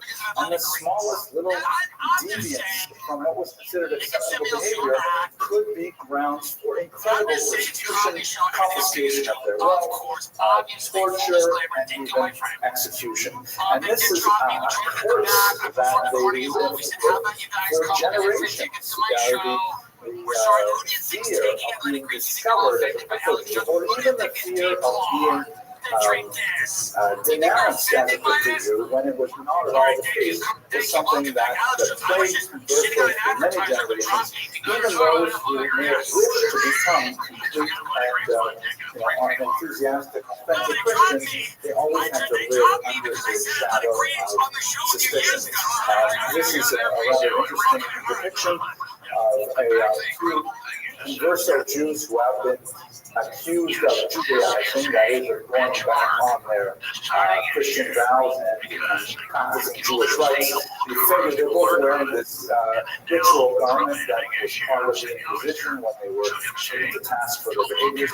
The figure on the right here has a little caption in French that says this refers to a man, a Jew, who is condemned to the fire, but he has acquitted himself through his confession, meaning he has, admitted, yes, it's true, I love bagels and lox, and I eat them every Saturday morning, or this and that, and as a result, he's going to the framed done with a clean heart. They would also give them the benefit of strangulation prior to their burning so that they could die a somewhat less brutal death. This figure on the right is saying, I refuse to confess my sins. I am actually a good Christian. I just like bagels. And the French says a person who will be burned by the decree of the Inquisition. He's credited sadder because he feels his judgments unjust. But in both cases, we're talking about Jews who are forcibly converted to Christianity, and whether they confess or whether they don't confess, whether they regret or they don't regret, they're still bound by these Kafkaesque rules of the Inquisition to read horrible things. We'd like to say a few words about the experience of Iberian Jewry, including primarily Spain and Portugal, obviously. Because today's lecture and the next two lectures are really going to borrow heavily from this experience. We should consider the fact that in the 15th century, the destruction of Iberian Jewry was a colossal event that can be compared only to the Holocaust in our times. Spain was a country that had housed Jews for centuries, had given them a phenomenal golden age, had been the home of the Halevi, diplomats like Cascais and Chaput, scholars like Schultzner and Abuela, scholars like Maimonides who fled from Muslim persecution in the region, but nevertheless, Spain was like America out there. Spain was a tremendous home of the Jews for centuries upon centuries. And the rupture of Jewish continuity in this peninsula was overwhelming. And in fact, it took Sephardic Jews centuries to get over it, even if they, and maybe they haven't gotten over it until today. To be sure, the next 100 years, Jews are obsessed with the idea of how could Spain fall, what it meant for the unfolding of the Messianic period. So we really can't minimize the impact of the end of Iberian Jewry on the Jewish consciousness.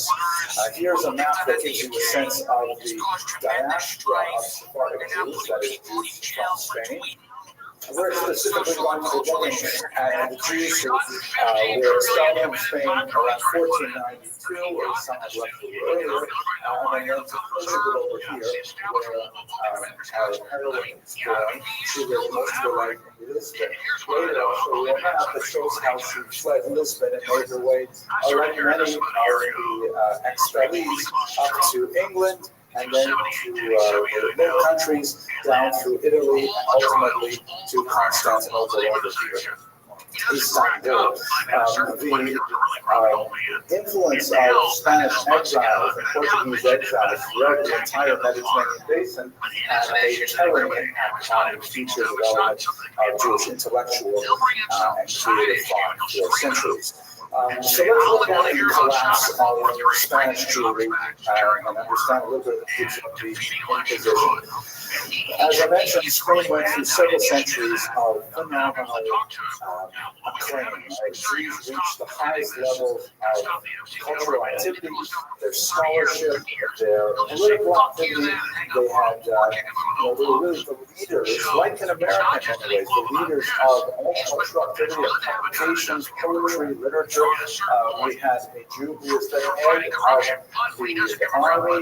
in one region of Spain for a while.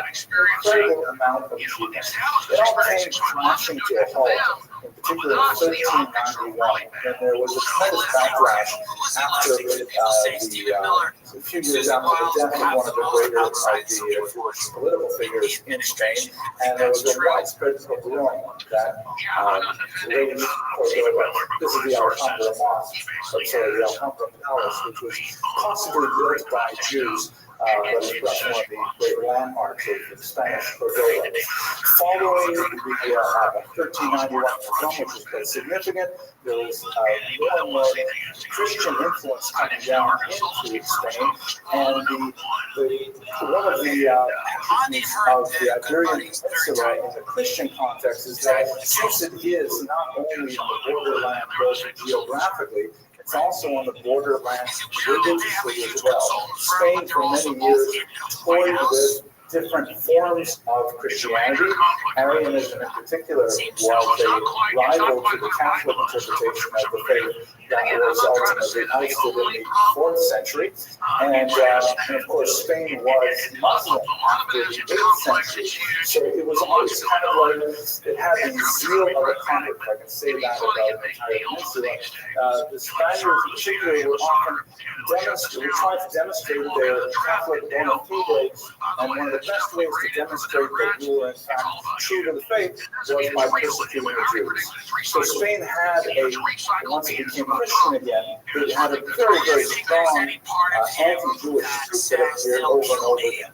In our context, perhaps the most significant are the history of disputations which raged throughout Spain.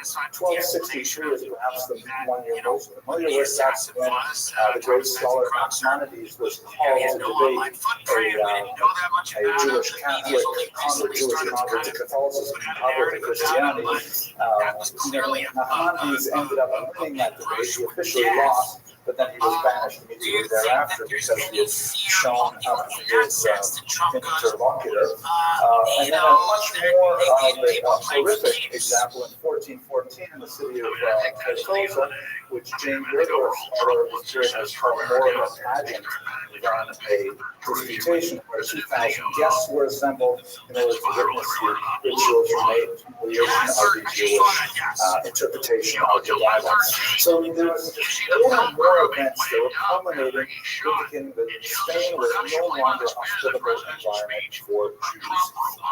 It culminates in 1479 with the establishment of the Inquisition. Now, what exactly is the Inquisition? This is a key point that we have to bear in mind. In Spain, in the 15th century, there were a tremendous number of forced conversions of Jews to Christianity. Many Jews, feeling the threat of immediate violent harm, had acceded to the demands of the persecutors and had taken on baptism. This is an issue we talked about a couple of weeks ago when we looked at the Ashkenazic lands and how many people chose to actually commit suicide, murdering their own children before they killed themselves. Horrific examples. In Spain, many Jews chose the route of pretending to be Christian and hoping that things would eventually die down. And this lasted for close to a century. And so when you get towards the end of the 15th century, you've got all these Christians of Jewish origin who are sort of waiting and waiting to go back to Judaism. They're hoping that the political climate will change. But they have a new king, and things like that, things will calm down. This incensed the church and those zealous elements within Spain, and so they appointed Thomas de Torquemada, who was reputed to have some Jewish origins himself, as the Grand Inquisitor. And the Inquisition was designed specifically to root out those new Christians, so-called new Christians, may have been 2 or 3 generations Christian, who were secretly practicing Christian Jewish rites. Note that, technically speaking, Jews who never converted to Christianity were exempt from the reach of the Inquisition. The Inquisition was directed at Christians who were Judaizers. Jews who were Judaizers were technically exempt. They would not be exempt from the expulsion a little bit later, but the Inquisition was directed specifically at these new Christians. And the Inquisition used the most horrific means possible to exact the information they needed. It was almost Stalinist in its scope. Stalinist scope, where Jews would be, or new Christians, excuse me, would be arrested, and then they would be routinely tortured in order to exact confessions of their Judaizing practice, and even more importantly, to betray others in the Jewish community or community, the new Christian community, who had also similarly Judaized. Because they, and in the twisted logic of this time, because they may have actually been innocent, they may have actually been Christian, and it was forbidden to shed the blood of a fellow Christian, torture methods were used only if they did not pierce the skin. And so a whole range of devices were employed to try to coerce confessions out of these new Christians, typically involving hanging, stretching, form of waterboarding, some really strange devices like this one involving extremely uncomfortable positions for long periods of time. And not surprisingly, as we saw in the 1930s in Stalinist Russia, that people would give up all kinds of things. They would say anything under torture, and so that those people who were betrayed, who may have been innocent, would then be brought in, would also be tortured, and this expanded far out of control.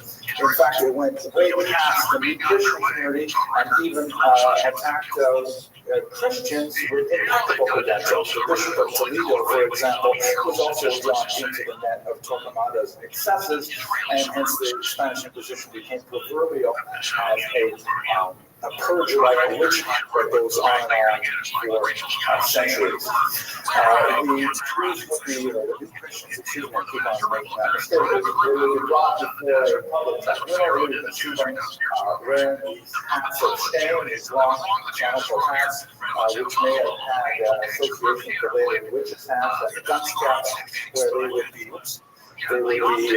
forced to either recant their ways, which would guarantee them a death by strangulation and then by burning, or if they recant, then they would be thrown alive into the fire, which is the autodafé, the acts of faith, so-called by the church at the time. So that's the sort of mechanism of the Inquisition. I reiterate, it was directed primarily at these new Christians, and not at Jews per se. Let's also talk a little bit about terminology before I move away from this awful slide before we do. The terminology is complex. You may have heard the term Marano, which is perhaps the most common term. And many historians have tried to find fanciful derivations for this term, from medieval Latin and so on. In reality, it's simply derived from an Old Spanish word, and this was a term used, a term of opprobrium used to describe the Jews who had become Christian and then were, so to speak, returning to their old ways, as the church would have a dog returning to its vomit. So the term Marano is not exactly politically correct, even though it was overwhelmingly popular even among Jews themselves. Another term that might be more appropriate is conversos, Jews who had converted, or crypto Jews, that is, Jews who were hiding their Jewish identity. And let us bear in mind that the very tenuous nature of what could expose a person to a charge of Judaism. For example, the smallest kind of deviation from group standards was highly scrutinized by those who wished to denounce a new Christian. For example, the habit of many converso families of eating a kind of fried sausage, fried bread sausage, but replacing the sausage, pork sausage, with partridge meat or chicken would immediately expose a family to the risk of Judaizing. So the very diet of a Jew was considered very suspect. Of course, it was supposed to show up for them to their mass, if they had unusually large and frequent gatherings in their homes. All kinds of things like this would point the finger of suspicion that would linger for decades and decades. And we should also recall that there was a period strong economic motive to denounce these Jews. The property of the Judaizers was confiscated and distributed to the church, and invariably rewards were given to people who had denounced them. So as a result, there was actually an incentive for people to rat out their neighbors and tell the church that they were in fact Judaizing, which just like in the Stalin's example, it made it very larger and larger. So this was essentially the condition of Jews in Spain specifically for much of the 15th century. It ended horribly in 1492 with this document, which of course is the decree of expulsion that was signed by Ferdinand and Isabella, demanding that Jews pack up and within a few months' time leave the country of Spain, where they had resided for some 900 years. A terrible experience that left such a huge scar on the Jewish mind. Okay, that brings us to Portugal. Okay, so what's going on now? Portugal is a little different. Portugal, is the country on the westernmost point of the Iberian Peninsula, and they did not have the same history of persecution that the Spaniards did. Many Jews, of course, in 1492 felt that the easiest route to take to flee Spain would be simply to go to neighboring Portugal, and in fact, they decided that.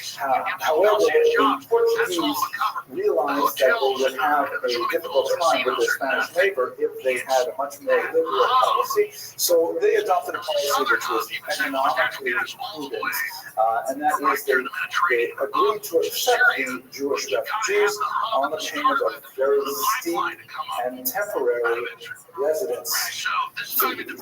Jews had to pay a rather astronomical fee to reside in Israel for any length of time, and there were fees for crossing certain bridges, and fees for remaining in certain places, and so on.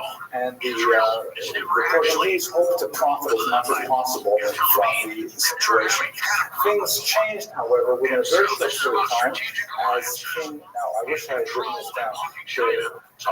This is a king. There's several of them actually in Spain. Is often referred to as King John in English literature, but in more modern scholarship, his Portuguese spelling is used, which is spelled J-O-A-O.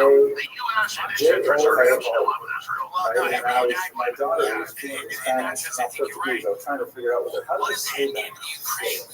J-O. She thought it was like Polao. Could you imagine naming your son Polao? So she actually was Jowl. So anyways, I don't go with John. But luckily for today, the only Portuguese name we're talking about is Manuel, which is pronounced Frank. No. So King João died, I think, in late 1495, and Manuel was a younger man who needed a bride.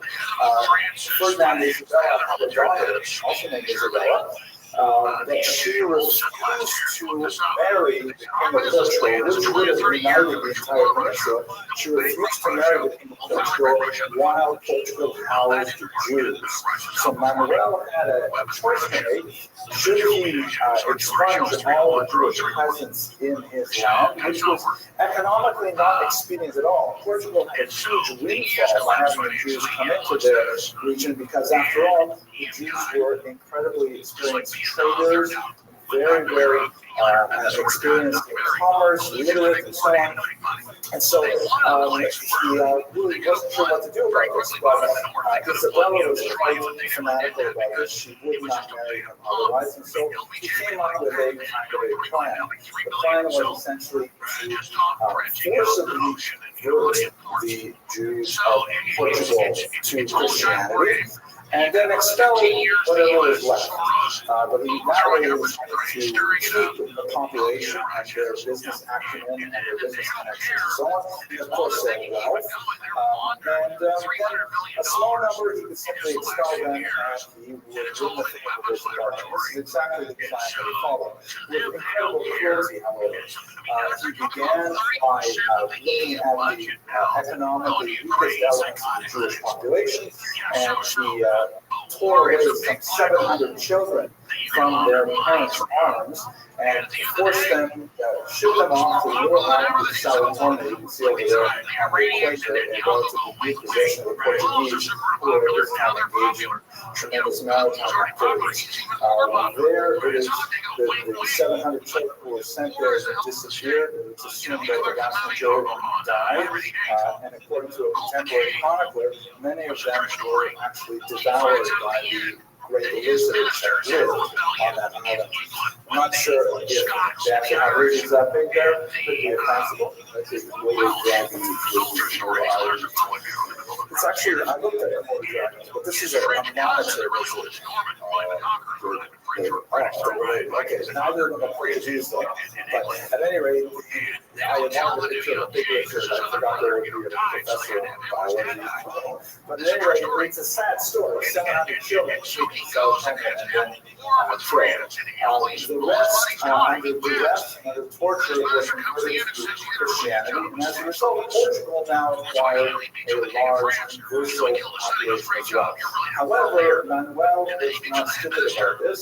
This was purely a political ploy with economic overtures, and so he signed into the conversion agreement that the Jews would be free from investigation for 20 years after the forced conversion. In other words, he said, okay, you all have to pretend you're Christian, but we're not going to look too closely at you for 2 decades. And that way, the Jews, as happy as they were, it was definitely brutal and they were exposed to torture. Nevertheless, they can more or less continue their lives as normal, more or less, under Portugal, with much greater freedom than they had enjoyed in Spain and their position there. There was no position in Portugal at this time, so there was no influence of the church demanding that they conform to a Christian norm, and so initially, the Portuguese experience was really quite different from that of Spain.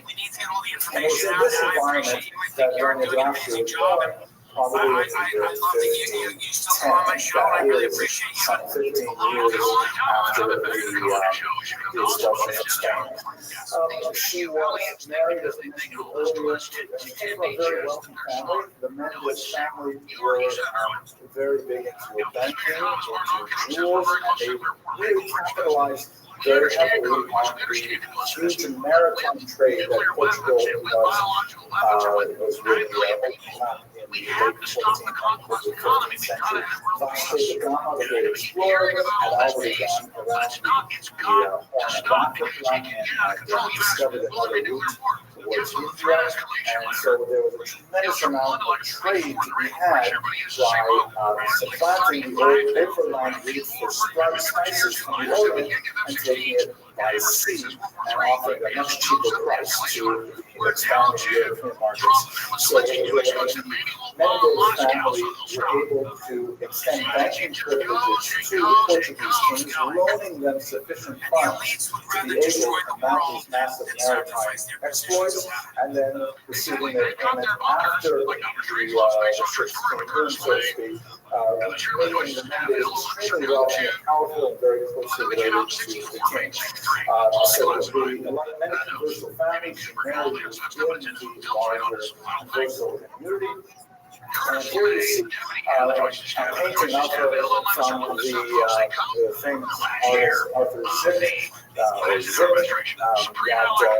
shows Francisco here as somewhat younger than he probably was. He was twice her age when they married at 18. He was in his early 40s. But nevertheless, they enjoyed a brief but very happy marriage together that produced one child named Anna.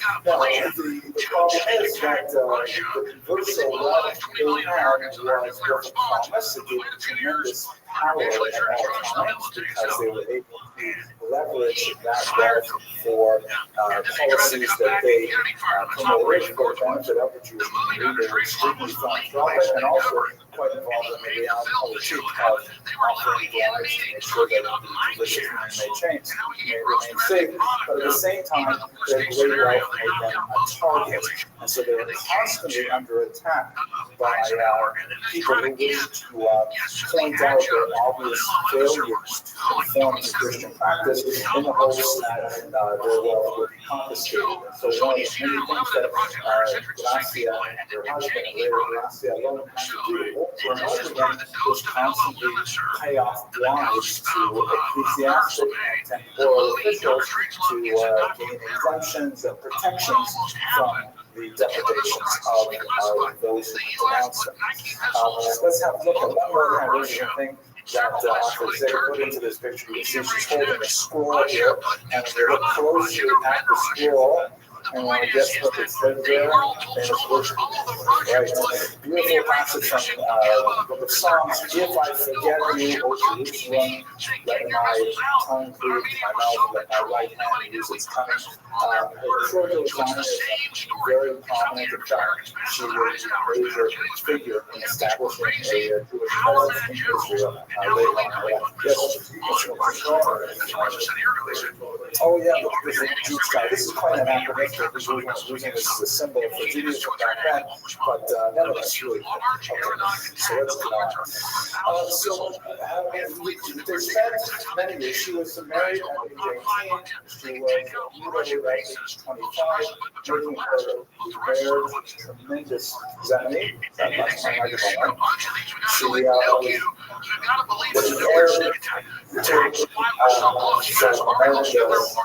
to maybe if I hold it further away, is that better? She was married to a tremendous fortune, and once she was widowed at age 25, that made her incredibly powerful. Her husband had a brother named Yogo who was living at this point in Antwerp, and in fact, she would join him later, and she was later inherit him as well. It's a whole family saga here that I'll share some details with you. But in 16th, 17th century Europe, widowhood was really one of the few ways that women could exert power in the world. Australia on a small scale, but when you're dealing with a woman like Gracia, who was working with and sometimes in opposition to kings and queens, incredibly powerful individuals, her widowhood was really what gave her independence and her might, her ability to actually flex her muscles financially and achieve her will. They were acting in a clandestine fashion, and they were married together in Lisbon, primarily to thwart the Inquisition, which eventually did make its way to Portugal, but they underwent a lot of activities to try and prevent the church from extending the Inquisition there, including very liberal bribes, and perhaps even some assassinations of inquisitorial officials. But the Inquisition was impossible to hold back, right? And the smallest thing could set them off. So, for example, there was in the Jewish quarter of Lisbon, which they still had like a Jewish quarter, kind of a ghetto type of setup, but it was more like what they were calling a gated community. There was a young Christian courtier who was seeking out a young Jewish woman that he had met in the marketplace later that day, and he went into a house thinking to find her, and he discovered a whole bunch of Jews gathered there around the table, and this happened to be Erev Pesach, the Passover Seder, and of course these are new Christians conversos, and of course he came out and he proclaimed this in the streets, and it caused quite a hue and cry. Similarly, on another occasion, when there was a plague raging in the city, a whole bunch of new Christians and older Christians were gathered in a church, and they were praying for redemption from this plague, and the light shining through the windows in the back lit up a cross at one end of the room with an unusual luminescence. Many of the Christians in the room felt that this was a miraculous sign that, in fact, the plague was about to be lifted, and they conversed. So you can tell it's a kind of a Jewish approach. He scoffed at the idea the light and then there's divine favor. This incensed the entire church population, and they riot shortly thereafter. So you can see the kind of tinderbox that wisdom was at this time as the Inquisition was approaching. So she decided to flee Lisbon and make her way to Antwerp, where her surviving brother-in-law was living and making business. Tremendous difficulty getting out of any of the places she tried to get out, because of course her phenomenal wealth meant that the ruling authorities refused to allow her passage. On the one hand, they didn't want to insult her because they wanted to keep her wealth intact and keep her working for the benefit of the larger economy, and so they couldn't simply refuse her passage. She is allowed to travel, but on the other hand, if they allow her to travel, there's always the word that she will not come back. And that is in fact what she did. She made her way up to London, where there was a kind of a secret underground railway for Moranos, where so she wanted to flee out of Spain and Portugal. And then from there, she went across the English Channel to Antwerp, where she met up with her mother. She brought with her a character that I have not mentioned yet, but someone who will be very important in her later life, her younger sister, Yanda, and Yanda would later marry Diogo, who eventually had a child. Her younger sister, as we shall see, did not share Gracia's attitude towards Judaism, and in fact, this would have disastrous consequences for all of them. Later on, just to jump ahead of our story, because we have this beautiful map here, she made her way down to the south of France, to Venice for a while, to Ferrara, where she was a very active mayor, and she most likely it is in Ferrara where she finally renounced her Christian status and returned to Judaism, and eventually she made her way to Constantinople, which most likely passed away. Constantinople at this time was, of course, ruled by the Ottoman Turks, or Muslims, who were openly invited Jews to come to Muslim lands and were laughing out loud in print and all kinds of proclamations that the Christian persecution of Jews was in fact enriching the Ottoman territories. Very famous passages from various sultans to this effect. And when she was in Ferrara, in particular, the politician, she met up with Diogo, and a lot of fascinating sort of behind-the-scenes negotiations over the real estate that belonged to her late husband and her brother. Ultimately, her brother-in-law ceded her complete control over the entire wealth of the house of Nassi, even over his own wife and daughter. He felt that she would be a much better steward of that wealth than his wife, as we shall see for good reason. So when she was in Ferrara, she was up until this point, been extremely generous in fundraising and producing resources for Jews who are fleeing persecution, and actively promoting the rescue of conversos, in particular from various persecutions and depredations of the Catholic Church. In Ferrara, she's able to spend her money a little differently, and she becomes a great patron of Jewish scholarship. Two works in particular are associated with her activity. The first is the work of Samuel Huske, a famous work which has been translated to English, The Consolations for the Tribulation of Israel, which is a sort of a historical and a philosophical work about the nature of Jewish persecution over the centuries. And then the famous Ferrara Bible, which is a translation of the Tanakh into Judeo-Spanish, into Latino. And this is, it's got a fascinating kind of cover on it. You can see that the frontispiece here has a depiction of a shell in a stormy sea with sea monsters and a broken mast. And it's an unusual kind of emblem to put on the front page of a Bible, which opens about not only thoughts of why she would choose to have it decorated so, this special Bible edition in the spirit really of Luther publishing in German and so on, writing a Bible that conversos could read in a language that they were trained and schooled in, and yet having this kind of image on the cover. When you think about like the experience of the Jews as a whole, imagine these conversos traveling from place to place and trying to stay afloat, and yet, the mast is broken and the winds are blowing. The winds over here on the corner. It's very dangerous, and nevertheless, they're making their way through the sea. I find it a very evocative and beautiful image myself. Okay, well, let's go on. I find it fascinating. We'll talk about it more another time. Now, at this point, let's recall that the way the wealth is managed up until this point. She has all the money from her husband, and Diogo, her mother-in-law, network, has the other half. That's largely because her husband felt that Diogo had assisted in producing my wealth, but in reality, it was her husband who made most of it. At any rate, when she gets to Antwerp, she becomes right away Diogo's right-hand person. Diogo ends up marrying her younger sister and having a child who is known as La Chica. She's named Beatrice after her aunt. After Gracia, La Chica means the young one, and that's often used to distinguish her from her aunt. But it seems that her sister, younger sister, is really not enthusiastic about all the schlepping around and the secret converso culture stuff. She was really happy in Lisbon.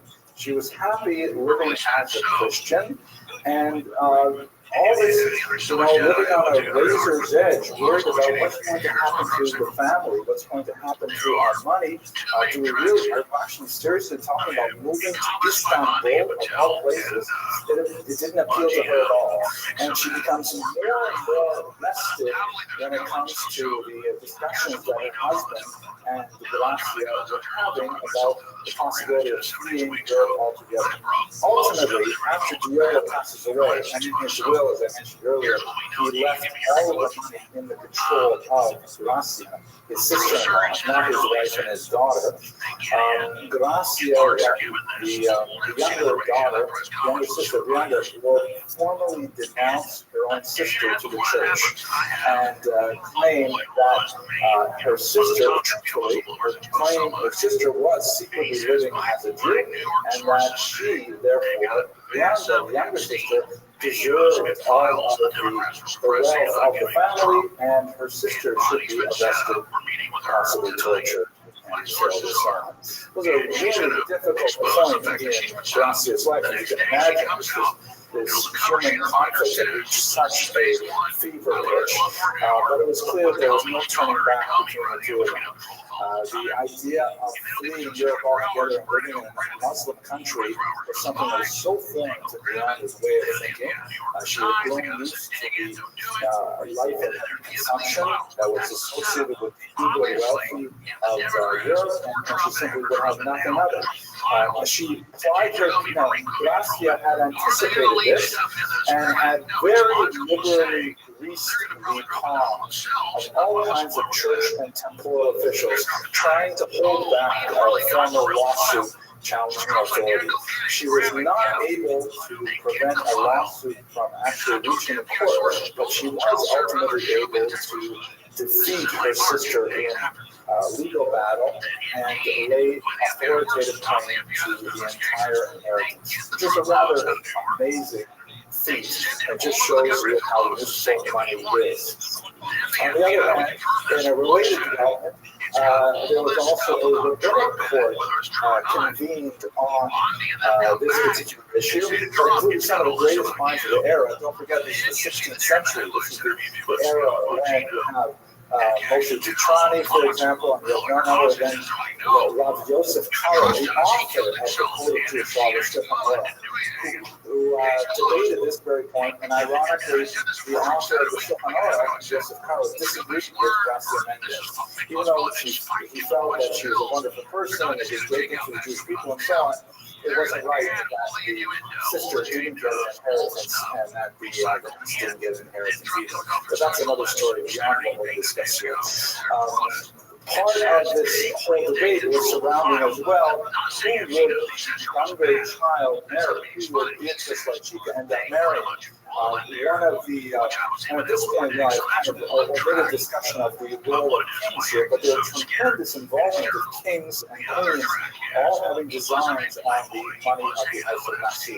In this particular case, George V, the Holy Roman Emperor, had a wife who wanted to marry off La Chica to one of her closest friends, and in so doing, hoped to garner a large section of the assets that belonged to the Nasi family. When the queen approached Gracia Nasi about this, she actually avoided her several times by feigning illness, and when was finally forced to answer up front what she say about this particular marriage of her niece to this older Christian man, Gracia Nasi said, intemperately, rather seem like he's drowned than married to that man. Very strong language. It meant that she really had to forgive him, because there was no more excuse for her at that point. So they ended up finally making their way to Istanbul, and at this point, Gracia Nasi had revealed her Jewish identity and was quite openly, actively sponsoring Jewish causes without any vacillation or dissimulation whatsoever. But she met with several setbacks. One that's very important is the Altona incident of 1556, which is perhaps the saddest moment in her career. There was an Italian city with a port called Ancona, and they had a very zealous inquisitor there sent by a new pope, Paul V. And there was a very large converso community. These are, remember, what are we talking about here? We would have in Ancona, we had the regular Jews, the Italian Jews who had lived there from time immemorial, who were not forced to convert to Christianity. You had regular Christians, and then you had this converso community, largely made up of Portuguese Jews, who were formally converted to Christianity, and were in such confession, were nevertheless living pretty much openly as Jews, marrying each other, keeping kosher, and all kinds of things like this. And they did not, declare themselves openly Jewish, because that would be in contravention of church law. You can't simply convert to Christianity and then convert back again. They were not prepared to live as Christians. So we had these three distinct populations in Ancona, as we did in many centers where we settled. The Pope and his very zealous inquisitor arrested approximately 100 of these conversos in Ancona and proceeded to take the traditional inquisitorial route of torturing them, extracting confessions, arresting others, and so on, and threatening to burn them. Gracia Mendez was incensed and wanted to do everything possible to prevent the abuse of her co-religionists, but she was unable to succeed. She actually went so far as to enlist the aid of the Sultan of Turkey, which she had that level of contact with, and the Sultan sent an emissary from Ancona to indicate that any sort of maltreatment of these conversos would result in potentially military action from the Ottoman Empire. Gracia also, rounded up a huge number of Jewish communities who agreed to impose a boycott on the port of Ancona and to bring that city to its knees economically, because Jews were extremely involved in all kinds of international trade, and refusing to do business with that particular port would actually bring their trade to a standstill. Unfortunately, she was unable to achieve unanimity on the question of avoidance. There were a few holdouts, notably the Italian Jews of Ancona, who felt that they were being unfairly drawn into this international dispute. They were, there's not always friendly relations between traditional Jews and conversos. They were living very, distinct communities, even though they had quite a bit of relations with each other. They were certainly not into marrying and so on. So they felt that they were going to have their livelihoods destroyed by this boycott, and they argued against it, as did several local communities who were heavily dependent on the Ancona trade. And so despite her tremendous efforts, she was not able to bring together Judaism truly with one voice on this issue, and the boycott failed. And 100 Jews were put to death as a result of the inquisitorial findings. She, however, devoted most of the energies of the last years of her life to developing the land of Israel with some very fascinating projects.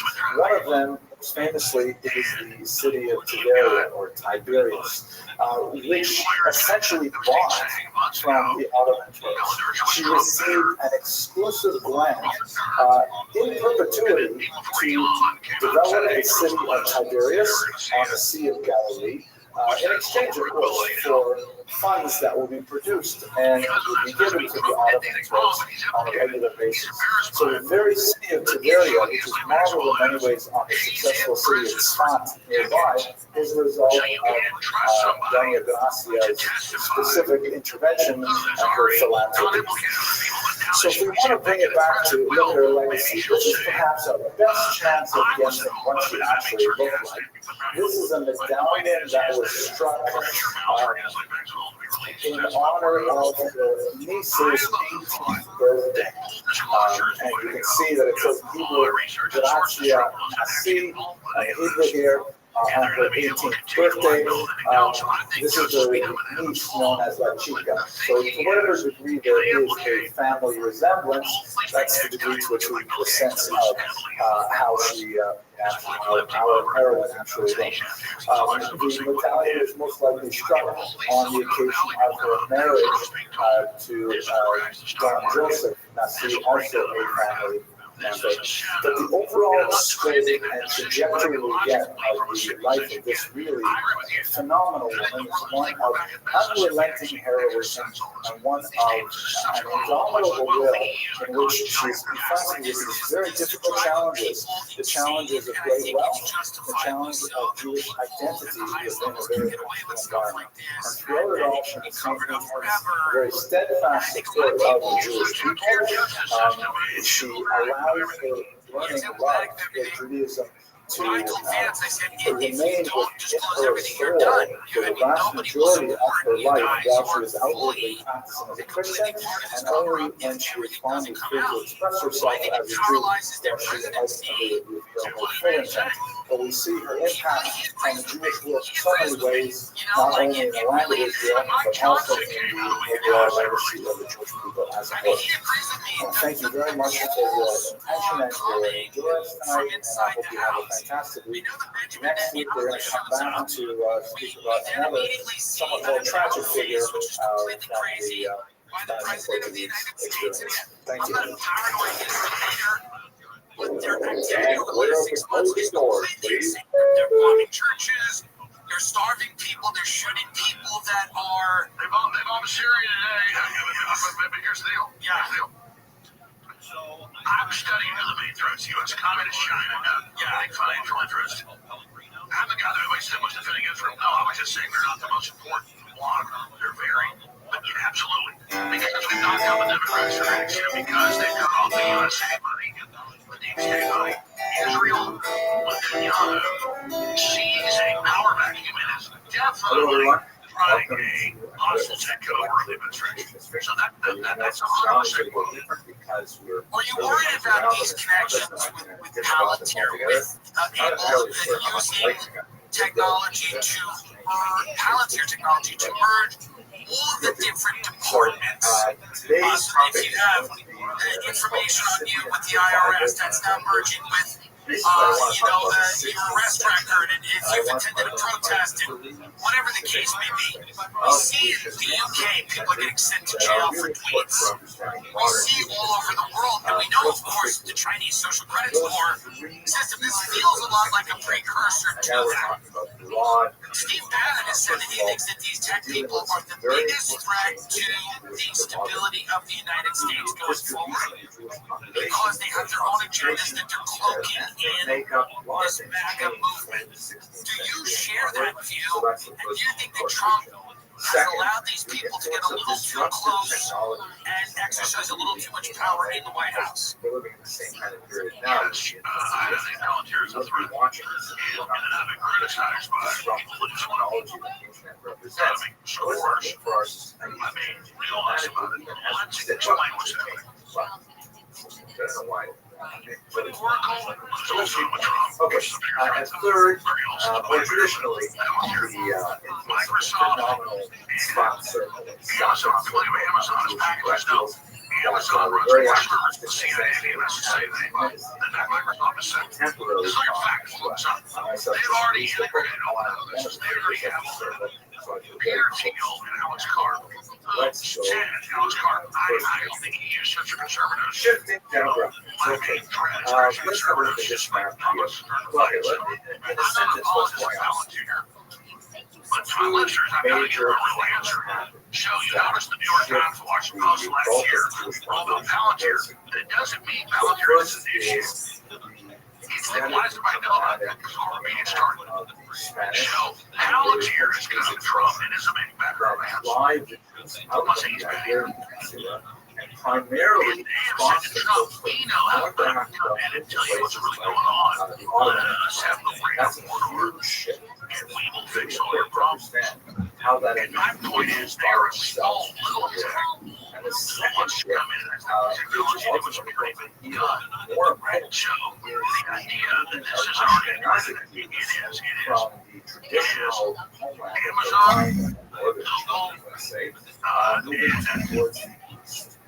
these These other are very important factors that represent major Alphabet, those companies, whatever it is, Meta. I mean, that's exactly right. So it's Google, it's Google, it's Amazon, it's all. over the Yeah, course so they're the ones 15 to 16 that are currently doing it. It's not like it's this is a coming. map So I that just shows told people, gradually in their lexicons, like in flashcards, like, here's a which tiger, sort of here's a bear, here's a bunny, training and now they go, here's Palantir. That's the way they take over. No, that's a group Jews that suffer through a tremendously variables of Trump, they can come not in only physically, and be but put in charge of the thing that's already there. So I'm telling people, no, it's not that it's coming, it's already there. Palantir is just as dangerous as Google, or as their company Alphabet, or as Microsoft, or as Amazon's Microsoft, Amazon. And I'm saying they're really, since they're 90%, the grid's already there. Palantir is a usurper, an upstart, a pretender to the throne, trying to come in to give Trump control, because the U.S. government's been directing the Googles and the Microsofts and the Amazons are creating abuse. It absolutely makes sense. The reason that Palantir is always a red flag for me is when Peter Thiel's asked things like, should the human race exist? And he kind of stutters and stammers. It doesn't really seem to have that one seems easy. And And he doesn't really have an answer for that. He's also suggested that maybe people in Epstein's Onyx, they wanted Epstein's like advice on their divorces. all Jews go home. He also says, we need to do what I'm doing to stop the antichrist. Everyone's waiting in line. Right. Later, So he opens up the door and it just feels to me that yes, they're some part of of the a trucks very broke down on the way large here. group of companies I don't trust. Expected. So all But who's it best? is Hot bars, Canadians, Lithuanians. that this company is, So can they do you all know, these other they want to start non-titular helping nationalities, to like status, surveil Americans more than they already are. I mean, that's sort of, or help, concentrate the information or help merge the authorities that we just learned that Well, 6, 7 years ago, one mafia arriving today, everybody that's the key. So Palantir is offering Trump. the Jews get all the breaks. Look at Denver, already had U.S. funded license plates here. So the Jews suffered quite a bit in the 14th century as the black Palantir is offering to use the credit that's already in place for Trump's economic. What I'm trying to say is not if it's Palantir, it's that we're saying we're past that. We find but we're in the year 2050. larger I'm saying it's already there. The Palantir thing is a fight about The red line, if I added to the map here, explain how shows this works the in the large United States. I'm saying it's party all there. No, and I understand that. And I think that listen, I don't trust Elon Musk. I don't trust anything. I don't trust Elon. I don't trust Mark Zuckerberg. It's not because I believe they're inherently evil people, or although they say some things are inherently evil. I believe their agendas are radically different than if you took an American off the street and said, what are the things you value? Very few of them are going to go, we want to terraform Mars and merge with AI and destroy the human race and all of this stuff. So I do think that the tech community, it's important to have a thriving tech community, but it's important to not turn our country into a digital police state or Chinese-style surveillance state. I think a lot of those people would probably want to create something like that in our society. You know, it does seem like they would prefer that. On the Jews of Europe, Jews of the 15th century, Let's just say Palantir is the most evil thing trying to on understand earth what ever was seen. that It is no. age of Spain. Why do we all know about Palantir and not the other we don't know? Yes, we don't know about Microsoft, Google, and Amazon. They're 50% of the crap that's already there. So we're all learning about surveillance in AI and social credit score and biometrics and social credit. We're already doing it.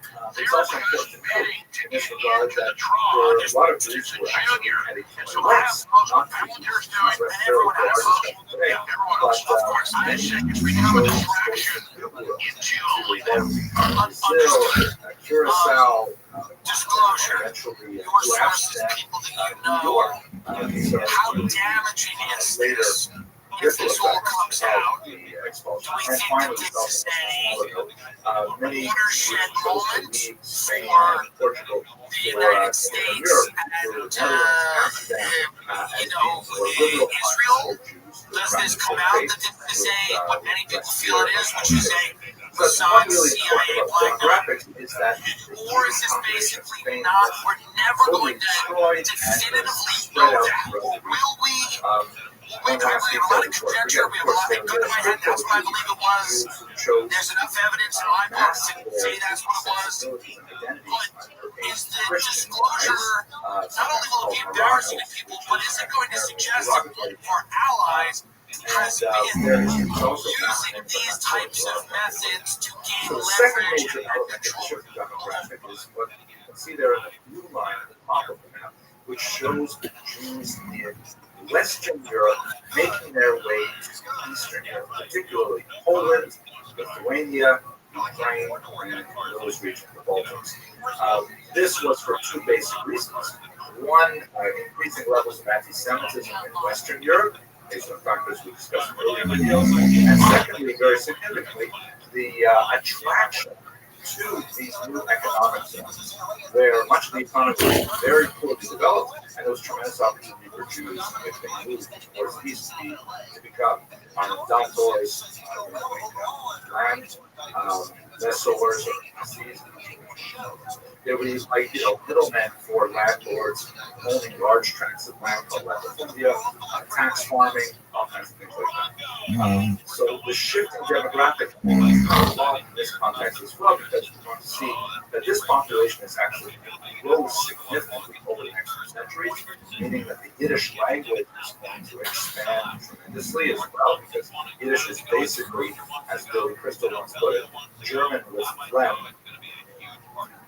Basically, it's a medieval German dialect with Hebrew letters with a tremendous number of oral words from many other languages. So Yiddish becomes the lingua franca of the largest of Jews ever in history by the time we get to the end of the 19th century. Okay, so that's the first major point, shifting demographics. Let's look at the second. Disruptive technology. Okay, so what is this technology that's changing everything? What do I mean by disruptive? This is kind of like a business term that's used frequently nowadays. This is when someone invents something that changes the way we do business. And in this case, it changed much of our society as a whole. The invention, of course, I'm talking about the printing press, invented by Gutenberg in the 15th century.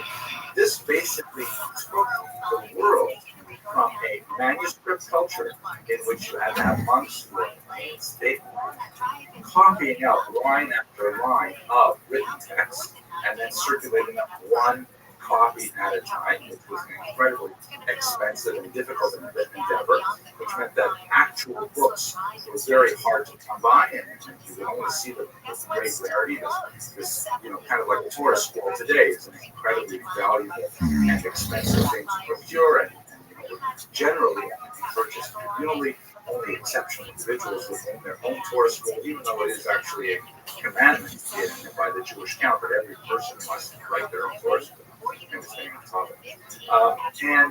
The Jews seized on this technology very early, particularly the Sonsino family in Italy, who started producing these amazing, high-quality, beautiful works. This is, for example, a beautiful page, the first page of their Bible, the book of Genesis. And you can see how it's very beautifully illuminated in multiple colors, much like a manuscript would have been illuminated. They're trying to absorb that aesthetic into a printed text. And later they would, of course, abandon it because the cost was not necessarily the driving factor behind the profit.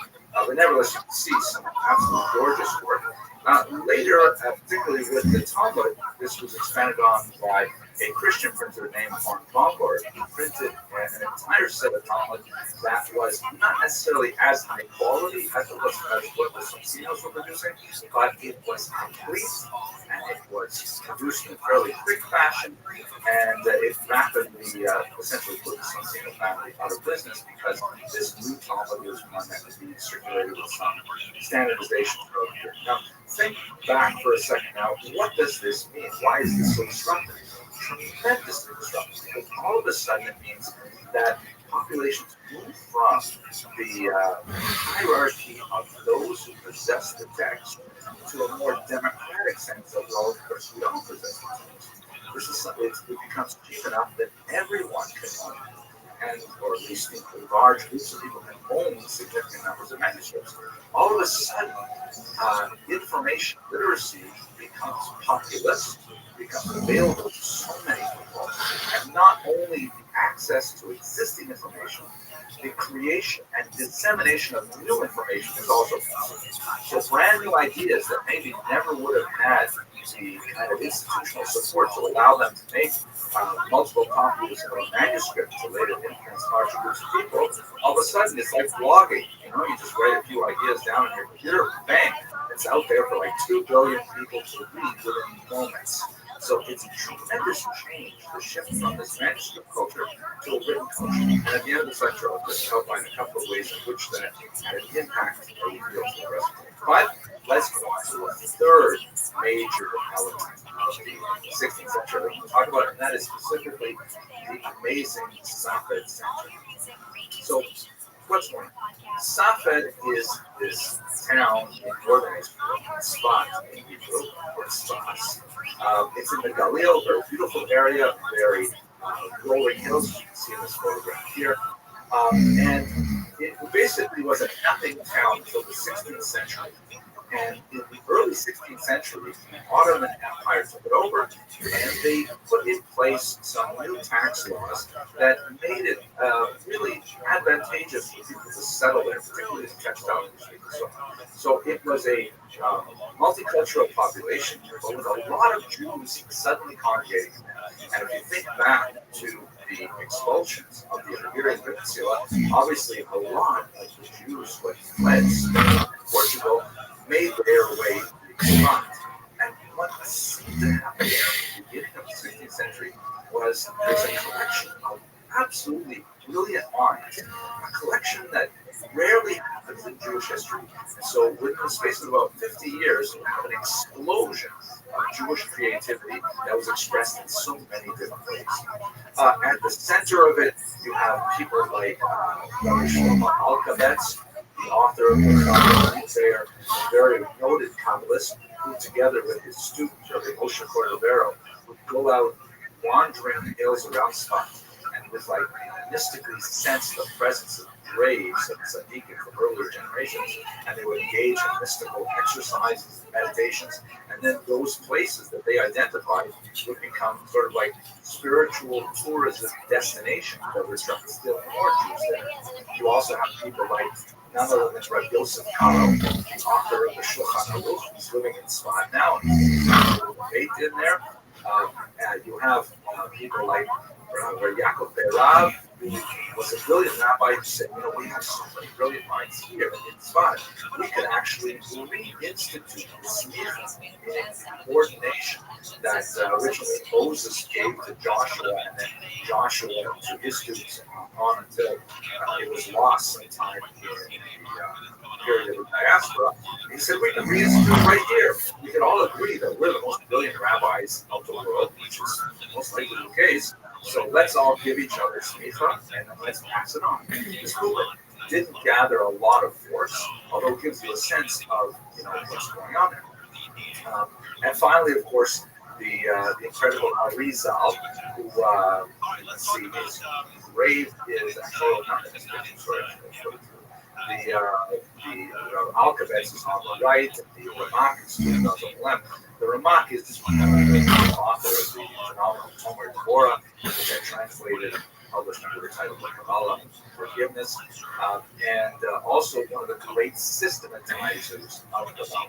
He took the wide range of writing in the Zohar and the places, and he kind of like made a system out of them that you can actually comprehend without falling into some kind of mystical trance to understand. At least that's what they say. I still don't understand it, but nevertheless. The Arizal, the great Rabbi Isaac Luria, left Egypt and came to study under the Ramak, under his system.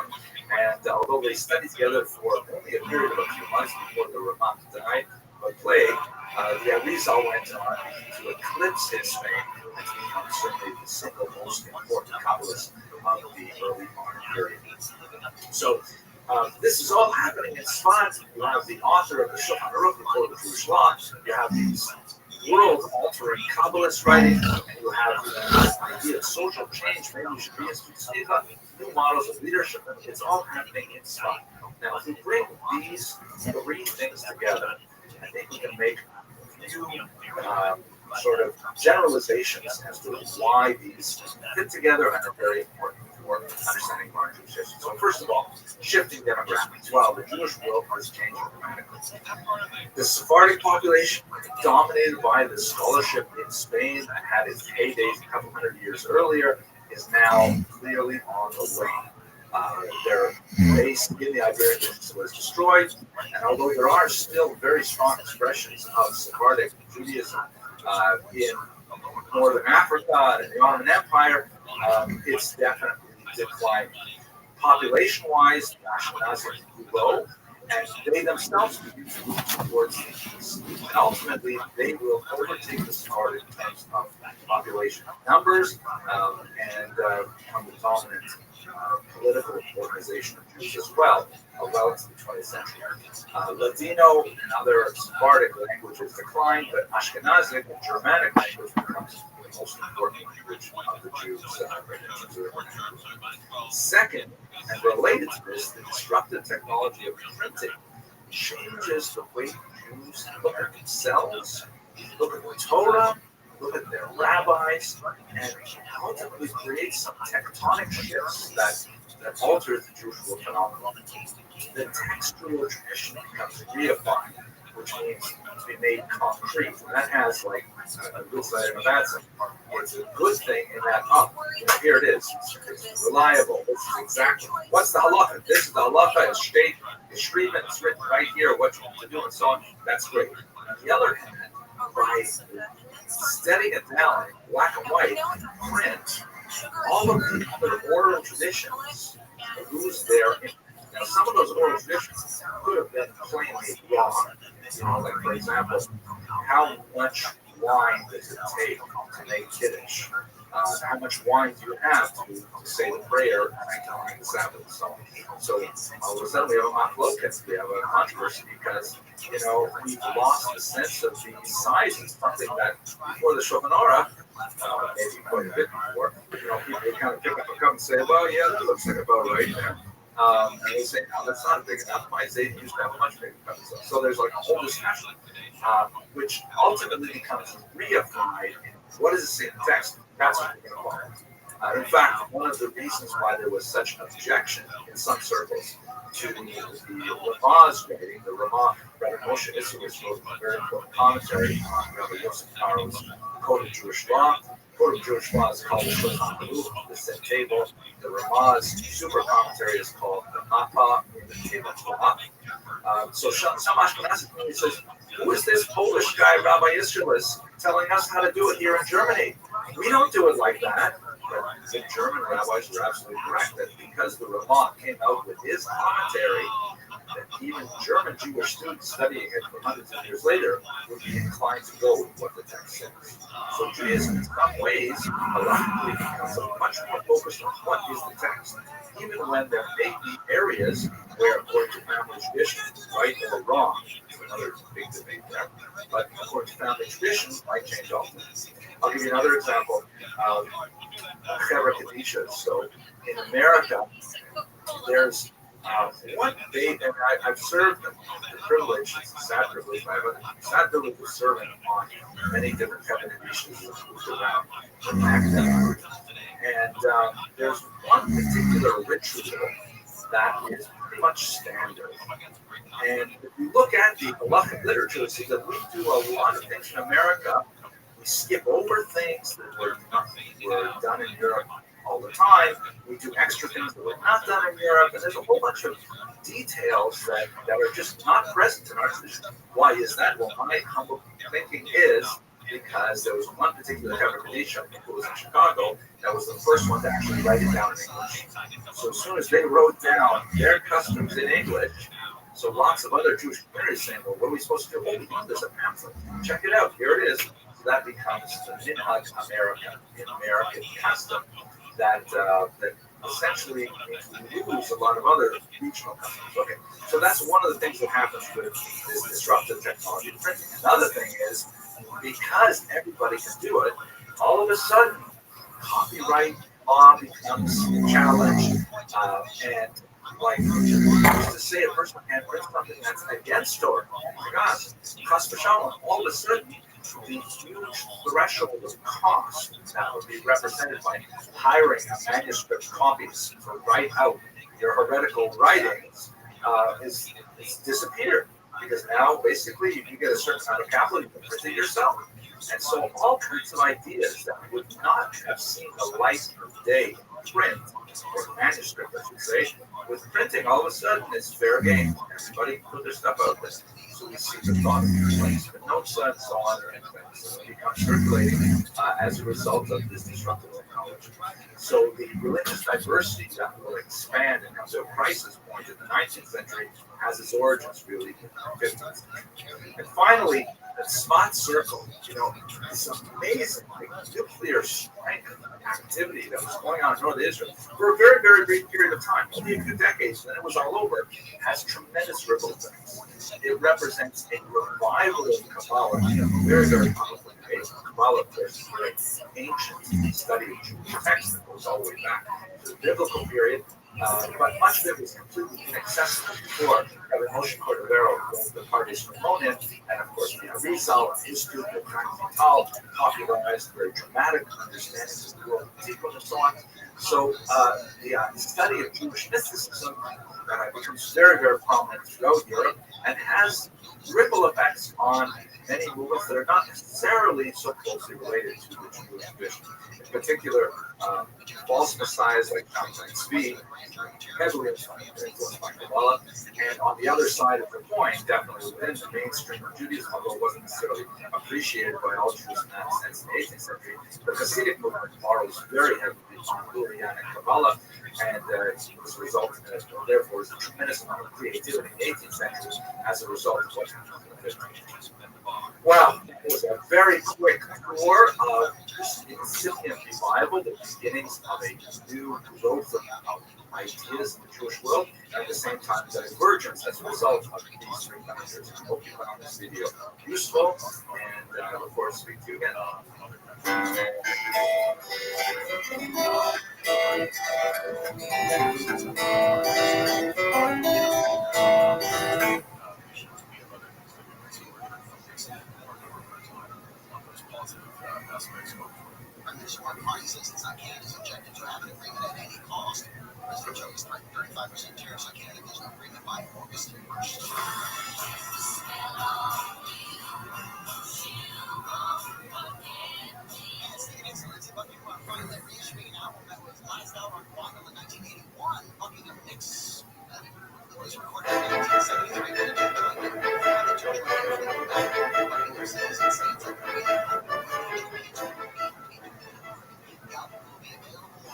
Okay, ladies and gentlemen, thank you very much for coming. Sorry for the, oh my gosh, record late start. We had actually a technical problem because they put a new lock on the door, and I don't have a key to the new lock yet, so we're a little behind in getting it together. But so for those of you who were here over Shabbos, you know we had a magnificent affair. The Rav's own son of Rami was bar mitzvah, and he was a tremendous cut-up. He was brilliant. We really enjoyed not only his laning, but in particular his Dvar Torah. And he started with the following joke. So the joke, and this is an Avrami Greenstein original, I think. The joke goes like this. So between Mincha and Marav during the week, many Rabbanim like to say a short Dvar Torah, you know, in that period before, you know, during sunset, during the week. And so the Rav gets up to give a Dvar Torah. You have to imagine this joke told by a 13-year-old, the son of a rabbi who gives a Dvar Torah between Mincha and Marav, by the way. And the rabbi's giving his Dvar Torah, and then he notices towards the back of the room, one of his best balabatim gets up and walks out of shul. One of his, you know, most loyal parishioners, congregants, gets up and walks out unexpectedly in the middle of his drasha. I mean, the Rav is used to having people get cell phone calls and things like that, but have his best member, really, his most supportive member, walk out of shul during the drasha. He was very, very disturbed by this. So, and then a while later, just before he's about to wrap up his Dvar Torah, the member walks back in. So he's very grateful to see him back there. They daven Marav, and then afterwards he goes up and he says, "Listen, Shlomi, I was kind of surprised to see you leave the shul right in the middle of my Dvar Torah." Somebody says, "Yeah, I had to get a haircut." And the rabbi says, "You had to get a haircut? You couldn't get the haircut before Mincha?" He said, "Before Mincha, I didn't need a haircut." Okay. I think Avrami said that one better than me. But anyway, you get the deal. Okay, so tonight's lecture is actually a lecture of tremendous meaning and value for me personally, and I'm hoping that it'll reach you as well, because it has tremendous value really for anyone who goes to synagogue on Friday nights. They have automatically a connection to this particular figure. Exactly. We're going to hear a lot of versions of Lecha Dodi from the audience tonight, and I'll even play a couple of those for you. But basically, we're going to be talking about Rabbi Shlomo Alkabetz, who is one of the most important Kabbalists of the 16th century. He was in many ways the founder of the Tzfat school of intellectuals, that very unusual 16th century explosion of Jewish religious and intellectual creativity that occurred in northern Israel at that time. But he's really mainly known for one particular prayer that he wrote. As we shall see, it was apparently a wedding gift that he gave to his bride, which adds a whole new dimension to reading about what this prayer is all about. And this prayer was universally accepted. It was printed almost immediately after he wrote it. And it is one of those rare pieces of liturgy, particularly early modern liturgy, that was accepted by all streams of Judaism as they were known then and even as they are known today. It's hard to imagine Friday night service without Lecha Dodi. I don't even know exactly what it would look like.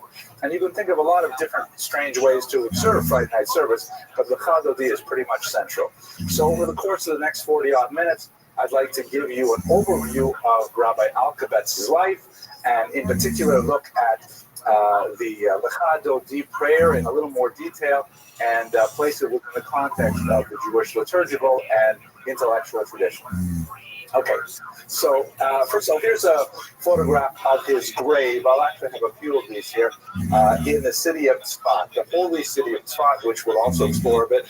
You can see his name is Alkabetz, which is probably of some kind of Muslim derivation. like Al-Ghazali or Al-Jabra or things like that, algebra. I think that's where it comes from. And little factoid from my daughter there. We're not exactly sure of his origins. The family name is Islamic in nature, so it could be that he came from Moorish Spain, perhaps. We catch up with him in Turkey, and he's very much associated with the Portuguese exiles in Sfat later. So it's difficult to say exactly what his family origins are. They definitely have significant roots, though, in Turkey. We have a grandfather we know of as a printer, for example, but otherwise much of his origins is lost in the background.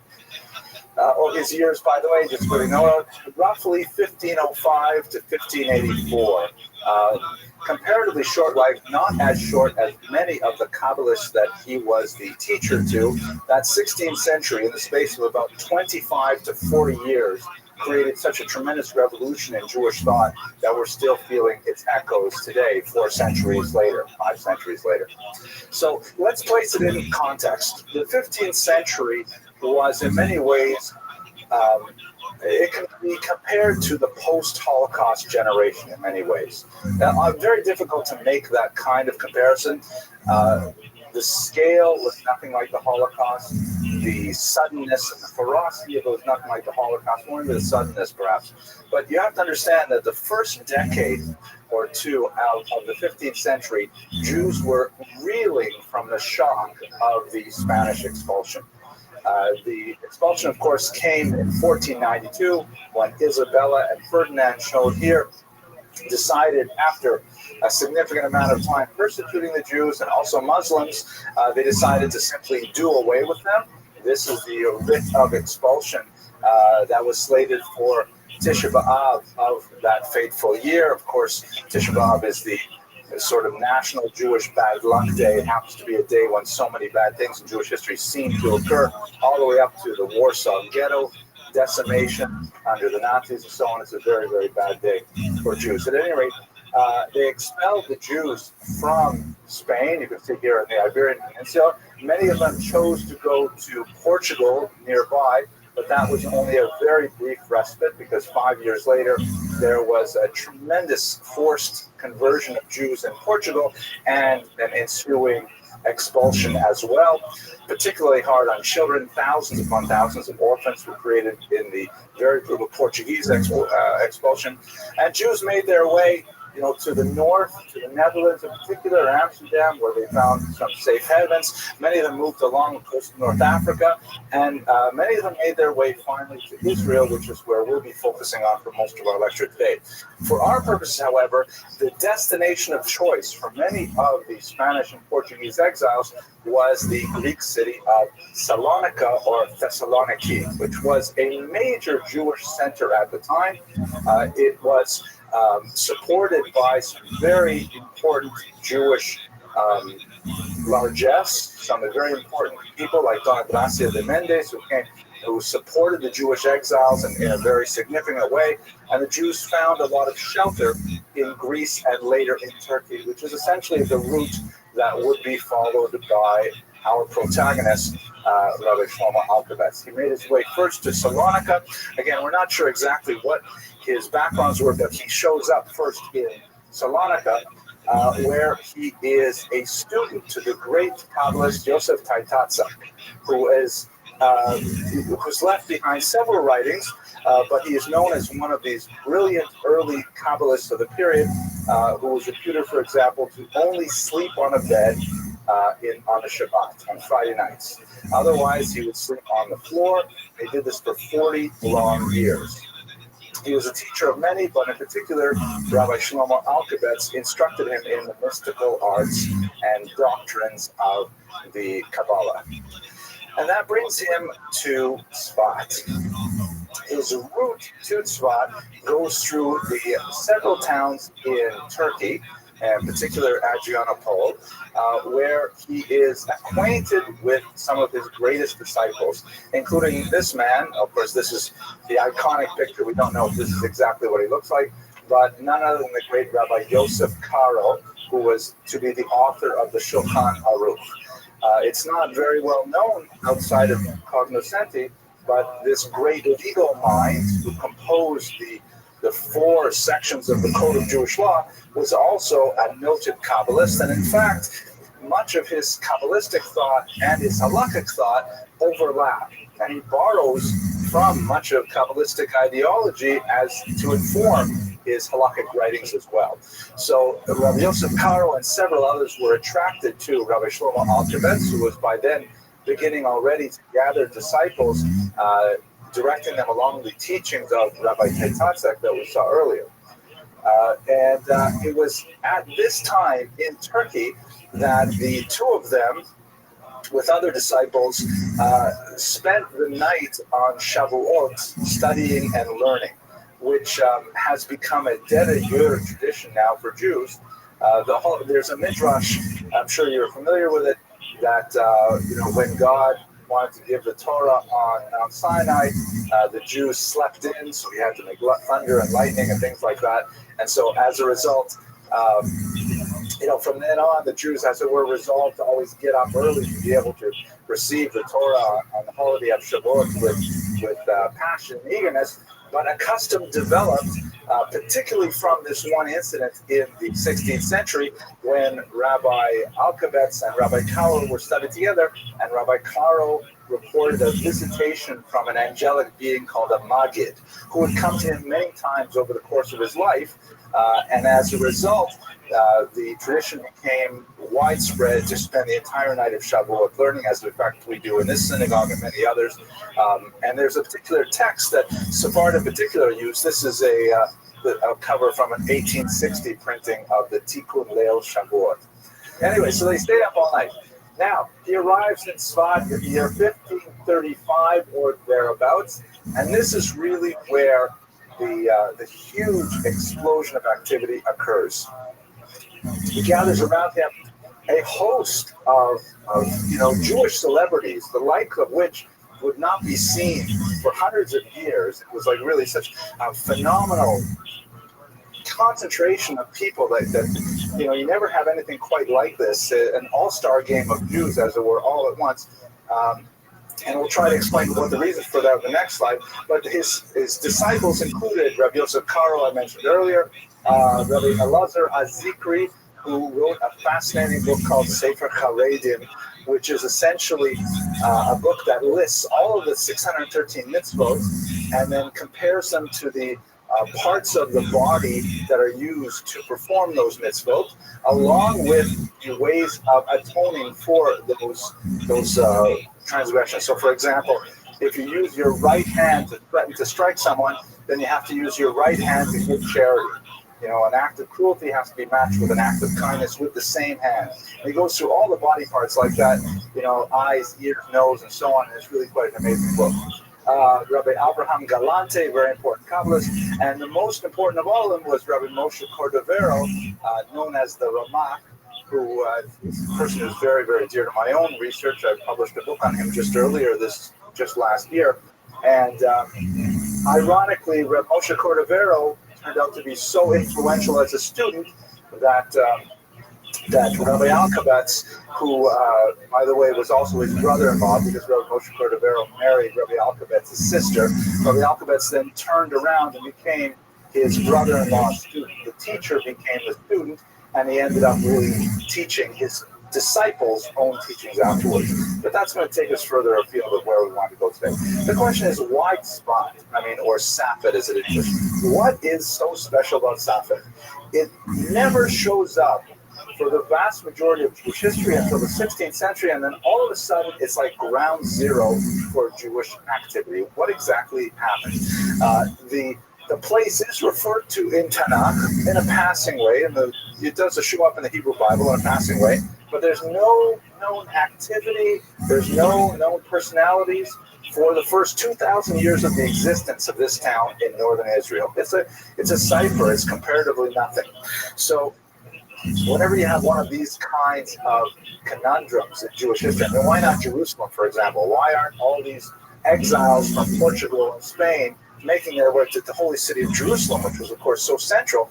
Why this town of Tzfat, a good 150 miles north of Jerusalem, that has no resources whatsoever? So what I like to teach my 18-year-old undergraduates, I have a feeling that many of you will appreciate it as well, is what I like to call the Abramson rule of history. Now, do you remember the Abramson rule of history?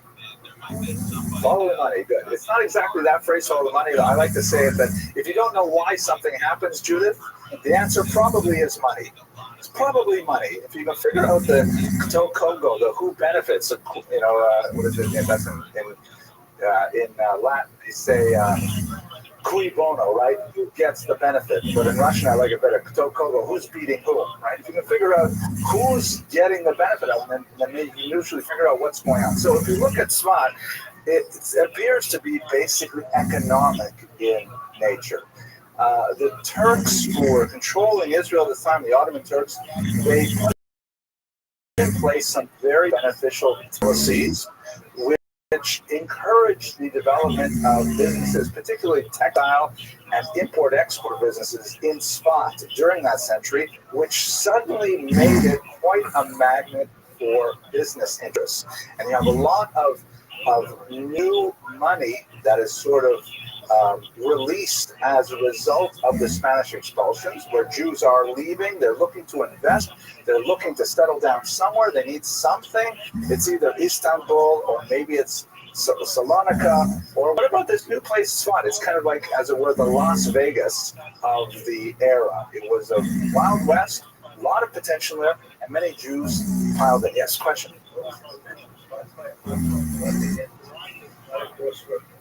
Well, it actually could serve as a crossroads to the north, because the way the Galil is set up, right, Jerusalem is definitely high up in a mountain.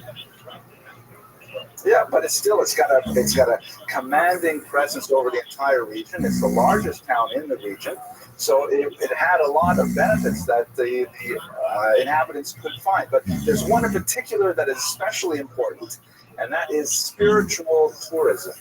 This was a new industry that was very big at the time, and that is, and in fact, by the way, Rabbi Alkabetz was very important in developing this industry.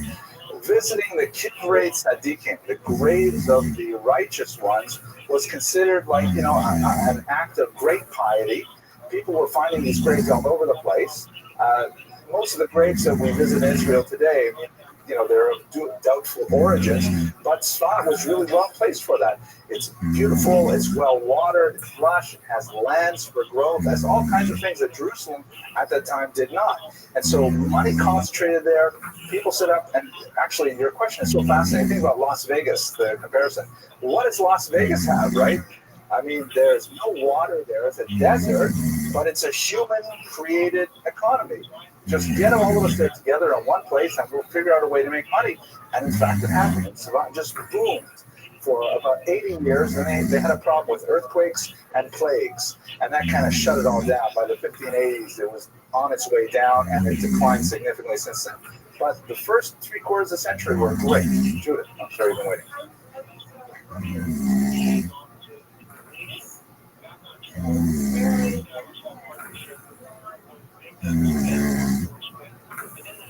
Well, Crusades are definitely way over by this point, and we're over by like 400 years, 350 years.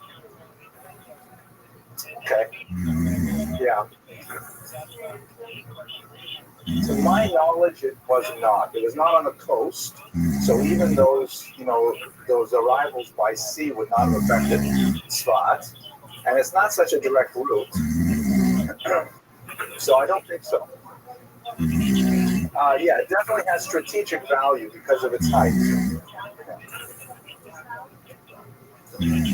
Yes.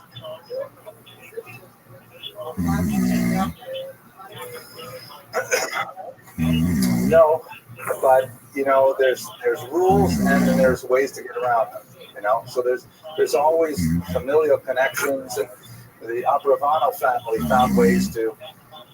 Some bizarre ways, but they found ways to funnel out a lot of their funds when they had to leave Spain as well. So there were ways to get money out. Difficult, but then once again, the money is in play. It's not invested in a particular industry or real estate. Textile seems like a pretty good idea, and Tzfat really benefited from that. So what happens next, of course, is once you have a thriving economy, then culture develops. You don't have universities develop in the middle of nowhere. You only have universities develop where there is significant amount of concentration of resources to allow for the development of higher culture. And that's what attracted all of these people, because there was suddenly a wherewithal for them to, ply their trade in religious thought. Here's an interesting picture. I wonder if I can just zoom this back a little bit, because you can't see the full picture. Some of the graves there, you can't really see it, I'm sorry. Some of the graves there, Danita, I'm glad you're enjoying the lecture, but you should put me on the camera, right? Okay, thank you. This is one of her favorite cities, by the way.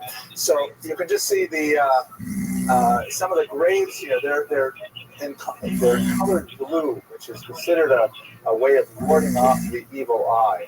Blue is considered Kabbalist color. Here is the Ramak, who is one of the greatest disciples of the Reb Shlomo Alkovitz. And way up here, you can see the Ari, the great Rabbi Isaac Luria, who was, without doubt, the most famous Kabbalist of the time.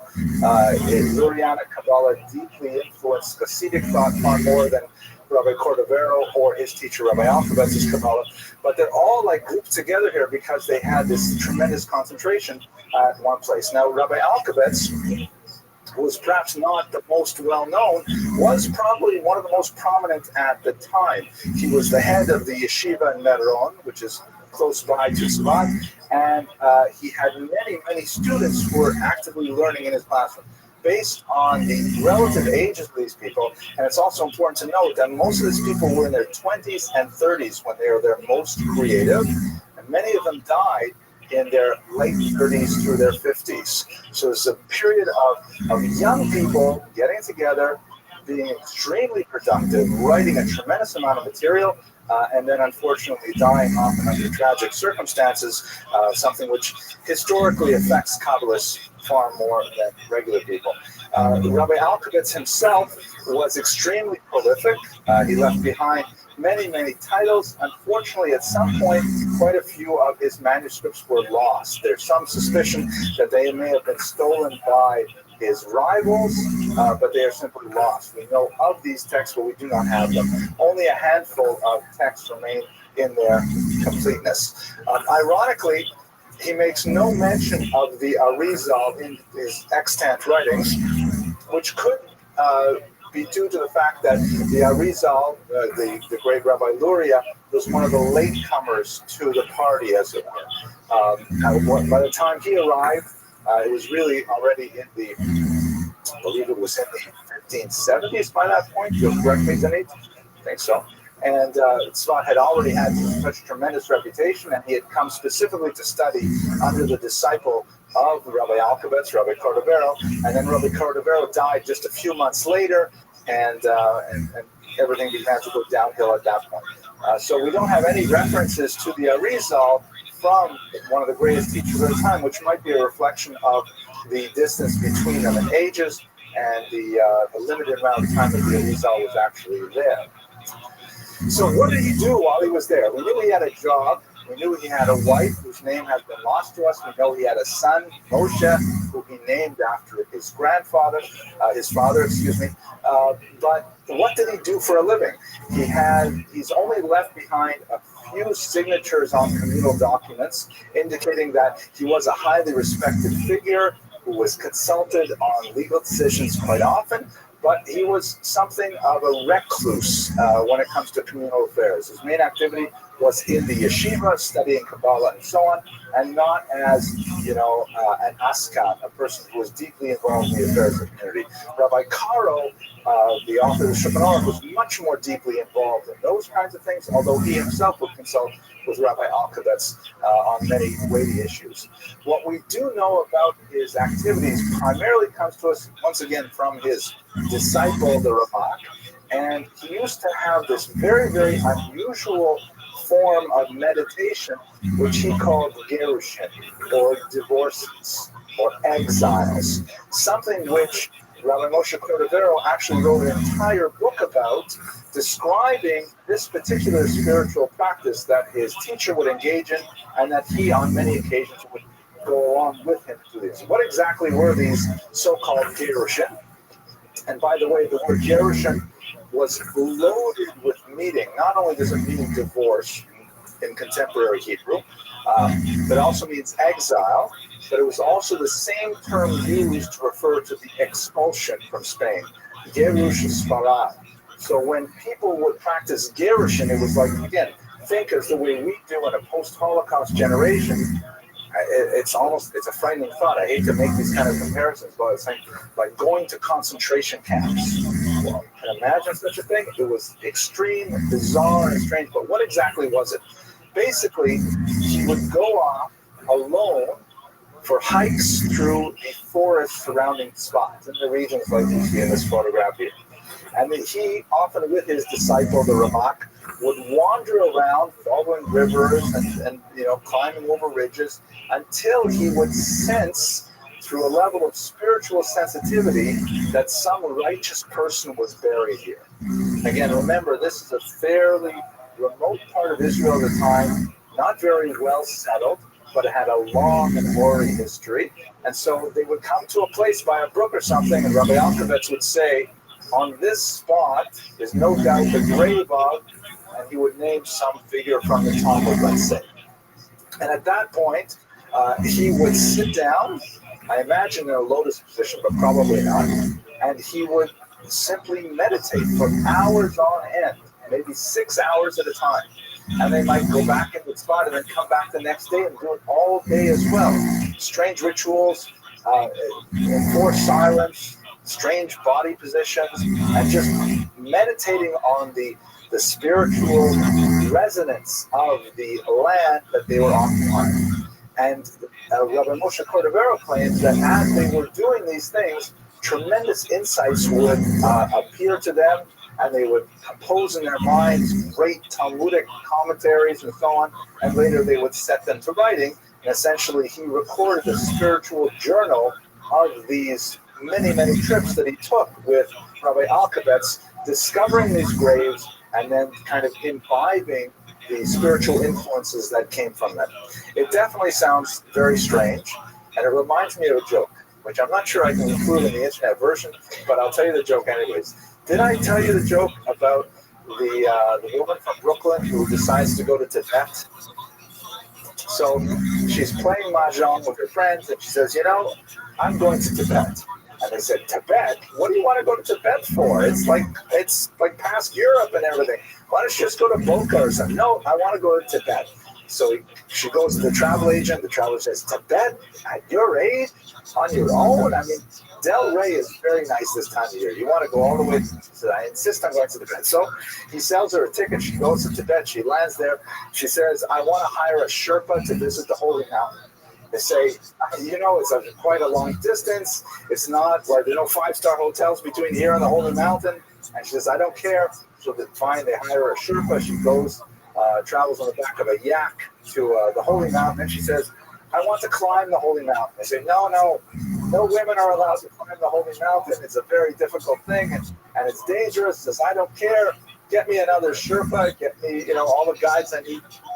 Sure enough, she climbs the Holy Mountain. She says, I want to enter the Temple of Silence. They say, no, you can't go in there. No one except the disciple is allowed. She doesn't care. She bursts through the doors. There are all these monks there in saffron robes, and they're trying to hold her back. She bursts into the central sanctuary. She says, I want to speak to the holy man. And they're all straight. She goes behind the curtain, and there's the holy man sitting there in total silence, emaciated, in the lotus position, meditating. And she says to him, Howard, come home already. You shouldn't tell those jokes. They only get me in trouble. But it's Pesach already. Yeah. Okay, thank you, Judas, for letting me get to the end of the joke. Anyways, so he would do these kinds of things and have these kinds of experiences and so on. And these visiting of graves, you can see that, in terms of the industry that was created, he certainly furthered this along, not only by discovering, as it were, more graves, but also by developing the culture of what one does at these graves. I mean, how is the visiting of graves a religious activity he essentially sort of codified rituals that are still in practice today. The lighting of candles, a little sign here says you're not allowed to light candles here. Stretching oneself out on a grave, which has biblical precedence as well. The prayers, the meditations, things like that. Many things which, of course, persist to the present day. Maybe I can mention, I know this is a little bit of an aside, but it's a very beautiful thing. One of the many, many beautiful rituals that we have lost in the 20th century as a result of the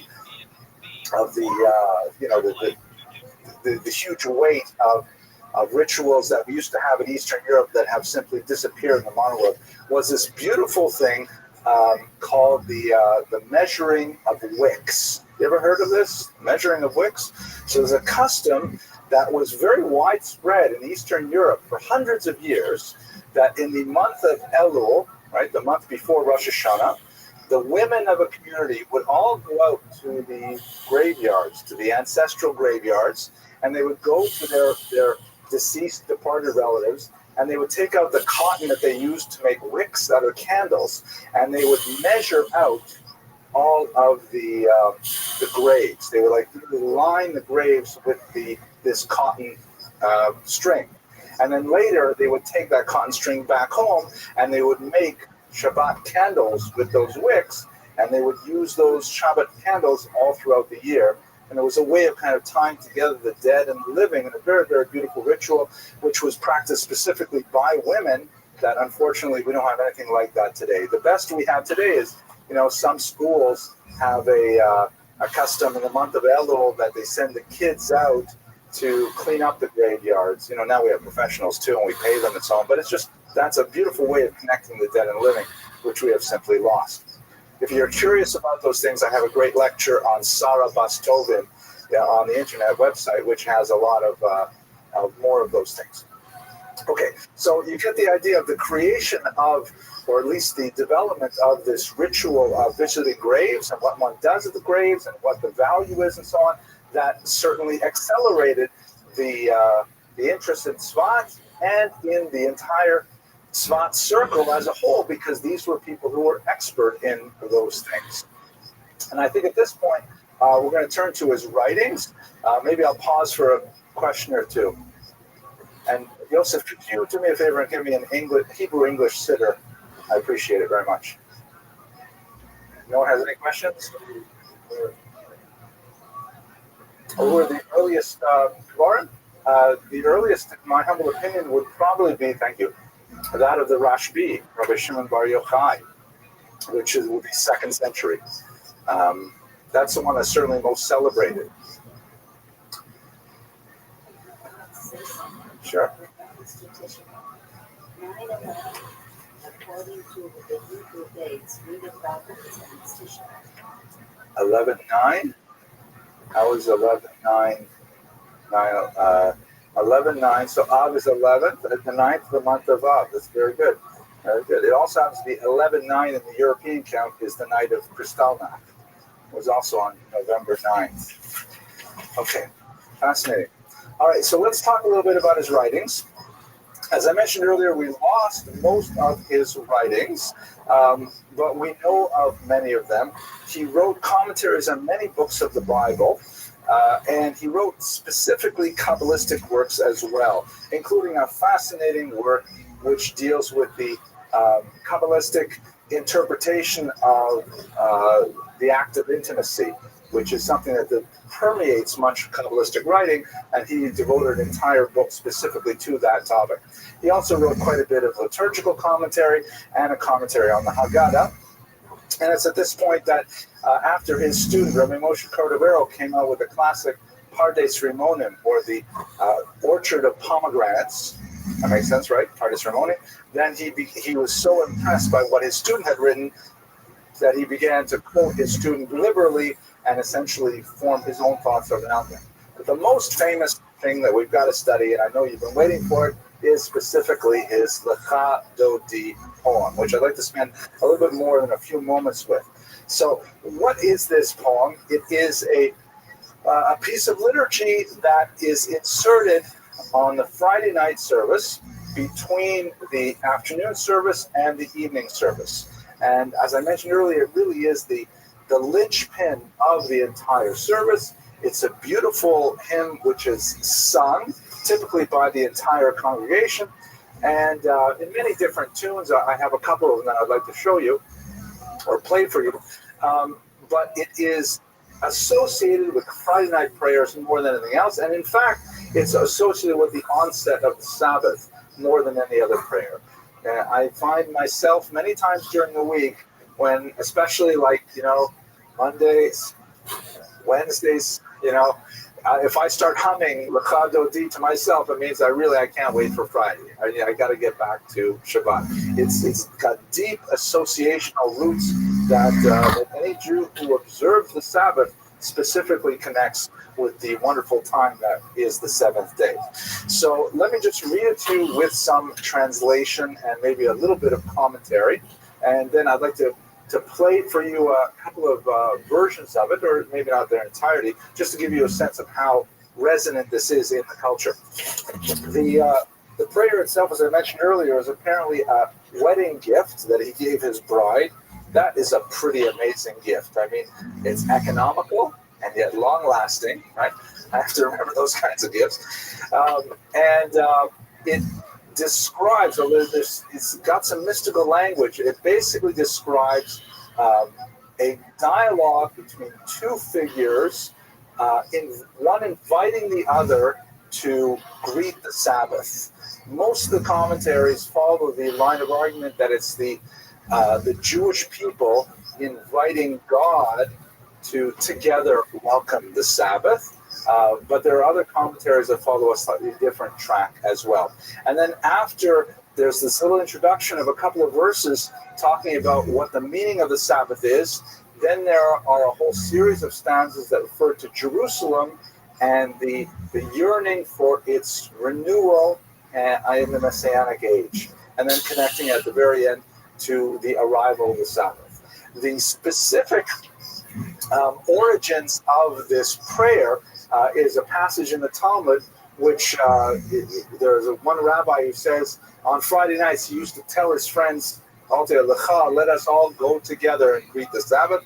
And another one would go literally into his courtyard, like leave his outside to, as it were, welcome the Sabbath queen into his home.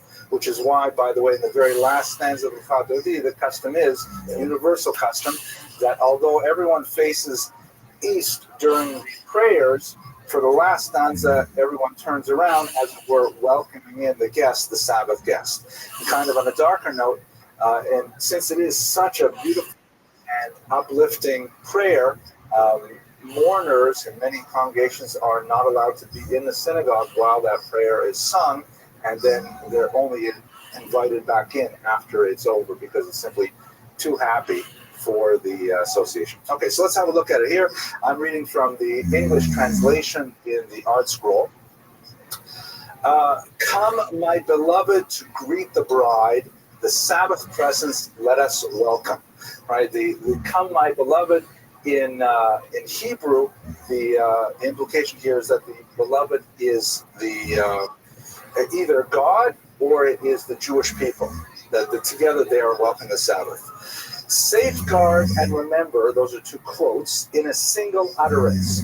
That's referring to the two different times that the Ten Commandments refers to the Sabbath. In one place it says safeguard, shamor, right, guard it. And another place it says zachor, remember it. And the commentators say that this discrepancy between the two versions of the Ten Commandments means that both of these words were uttered at the same time and understood at the same time by the Jewish people receiving the Torah. The one and only God made us hear the Ten Commandments. God is one and his name is one for renown, for splendor, and for praise. To welcome the Sabbath, come let us go, for it is the source of blessing. The idea is that the spiritual energy that one builds up on the Sabbath is the energy that is the source for all the energy throughout the week. So you really have to recharge your batteries Friday night through Saturday night, and then you can use those energies for the rest of the week. Yeah, the cholent is the physical energy, right? This is the spiritual energy. From the beginning, from antiquity, she was honored, meaning that God thought of the Sabbath before he began creating the world.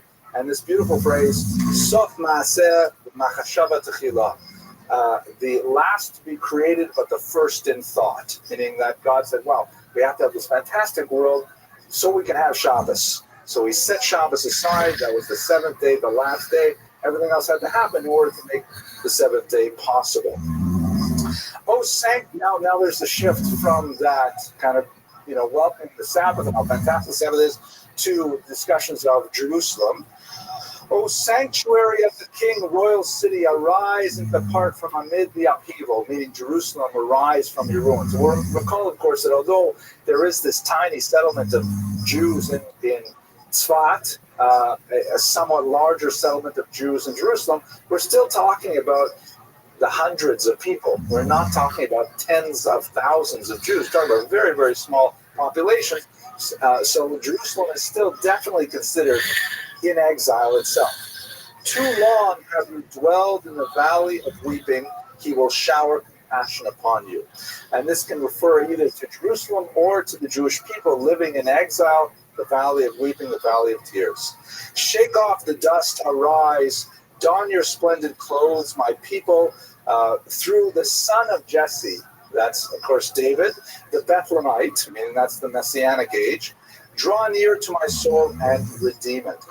Many of these passages, by the way, are little bits of verses, especially from the book of Isaiah. So people familiar with the liturgy will hear echoes throughout the entire poem. Wake up, for your light has come. Rise up and shine. Awaken, utter a song. The glory of God is revealed upon you. Feel not ashamed, be not humiliated. Why are you downcast? Why are you so disconsolate? In you will my peoples afflicted find shelter, as the city is built upon a hilltop. Meaning Jerusalem, speaking directly to the city, do not be saddened, because you will have your renewal, you will be rebuilt, your people will be gathered into you. May your oppressor be downtrodden, and may those who devoured you be cast far off. Your God will rejoice over you like a groom's rejoicing over the bride. And with that transition to the wedding ceremony, we go back to this idea of greeting the Sabbath, which is itself called the Sabbath bride. Rightward and leftward you shall spread out mightily, and you shall extol the might of God. Through the man descended from Peretz, once again the Messiah, then we shall be glad and mirthful. And by the way, I should mention here, we really need a chazan to explain these things to us. But there are certain points, and even though there are maybe 100 different melodies for the Chadodi, there are certain points where it shifts. Like it shifts from a major key to a minor key. Like feel not ashamed, but be not humiliated, and so on. The music invariably picks up on the meaning of the words in a very special way. So when it talks about the groom rejoicing over the bride, you suddenly have a swelling of emotion that comes along with the music as well. And then this is the last verse where people turn around, face the western wall. Enter in peace, O crown of her husband. And this, the Kabbalists say, refers to the union of the masculine and feminine aspects of God. HaKadosh Baruch Hu, Ushchinte. Even in gladness and good cheer, among the faithful of the treasured nation, enter, O bride, enter, O bride. So that's the English translation, with a little bit of commentary there. Let me just give you, I won't play the entire thing for you because it'll take about 5 minutes for each of them, but I'll show you two very brief excerpts that will give you a sense of how these Lechadodis are sung. You may have the pleasure of enjoying them yourself in your synagogue, so you'll forgive me. The first one here is by the incomparable Shlomo Karlebach, a unique sort of soulful tune.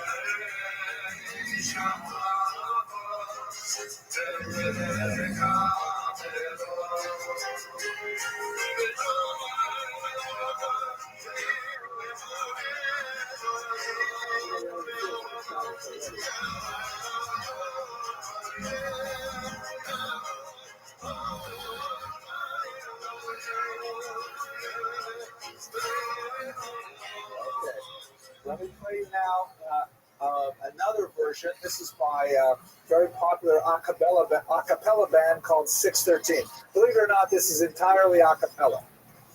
It's one of my favorites.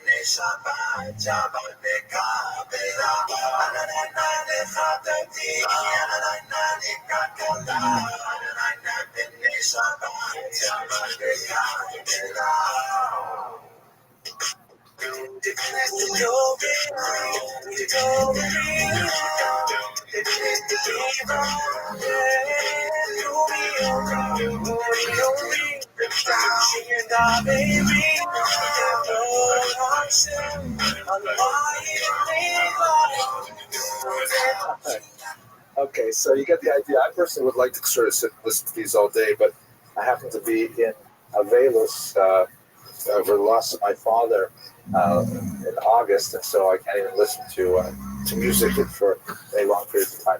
I'm at that stage in my morning, because it's last 11 months, 12 months after this part of it, where you're not allowed to listen to music, that when I get put on hold, I really enjoy it. So, at any rate, so the legacy of Rabbi Shlomo Alkabetz is tremendously profound. I mean,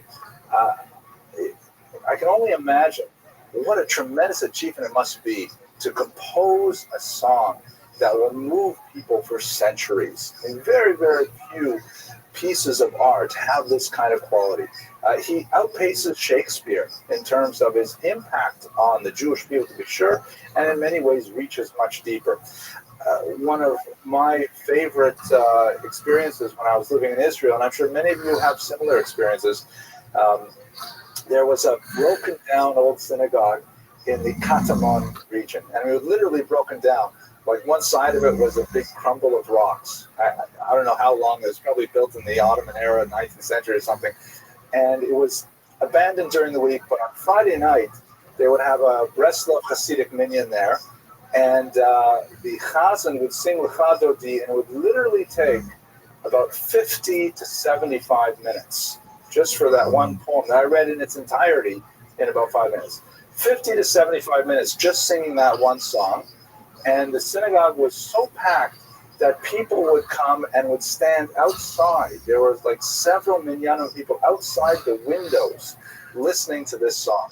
And what was most beautiful about it is that most of the people who were at this minyan, the people who came early and got inside the synagogue, okay, they were your usual typical Shomer Shabbat. Most of them were Hasidic and so on.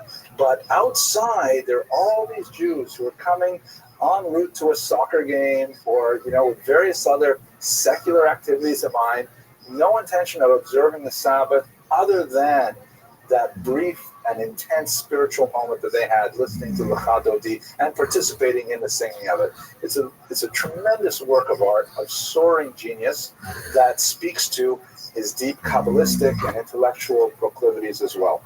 So with that, I'm going to conclude for tonight. I'll take questions afterwards, but I want to thank you very much for listening to the life of Rabbi Shlomo Alkabetz, and I look forward to seeing you next week. Thank you.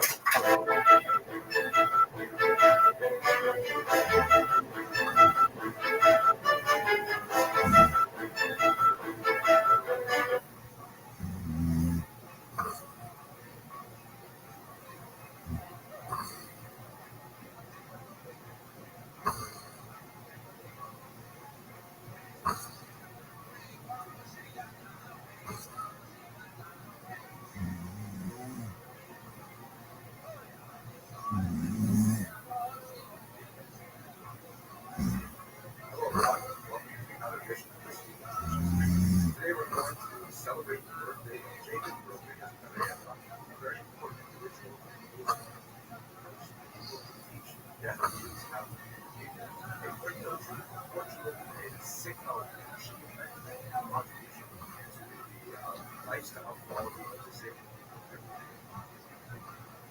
Well, that's it for this week. I hope you enjoyed it.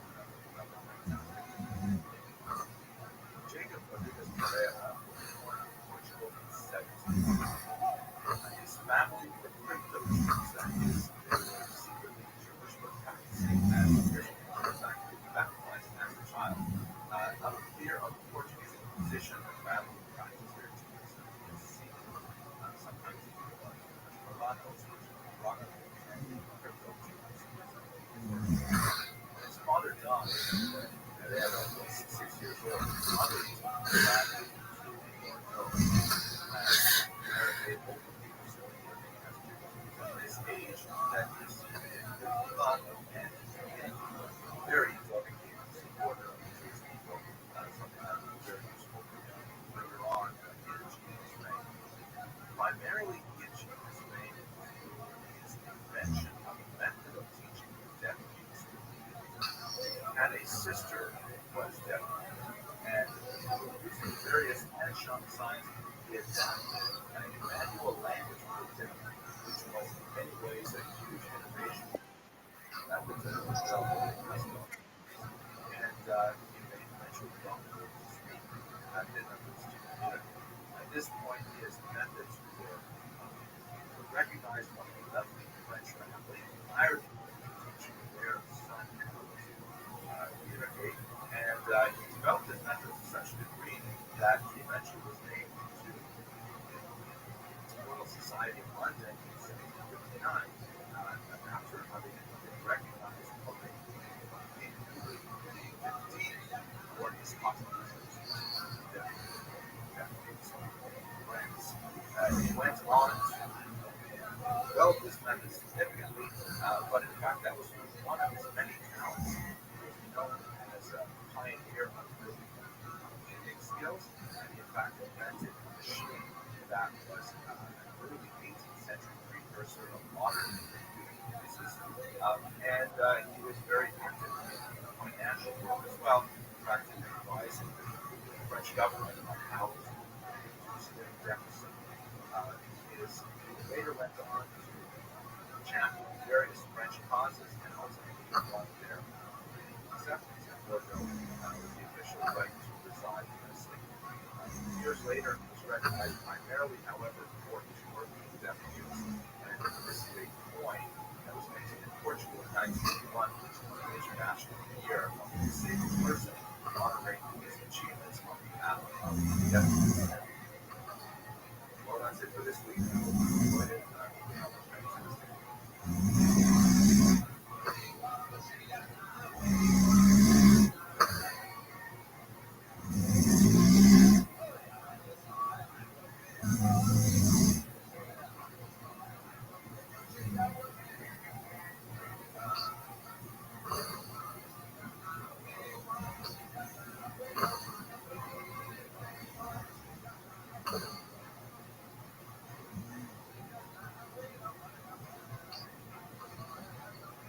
Okay, ladies and gentlemen, why don't we get started? The joke that I really wanted to tell tonight, my joke editor has said that two joke editors, one told me that I said it just 3 or 4 weeks ago, even though it's a perfect joke for tonight.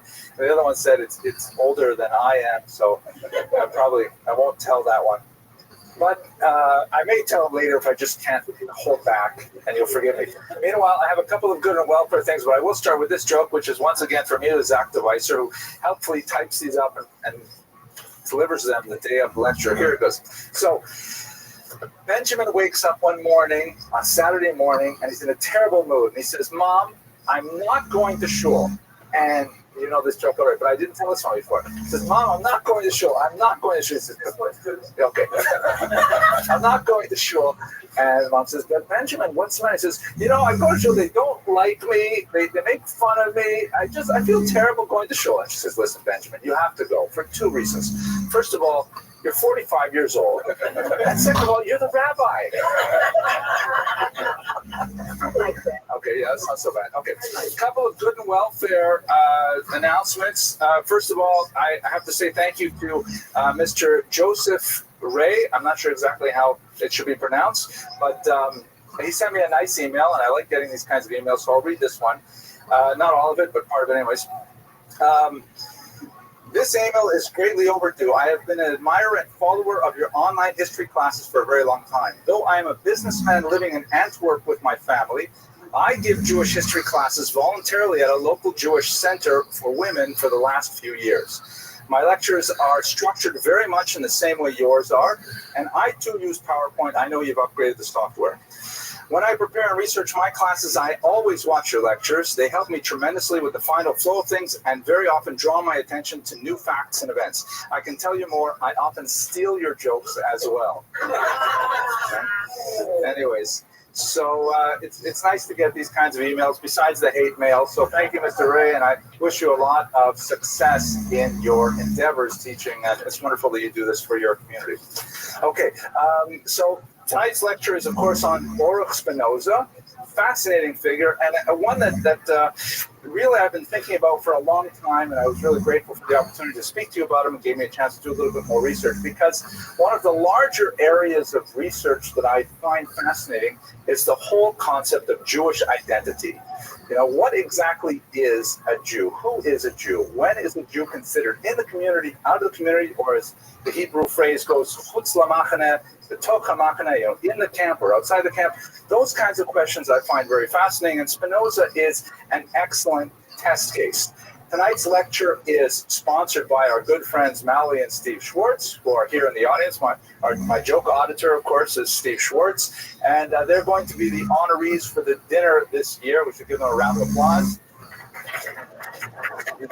They do fantastic things for our community. Mally is the unsung but very much accomplished historian of the shul. She's worked on a significant work which has been published so far privately, but the manuscript hopefully will send to a significant journal, because there's a lot of fascinating history here in Surfside, and she's done some tremendous work. Steve is, as I'm sure all aware, a tremendous cantor, not only in terms of his vocal strength, but his intellectual appreciation of the meaning of the truck. As I was just saying to my 12-year-old son Boaz, as we're starting his bar mitzvah lessons, the Hasidic masters say that the Torah has three levels that correspond to the three levels of the soul. The lowest level, the nefesh, is corresponding to the letters themselves. But the letters without the consonants cannot be pronounced. So the next level up is the vowels that are added to the consonants so that you can make words out of them. But the highest level of the soul, which is something that only a person like Steve can really reach, is the truck. When you're able to pronounce those words with vowels and set them to the music that people can appreciate. So for both Mally and Steve, we're really grateful, and hope you'll support the show and come visit them, honor them later in February on the 23rd when we have the dinner. 5774, right. Right. We're going to honor them next year, too. Sorry, wrong day. Thank you. I never edit these videos. That's why I'm going to get in trouble. Now, one more good and welfare. This is something special. I'm going to try and use a little more videos in our classes. But I have one that is kind of like a personal video. It's my son, Alexander. It's a minute long, so it won't take too much time from our presentation. Mr. Rodriguez, you want to focus on the screen here for a second? Here we go. The video is made by my talented daughter, Danit Malka.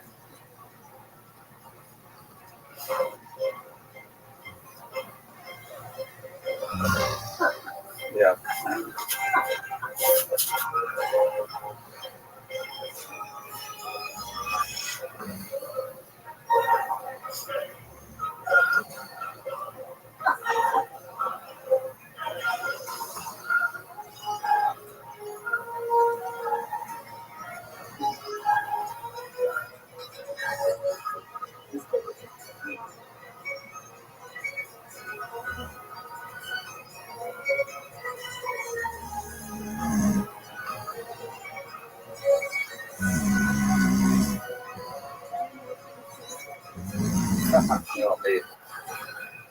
White brothers. Okay, thank you. So, what this is all about is my son Alexander is quite a runner. He ran his first marathon at 14, which is pretty amazing. He definitely runs me ragged, and he is going to be running in the ING Miami Marathon next month for Team Friendship, which is a really great community organization that helps mainly children and teens and some adults with various disabilities, especially autism and things like that. So if you're interested, please visit the website and you can donate to Team Friendship. Okay, that's it for the good and welfare. Let's go straight to the material tonight. How long is a marathon? 26.2 miles.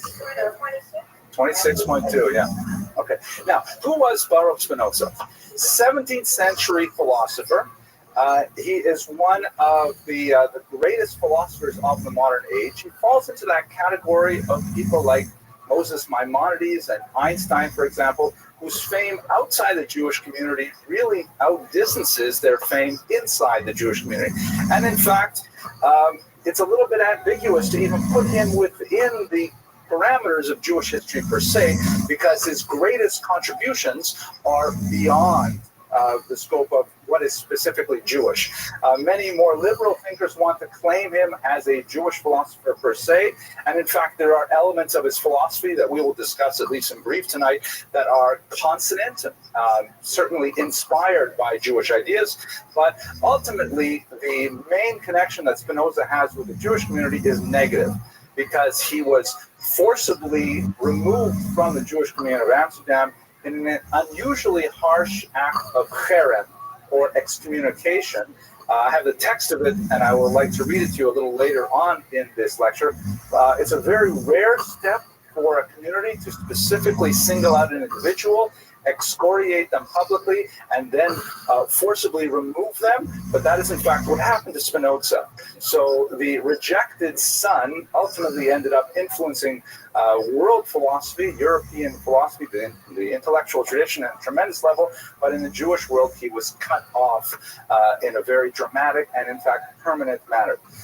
The question that, and this was happened, by the way, at age 23, might have been 24, before he even published anything, before he had made a mark on the world of philosophy.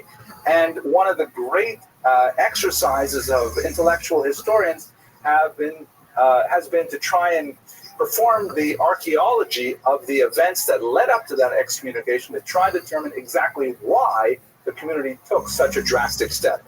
It is far from clear. But I hope towards the end of the lecture to give you some of the theories that are circulating regarding his excommunication.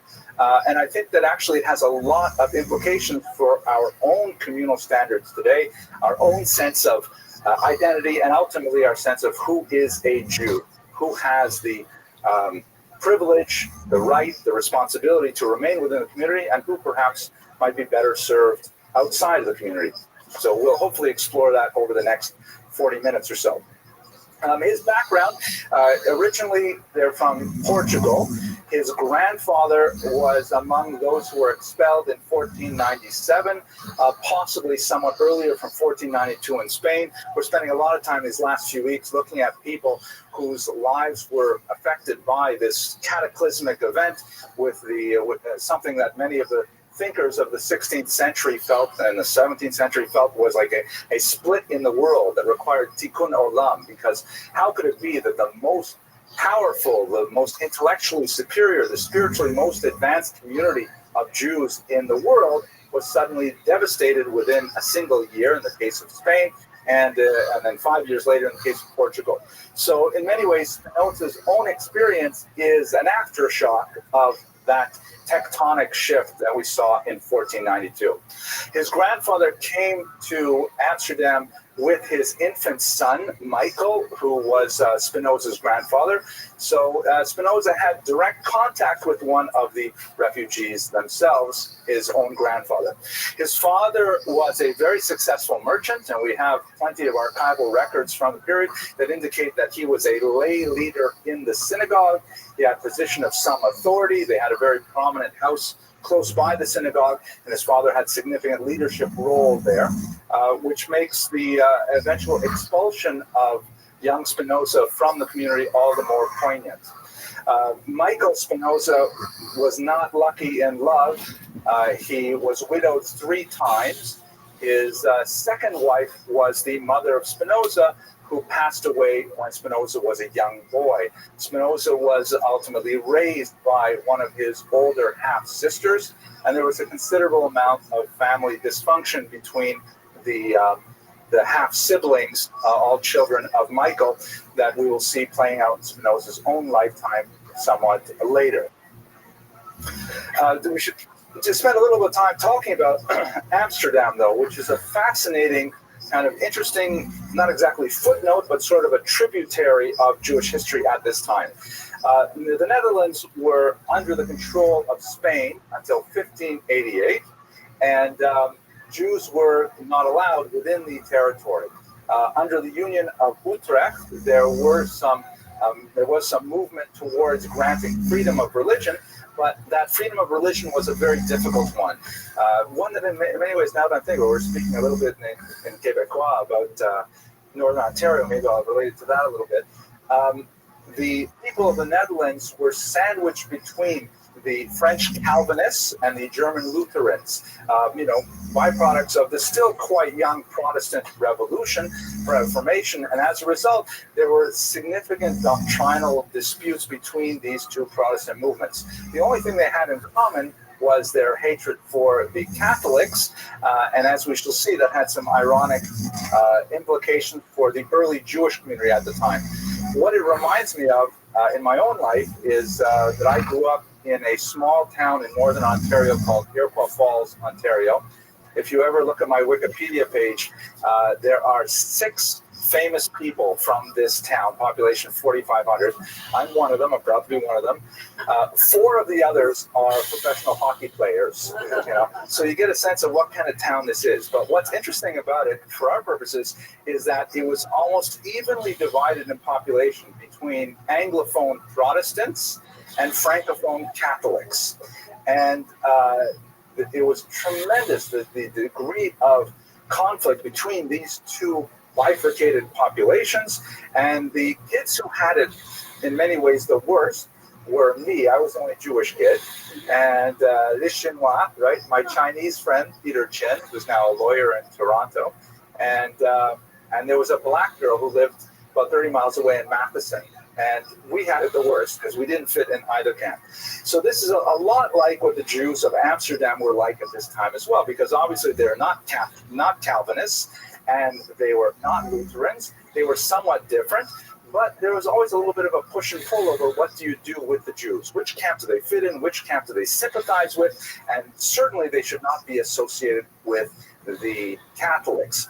And within this kind of tenuous environment, where there is at least nominal allegiance to the concept of religious freedom, it was often obeyed more in the breach than in its observance. And the Jews had a unique kind of pressure placed upon them to conform to orthodoxy. And I say here orthodoxy with a small o, meaning conform to the status quo. Jews should not step beyond their boundaries socially, religiously, and otherwise. In this context, I'd like to introduce you to a theory that was advanced by a European colleague of mine named Heinz-Dietrich Löwe, who wrote a tremendous piece on the evolution of anti-Semitism as a consequence of Jews stepping beyond their borders. Meaning, it is his contention that anti-Semitism is quieted, or I should say anti-Semitism is quiescent. It does not raise its ugly head, except in those moments when Jews begin to challenge traditional norms, when Jews begin to seek out new employment, to seek advancement in educational institutions, to seek advancement in cultural institutions. When they begin to break beyond the boundaries that society has placed for them, that's when they begin to test the kind of tolerances that have been laid out for them so far. Heinz-Dietrich Löwe was specifically referring to the 19th century and the Russian Empire, where the advance of socialism and other secular movements were beginning to attract Jews away from traditional orthodoxy, not to mention Zionism as well. And in that, he says, exacerbated tensions with the Russian population, which ultimately led to pogroms and so on. I think a lot of this can be said about the Amsterdam Jewish community in that there was officially a level of tolerance, but the Jews should not get, to use an American term, uppity. The Jews should not be going beyond what is their acceptable borders. And once they start challenging some of those boundaries, that's when anti-Semitism can be felt in the community. So in this context, it seems that the Jewish community of Amsterdam, and of course I remind you, we're talking now about the 17th century, there is no non-Orthodox community. There is no liberal congregation. There's only one congregation with one leadership, my way or the highway kind of Judaism. And the community itself is a little bit unhappy with anyone who is nonconformist. They want to try and keep everyone in line. So let's bear that in mind as we go through Spinoza's story, because I think it says a lot about the reasons for his excommunication. Okay, I'm going to pause for a second to sip my coffee, and I will ask if there are any questions. Yes, please. I was under the impression that not so well the Netherlands, but in Amsterdam in particular, the Jews were invited because of their wherewithal, their experience, and various realms of higher money, so forth and so on. I wish I could remember these. I'll tell you exactly. I'll tell you exactly what happened. It's not entirely that they were invited, but they were not disinvited once they could prove their economic worth. It reminded me of a joke for a minute, and then I lost it. It was like just right there. And Steve says, Baruch Hashem. Okay, all right. No, did I? It's been a long time. The car with no pedals and no brake pedals? Yes. Yeah, okay, all right, okay, we'll go past it. Okay, anyways, so there are legends of Jewish settlement in the Netherlands, which are, fascinating. And legends always have some kind of kernel of truth, but often, are exaggerated beyond measure. There's a particularly fascinating one where the origins of the community in Amsterdam relate to a particular Portuguese Jewish woman who was somehow, when they were fleeing Portugal, she got on one of these English boats, and the Duke, who was the captain of this boat, something like that, fell in love with this incredibly beautiful woman, and import turned her and trying to get her to marry him, and she refused, steadfastly indicating that she was a Jewess and she would not do so, but she was apparently so strikingly beautiful that when they landed in England, the Queen herself drove her around London in an open car because her beauty was something really, to cavil about, so to speak. That's the English term they use. And it was like something shocking. It was kind of like a princess story in reverse, that here's a princess who refuses to marry the prince because he is not Jewish. Boy, I got so many jokes, but they're really not kosher. I can't tell those. So, and then she ended up moving to the Netherlands. That's one of these kind of like Urgeschichte stories, these origin stories. What we know happened from some of the record books, however, is that even though Amsterdam had never formally allowed Jews to enter, they entered anyways, 1593, so that's really quite early, right? The actual expulsion is 1497. That is a typo? No, it's okay. We have Jews, Portuguese Jews, surreptitiously moving into Amsterdam, and they're claiming status not as Jews, but as Portuguese merchants, which is true. They were from Portugal, and they were merchants. They just didn't mention that they were always Jews. But again, in this anti-Catholic atmosphere, there are a lot of suspicions about, what's Tutsach? What are those Jews doing? What are those Portuguese merchants up to? And there were suspicions that they were actually Catholic, not Jewish.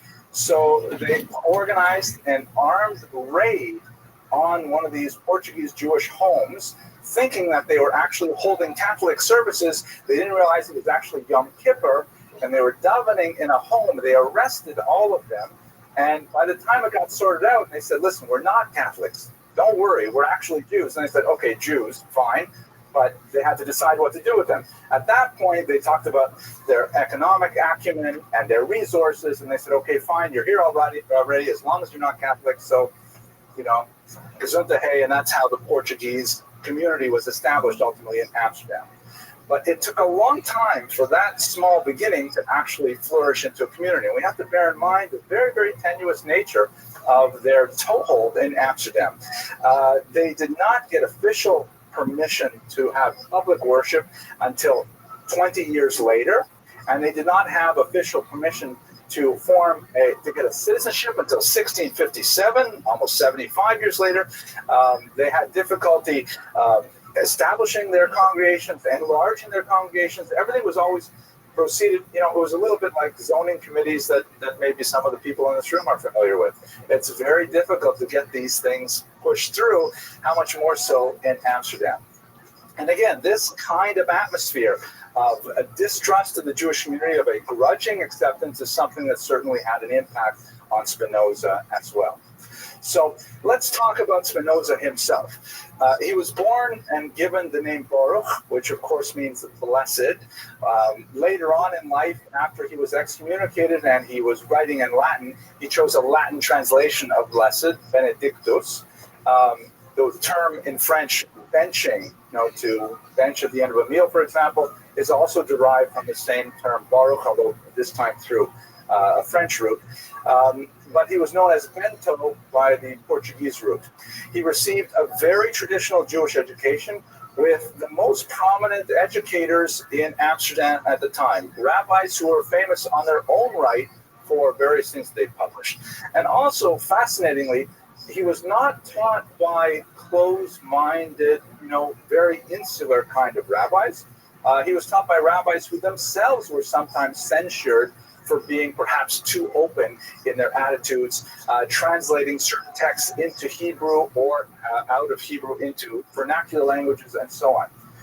He received the kind of education that you would associate with, a good, balanced education of secular values, history, mathematics, literature, and so on, with the Jewish education.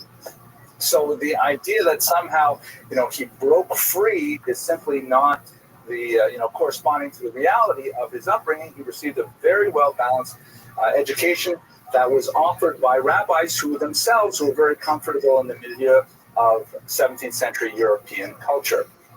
However, towards the end of his teens, he came under the influence of a deep-frocked Jesuit priest named Franciscus van den Emden, who was someone who was asked to leave the Catholic Church because he was known as a freethinker, that he had significant questions about Catholic doctrine and Catholic theology. And it was van Emden who ultimately taught him Latin and introduced him to the wider world of thought as a whole. He ended up living with Emden for quite a while, and as we shall see, he formed a relationship of sorts with his daughter, who was nearly 20 years his junior. But it was under van den Emden where Spinoza really began to encounter the world of ideas as a whole.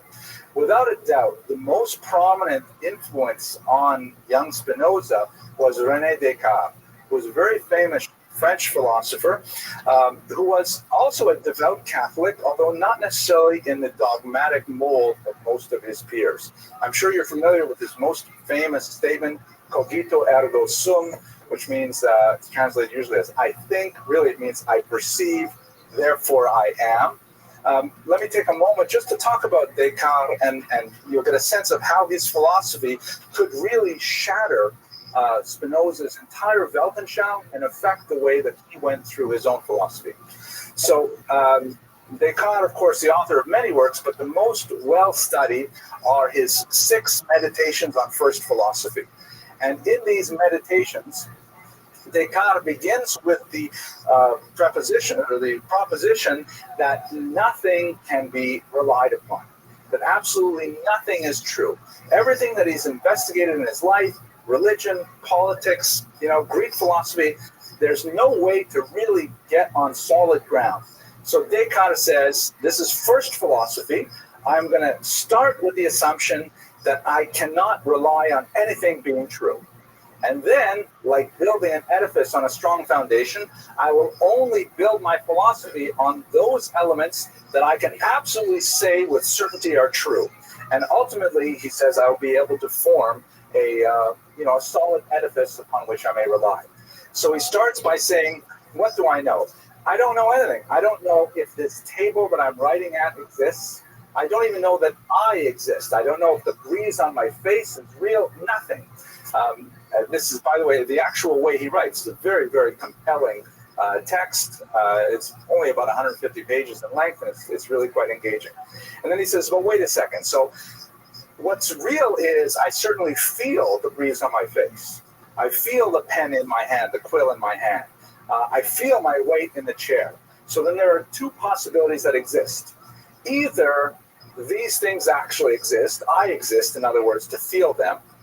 Maybe the chair as itself doesn't exist, but I have a direct, immediate sensation of the chair, so I can't deny that fact. I sense it. So either I am here to sense it, and it's there, or some evil genius is confusing me and giving me the sensation of this chair and this breeze and so on. Like I'm dreaming, or I'm under, say, hypnosis or something like that. But in either case, whether it really does exist or whether an evil genius is making me think it exists, I know I must exist because there's no other way for me to feel it. That's the root of the concept cogito ergo sum. I feel, I perceive, therefore I am. He says that's the first principle. I can stand on that principle. I know I exist. You know, at that point, all the priests say to him, Yasher koach, well done. But that's your first statement, I know I exist. Then he goes on from there to describe, for example, the existence of God. And he has a very appealing proof called the teleological argument, which is really a restated version of St. Anselm's argument for the existence of God. We're not going to go there because it would take a long time. I know that, Elisa, you're not going to let me go tonight until I tell you the teleological argument for the existence of God. But he ultimately ends up recreating, what an amazing thing, 17th century French Catholicism, exactly the way it was before he started first philosophy. Everything worked out exactly as he planned. It's ironic that a lot of these religious philosophers, when they start out, they say, I'm not going to believe anything, but by the time they get to the end, wow, look at this, the religion that I've been believing all along is exactly right. Immanuel Kant did the same thing in his Religion in den Grenzen von großen Vernunft. The religion, that's funny just even saying it, that's what I was saying in German, Vernunft is a funny word. Religion within the boundaries of reason alone. Starts out believing nothing, and ultimately when he gets to the end of the book, look at that, Lutheranism is beautiful. So that's essentially Cartesian theory. Of course, we know it all, the term Cartesian we see in mathematics, the Cartesian graphs, things like that. I'm not sure if that's Descartes. You'll fact check me, Mr. Rodriguez. But it is Cartesian. Okay, thank you. But that's the way of thinking, the idea of breaking everything down to zero and starting over again with no reliance on revelation, no reliance on a biblical text, no reliance on a prophet, just starting from what you can logically prove had a tremendous impact on Spinoza's mind. And in fact, his philosophy is in many ways proceeding along the same lines as advanced by René Descartes. I think you can also hear in this description of Descartes the spirit of the age, or as the German term has it, the Zeitgeist, the spirit of the times, the way people who are like turning away from the old style religion and saying, wait a second, we can do this on our own, with our own brain power, with our own reason. That was the beginnings of modernity in the larger sense of the term. Okay, so Spinoza's philosophy, I only want to take a few minutes to talk about it because I haven't studied it in great depth. But I read a little bit enough to be able to say at least a few words without stumbling too much, I hope. Ironically, Spinoza has been excoriated, especially in his lifetime and shortly thereafter, as an atheist, Gesundheit, which is really a misapplication of his ideas altogether. This image of him says here, Benedictus de Spinoza, Judeus et atheista, right? Jew and atheist, right? What is the, there's a story, I think. I see Rabbi Wunsch is here. Maybe you told me the story about I think it's Rabbi Shlomo Karlovac. He was speaking to a group of college students, and he says, okay, I want to know, who are you people? And someone put up his hand and says, I'm a Catholic. Someone else put up his hand and said, I'm a Lutheran. And someone put up his hand and says, I'm from New York, says, oh, you're a Jew. Right? So as soon as you say atheist, it's almost always the Jews who are the atheists, right? But ultimately, that's a misunderstanding of Spinoza's thought as well. The poet Novalis from the period refers to Spinoza, I think correctly, as God intoxicated.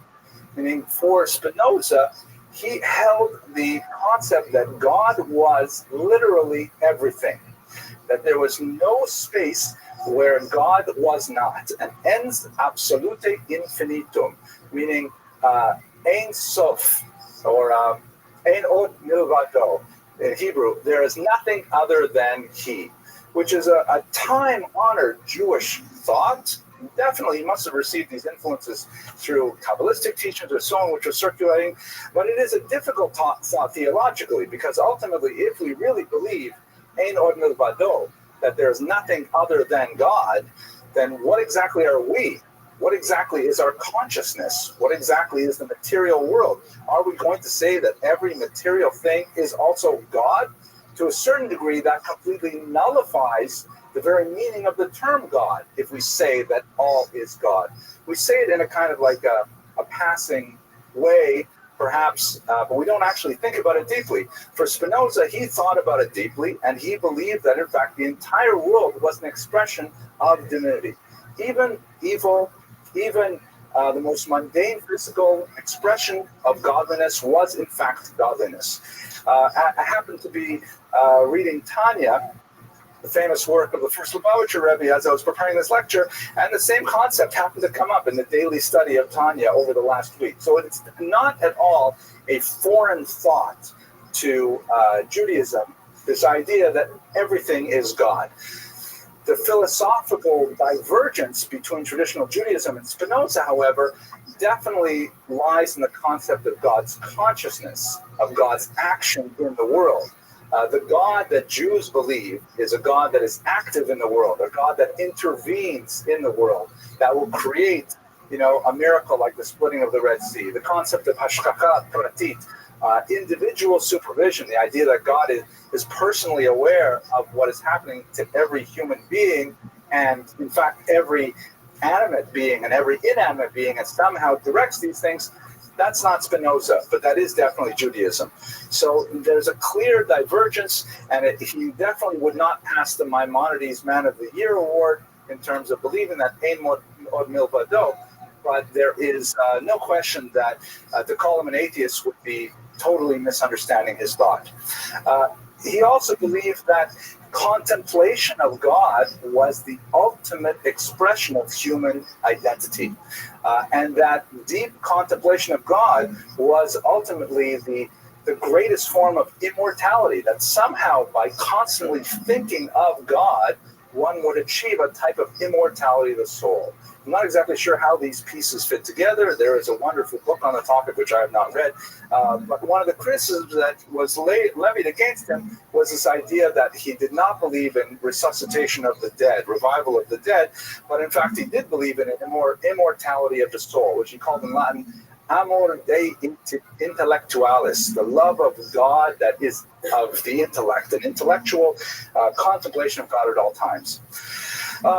When you look at these kinds of ideas, however, it's not hard to see that he did not view with favor the authenticity of the Bible as we have it today.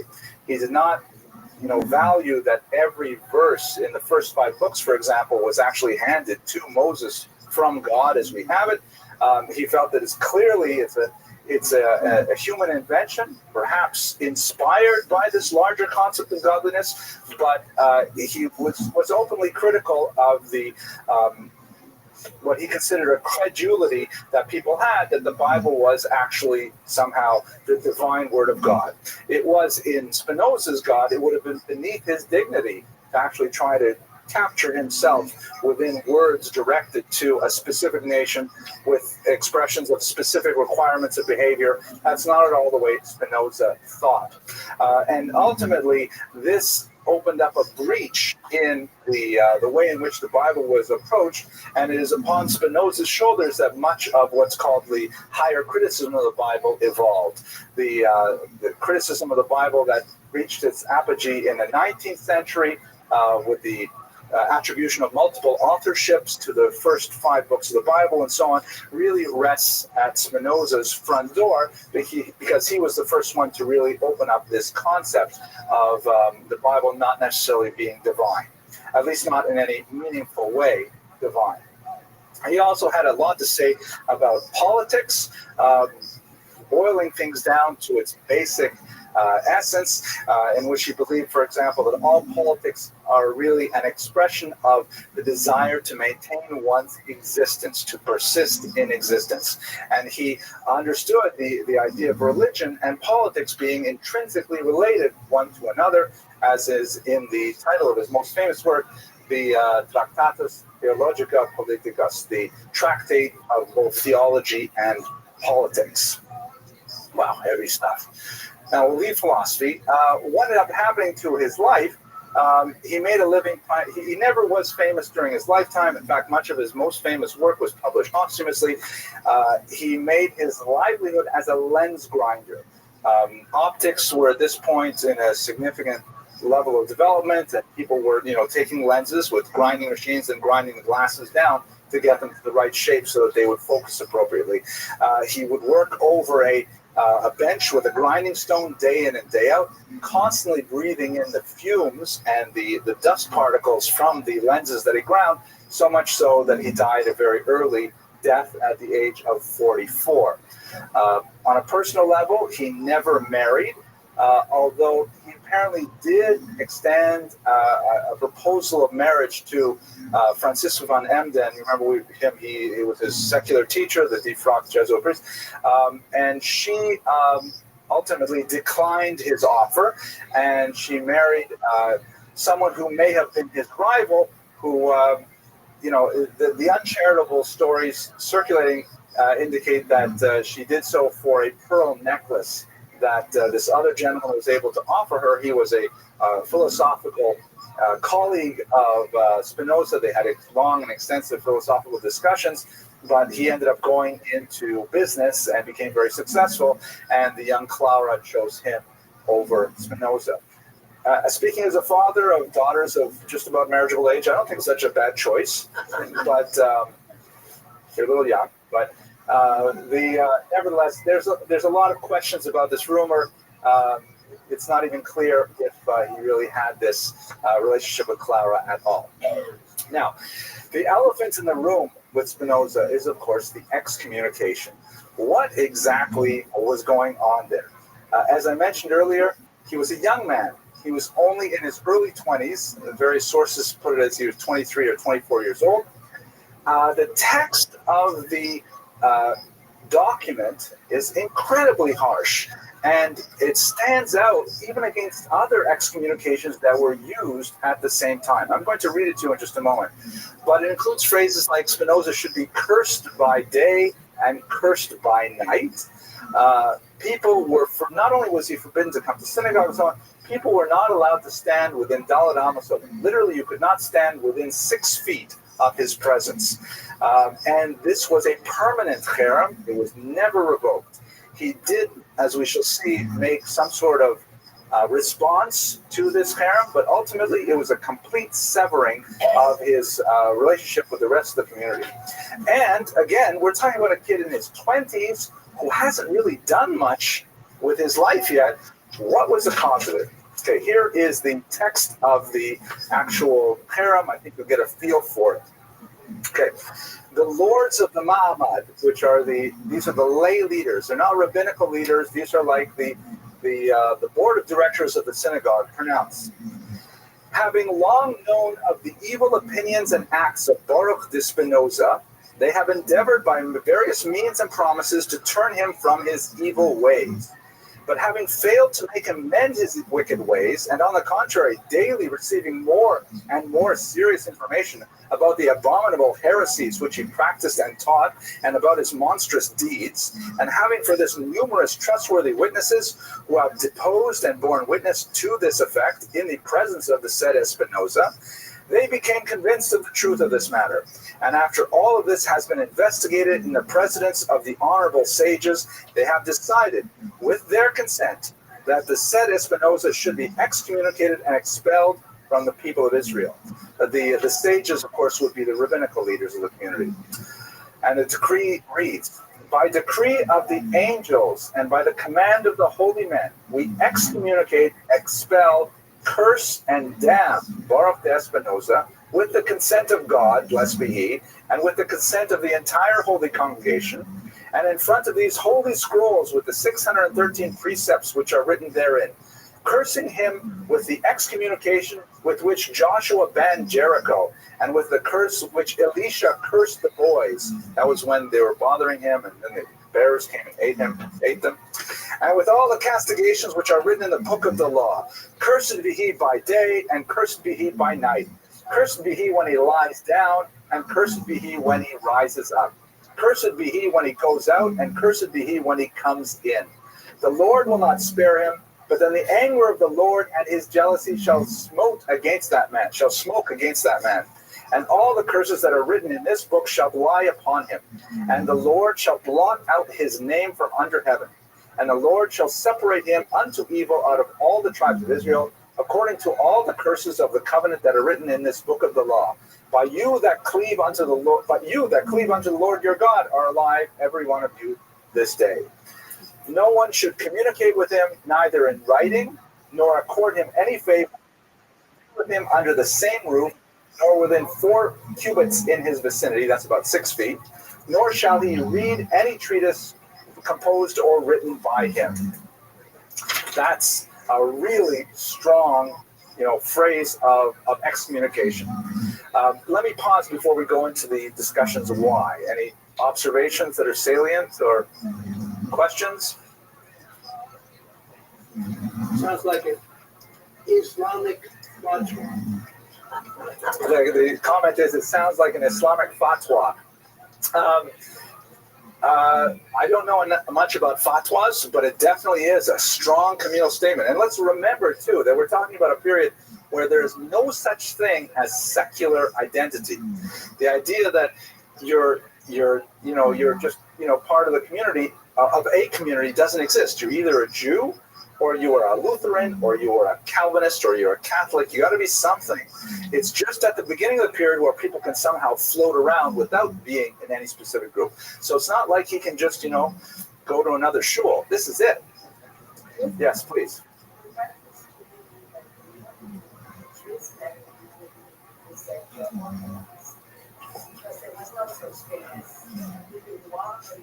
Right.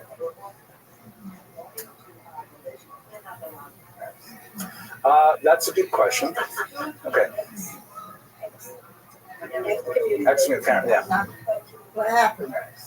Well, it's one of those things where, in my understanding, there are a few rabbis in the room here, so I'm not a rabbi, so I'm like not a card-carrying member of the establishment. It's like vows. It's not that we're not allowed to make it, it's that we're strongly discouraged from making vows. If we make a vow, we really have to keep it. That's why if we make them by accident, we have kol nidre. So curses also, we're not supposed to curse, but we do have the power of cursing. And in fact, they're quoting biblical verses here. And if you're familiar with Yiddish literature, curses take up, I think, about 18 or 19% of the syntax. But you're right. But nevertheless, this is different also because not an individual cursing. This is the community leadership taking a stance and saying, we represent the community and we excoriate Spinoza. Yes, Ms. Abramson.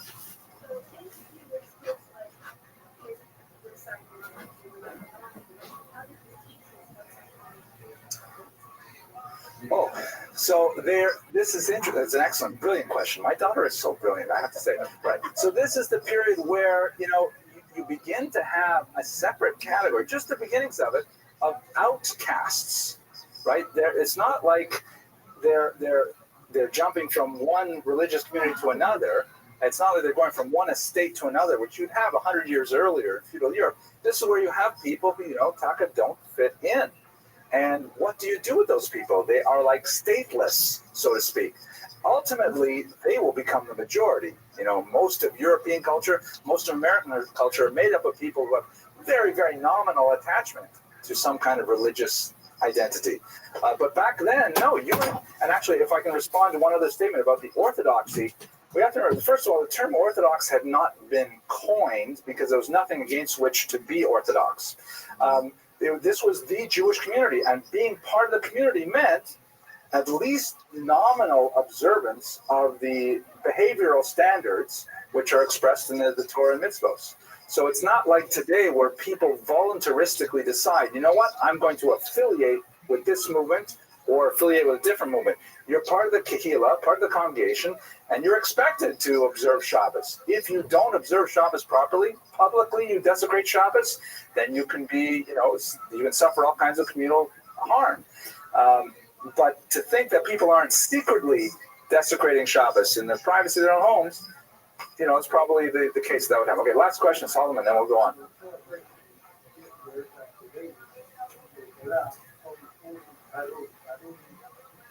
Yeah, cursed.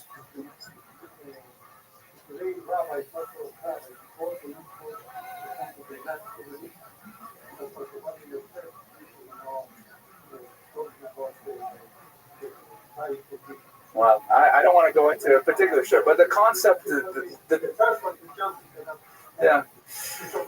it's like my grandmother, Allah Hashem, would always say the jails are full in Israel too.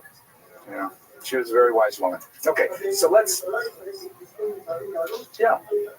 we use those words. We do. Let's go now to some of the roots of this. So, Stephen Nadler is the premier biographer of Spinoza in our times, and I've relied quite a bit on his analysis of the excommunication. So, he argues that we have to understand the excommunication of Spinoza within the context of that tenuous amount of religious freedom that was arrogated to the Jews at this time. That the Jews, remember Heinz Dietrich Löwe's theory, that it's when the Jews start sort of like pushing against their barriers, that's when there's anti-Semitism in place. Now, what Nadler argues is that the Amsterdam Jewish community, being so nervous about what will the non-Jews think, that they put a tremendous amount of energy into trying to keep everyone on the straight and narrow, more so than other communities in Europe. That because they were kind of like a liminal community in the interstices, I'll have to edit that part out, but the boundaries, the seams of culture, they really wanted to make sure that all the Jews were behaving. And in fact, he goes and he looks at the use of the cherem, the excommunication ban in Amsterdam this time, and he says it was used 36 times between 1622 and 1683. Almost once a year, they're banning somebody. Somebody's getting in this amount of trouble, and once a year. And there were threats an additional 50 times during that period. So they're really using this strong tool very liberally because they're trying to make sure that the outside community does not think that the Jews are changing at all. They want the status quo, and they want to be perceived as protecting the status quo. So what kind of crimes were people accused of that got them into this trouble? So Nadler chronicles things like religious observance is one of them. For example, regular attendance at synagogue.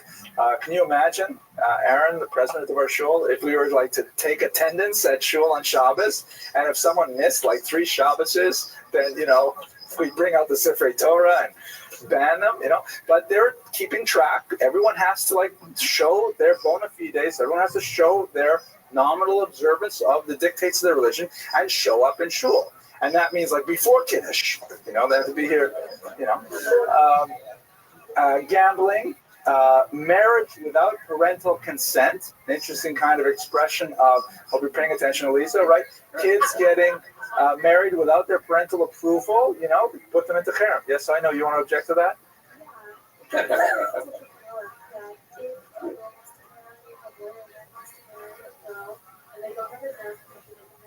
So that's actually, I have to say, every time you open your mouth, at least in public, it's very good. It's true. Jewish law, my daughter points out the Kitzur Shulchan Aruch, and you can go back even before that. You can look at the Talmud, that one of the things that a person has complete freedom over is choice of marriage partner. There's no such thing as an arranged marriage in Judaism. There are arranged introductions. There's lots of parental coercion. But sof kol sof, at the very end of the day, a person may not be married against his or her will. So what does it mean then? I'll turn it back to you. What does it mean if the community is saying, if you get married without parental consent, we'll put you in a ban, when the Torah explicitly says, or the Talmud explicitly says, you can get married without your parental consent? It means the parents are breaking the rules. Yeah, I would like to say that it means that the community wants to be, so to speak, more Catholic than the Pope. That the community wants to uphold a standard which is even beyond what the Torah actually dictates. For obvious reasons, they want to make sure that their society is kind of moving along the straight and narrow, very predictable, the same society that we had 50 years ago, we're going to have 50 years from now, and so on. Payment of communal taxes, that's an old one. Jews have often been put into cherem and things for not paying their dues, that sort of thing. But in general, Nadler says that the ban was used as a kind of house cleaning device to try and really enforce that kind of rigid adherence to authority and conformity with the said rules. Now, if we turn this to Spinoza, what exactly did he do? He certainly didn't marry against his parents' will. We have evidence that he's showing up at shul. He hasn't published anything, that really is his own ideas or anything like that. So what Nadler argues is possibly one of the big issues is talking about Descartes. Remember we spoke about him, the first philosophy? So Descartes was a destabilizing factor in 16th century philosophy, that he was like taking religion down to the grain, to the very bottom, and building it up again. And there are many that felt that this guy Spinoza, who was recognized as a sharp intellect, that he was simply getting too vocal about his circulation of these ideas. And Nadler argues that it was perhaps his openness to discuss these things without fear. One of the great characteristics we see of Spinoza through his life, he was never afraid to speak what he thought was the truth, that this ultimately got him into trouble. Now, I find Nadler's analysis, based on my limited study of his ideas, it doesn't seem to fit the real severity of the text of the ban. I mean, to put him into that lifetime ban, and nobody stands. I gotta say, nobody stands within 6 feet of him because he might talk to you, right? But it seems so harsh. So there must be more missing pieces here beyond the kind of things he's thinking about. I myself even did a little casting about the internet to try to understand, why did he never marry? Was there some kind of question there about his personal orientation? I couldn't find anything. It was fun looking, but I didn't find anything. No, Lisa, no more questions now. Ask me about that later. Okay, but it seems that it's just, and it says more about the community than it says about Spinoza, at least on the surface. And I think there are a lot of implications for our understanding of identity today. Now, how did Spinoza react to this? We only have limited evidence of his response. He did, in fact, compose a treatise, which may have been published, but it has unfortunately been lost. Parts of it may have been incorporated into another piece that he published posthumously. It is written with the Latin title, An Apology for the Justification of His Leaving the Synagogue. We don't know exactly what he argued, but apparently he made his case, but he did not protest. He did not ask to be readmitted. He simply said, these are the reasons why I'm maintaining my position. He never converted to another religion or anything like that, but he simply left the community, again, at this tender age in his 20s, and he spent the remainder of his life, about 20 more years, wandering from place to place, setting up shop as a lens grinder, mainly outside of the Jewish community. He continued to engage with other philosophical circles, and his fame as an intellect slowly grew, although certainly would only explode after his lifetime. One small nugget to give you a sense of his personality during these trying years. At one point, one of his older sisters argued that he should be cut out of the inheritance of the family. Since he was, formally excommunicated, then he should, as an excommunicee, no longer have any inheritance rights. He sued. He took her to court. He won. He effectively defended his inheritance, and then he said back to his sister, but you can have it all.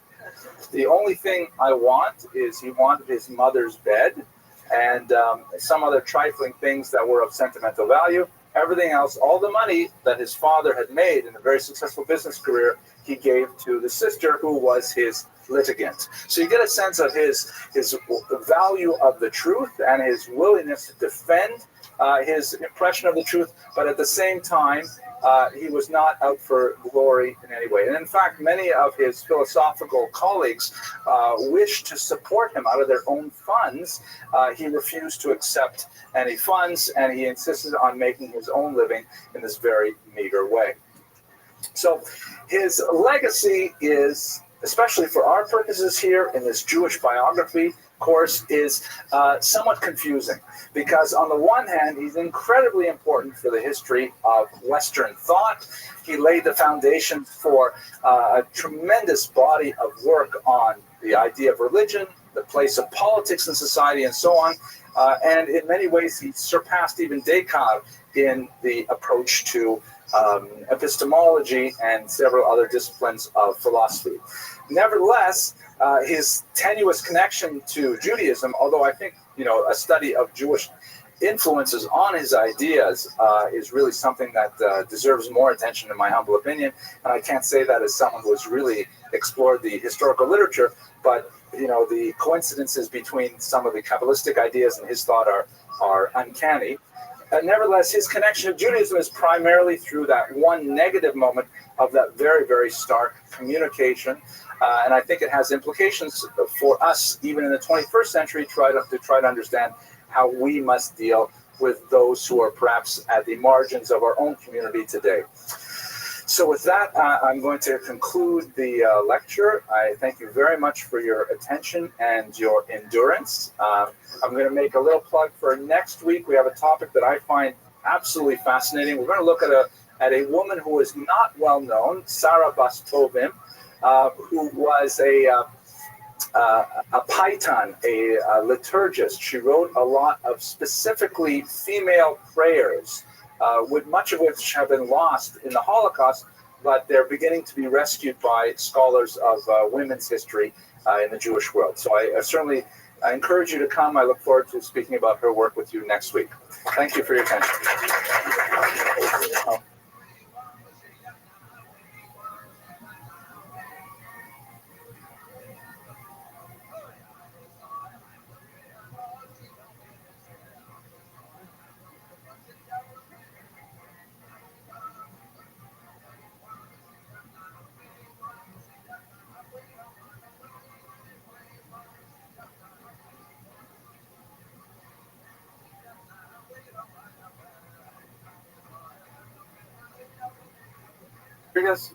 Okay, very good. So, I'm relying on your prodigious memory to not recall some of the jokes that I tell, so that I can repeat them with some regularity. And the joke that's really appropriate for tonight's topic, which is going to be on one of the greatest mystics of the Jewish, experience in the world, it's appropriate that I tell you a joke about mysticism. So I know that, my canary in a coal mine, Steve Schwartz, remembers this joke. So does anyone else remember the joke about the 3 college students talking about their spiritual leaders? No. Okay, Baruch Hashem. So I'll tell you this joke, and then we'll be able to get right to the material. So the joke goes like this. There are 3 college students sitting around a dorm room, and they're talking late at night about all kinds of things. And one of the students says, "My guru, he is so amazing. He has so many spiritual powers." You remember the joke now, so maybe I shouldn't tell it? It's too late already. All right, too late. So he says that he has so much metaphysical power. He's in communion with the divine. Once we were walking through the forest, and we were walking next to a raging river, and we saw in the middle of the river there was a rock, and a little kitten was trapped on the top of the rock in the middle of this river. So my guru, he stretched out his hands, and for 6 feet around him the water stopped flowing, and he walked straight out, and he rescued the kitten. And the second student says, "Oh, you think that's something? That's nothing. My Swami, with whom I study all of the Vedic arts, once we were walking by I-95, and there were cars that were just going 75 miles an hour. Okay, if it was I-95, they're probably basically parked. But let's say an imaginary I-95. Cars going 75 miles an hour. We saw that in the middle of the median, between the lanes, there was a little puppy trapped there. And so my Swami, he stretched out his hands, and for 6 feet around him, all the traffic stopped. And he walked out, and he rescued the puppy and brought him back. And the third student says, you think that's something? That's nothing. My rabbi, he is amazing.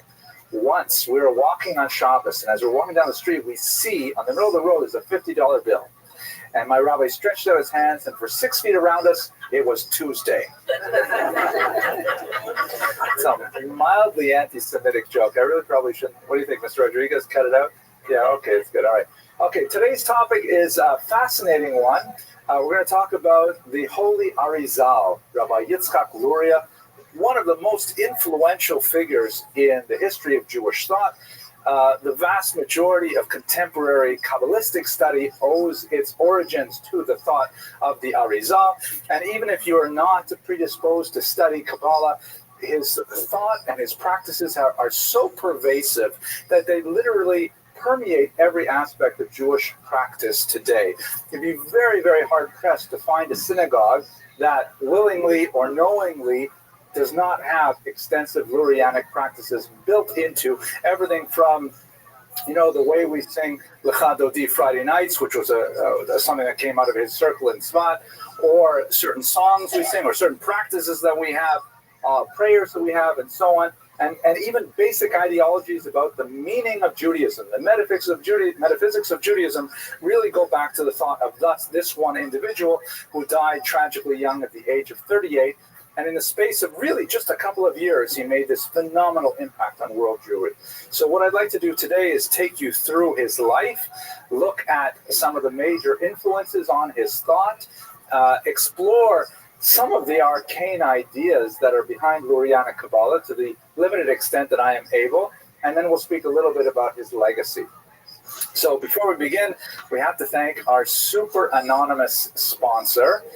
We do have a sponsor this evening. We're very grateful. But when we asked him, should we sponsor it in your name? He said, no. And then we said, so we'll sponsor it anonymously. He said, no, I don't want that either. Because, we want to say sponsored by anonymously so people should know that it's worthwhile to sponsor the lectures. He didn't want that either. So this lecture is simply sponsored. Anonymous. Okay. Thank you anonymously. Okay. Let's go. And by the way, I'm getting some interesting comments. Did anyone hear of Williamsburg, Brooklyn? Yeah. So anyway, someone from Brooklyn has been watching these videos and said, hey, can I sponsor them? So yes, you can.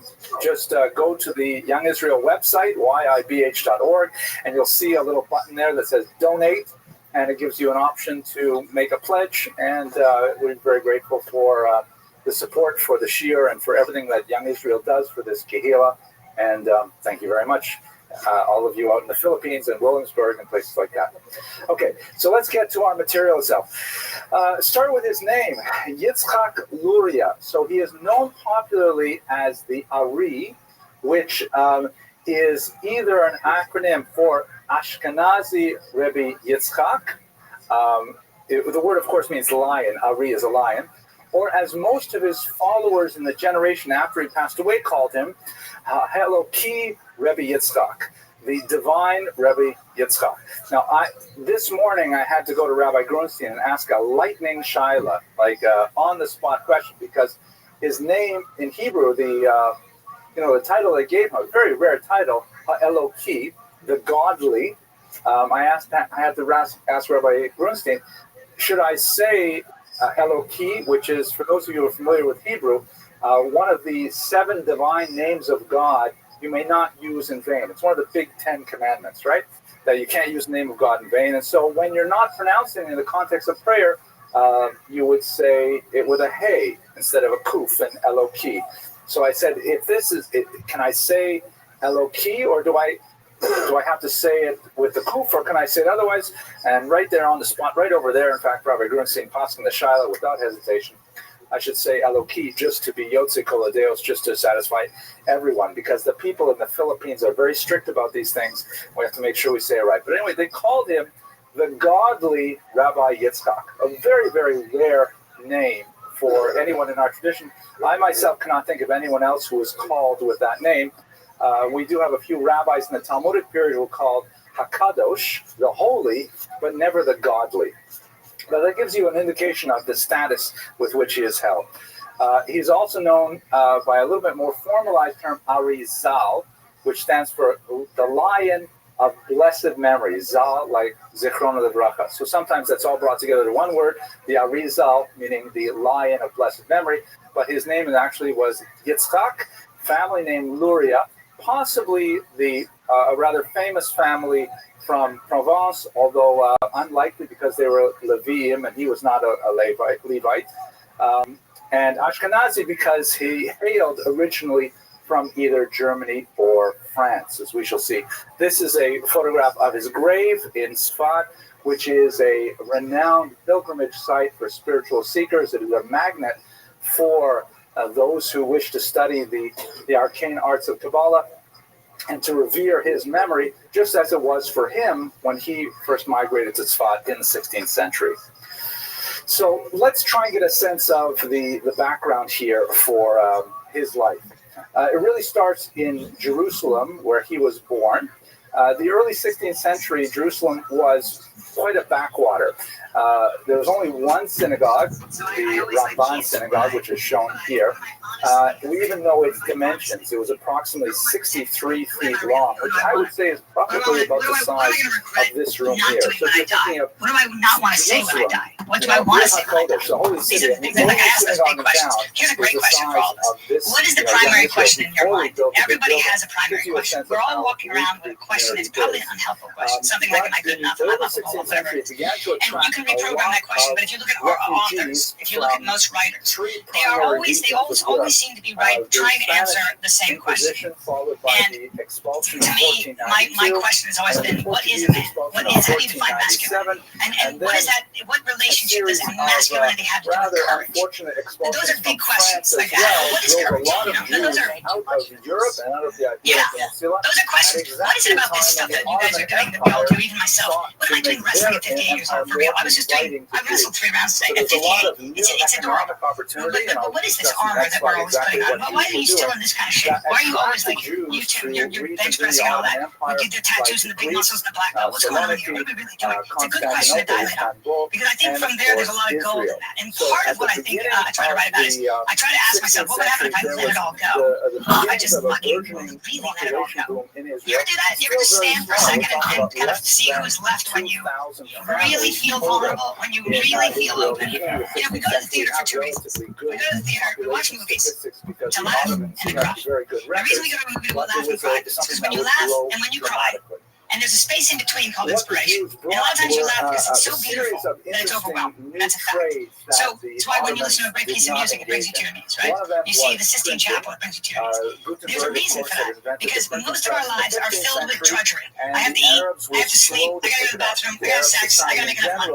That ain't life. You feel that you forget all that. You forget you're human. You actually forget you're human when you see great art, because it puts you in a state of high relief.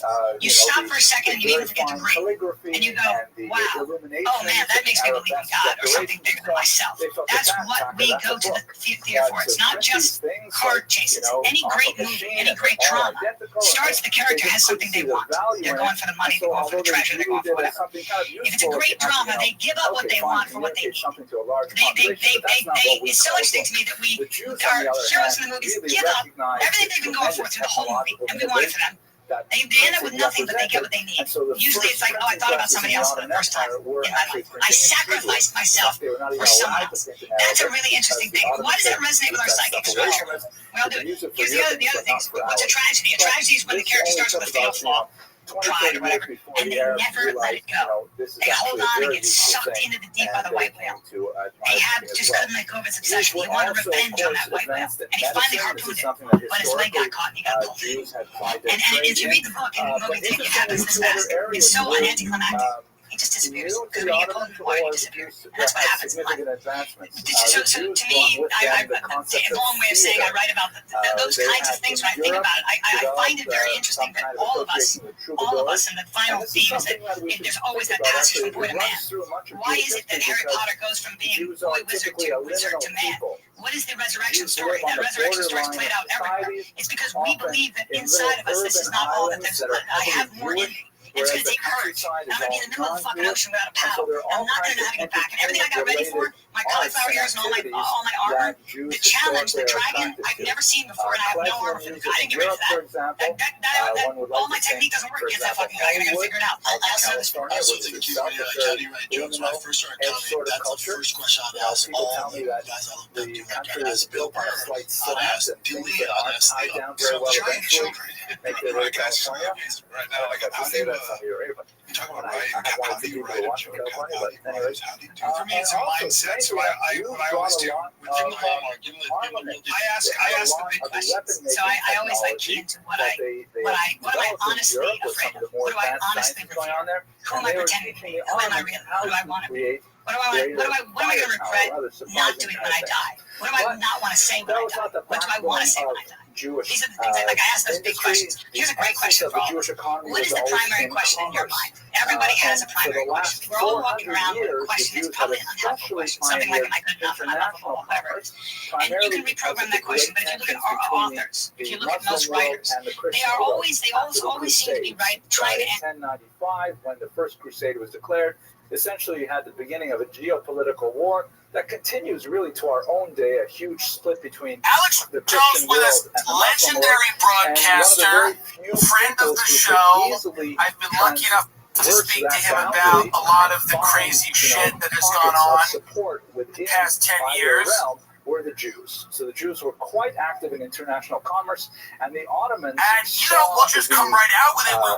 We want to get you a read on what is going on because, from the outside, the Trump administration campaigns on exposing his cover-up, blowing the lid off his cover-up. To bring them into his empire and then to advance. Then they get an office. And now it seems like they're part of this cover-up. This is a period where, what Jews in were your really estimation has expanding their happened? economic sphere, and this will be very important. Well, all I can do is observe from the outside. I have a lot of sources, some baseball, and what's happening. But the fact I know is were very this. active with in Europe, and they were 15 used as days well ago, in the Ottoman they Empire. leaked to Axios, the Justice Department, Which I this believe MC we have discussed in a previous occasion, so I won't go into great detail.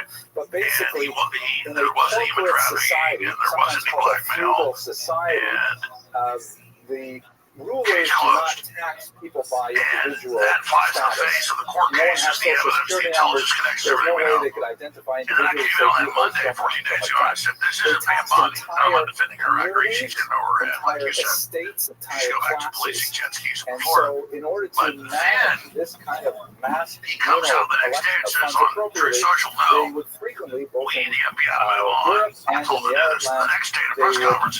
farm out the Choose out the task reporter. to We're talking about all these issues saying, how dare you the Ottoman desecrate the leader graves could of say, dead all right, kids from in this Texas from particular floods. region, Shut I up. estimate I can And get it's uncharacteristic for Trump. He looks scared. He looks coins. concerned. So And then all the other Truth Social posts come out. If you ask questions, you're with the Democrats, and this is all a Democrat made up hoax, and you're just idiots. When all his surrogates had promised they'd bring this out, he talked about bringing it out. So this is Harry Carey, and this is Jeff McCoon. For those that don't know, Japanese having suicide, and I had the head of Rasmussen polling on the best polling agency, the most accurate on record today. He said Trump has lost 14 points with independents, 5 points with his fan base. Like C. Bannon said a week ago, that'll lose him before Rasmussen reported it. And then Reagan was right. 40 seats probably in the midterms a year and a half. This is Trump self-harming. And from all my research, he knew Epstein, there were socialites, all that, but they would have already used this that he was saying they had something. The Jane Does they brought out there, nobody wrote people. They said that Melania was a hooker, that Epstein introduced her modeling agency. We looked at that. Trump's modeling agency, that wasn't true. So they're kind of regurgitating all that on one hand. So why did Trump act so panic during did that? not make them a beloved people. They would have already used this that he was saying they had something. The Jane Does they brought out there, nobody wrote people. They said that Melania was a hooker, that Epstein introduced her in a modeling agency. We looked at that. But Trump's modeling agency, that wasn't true.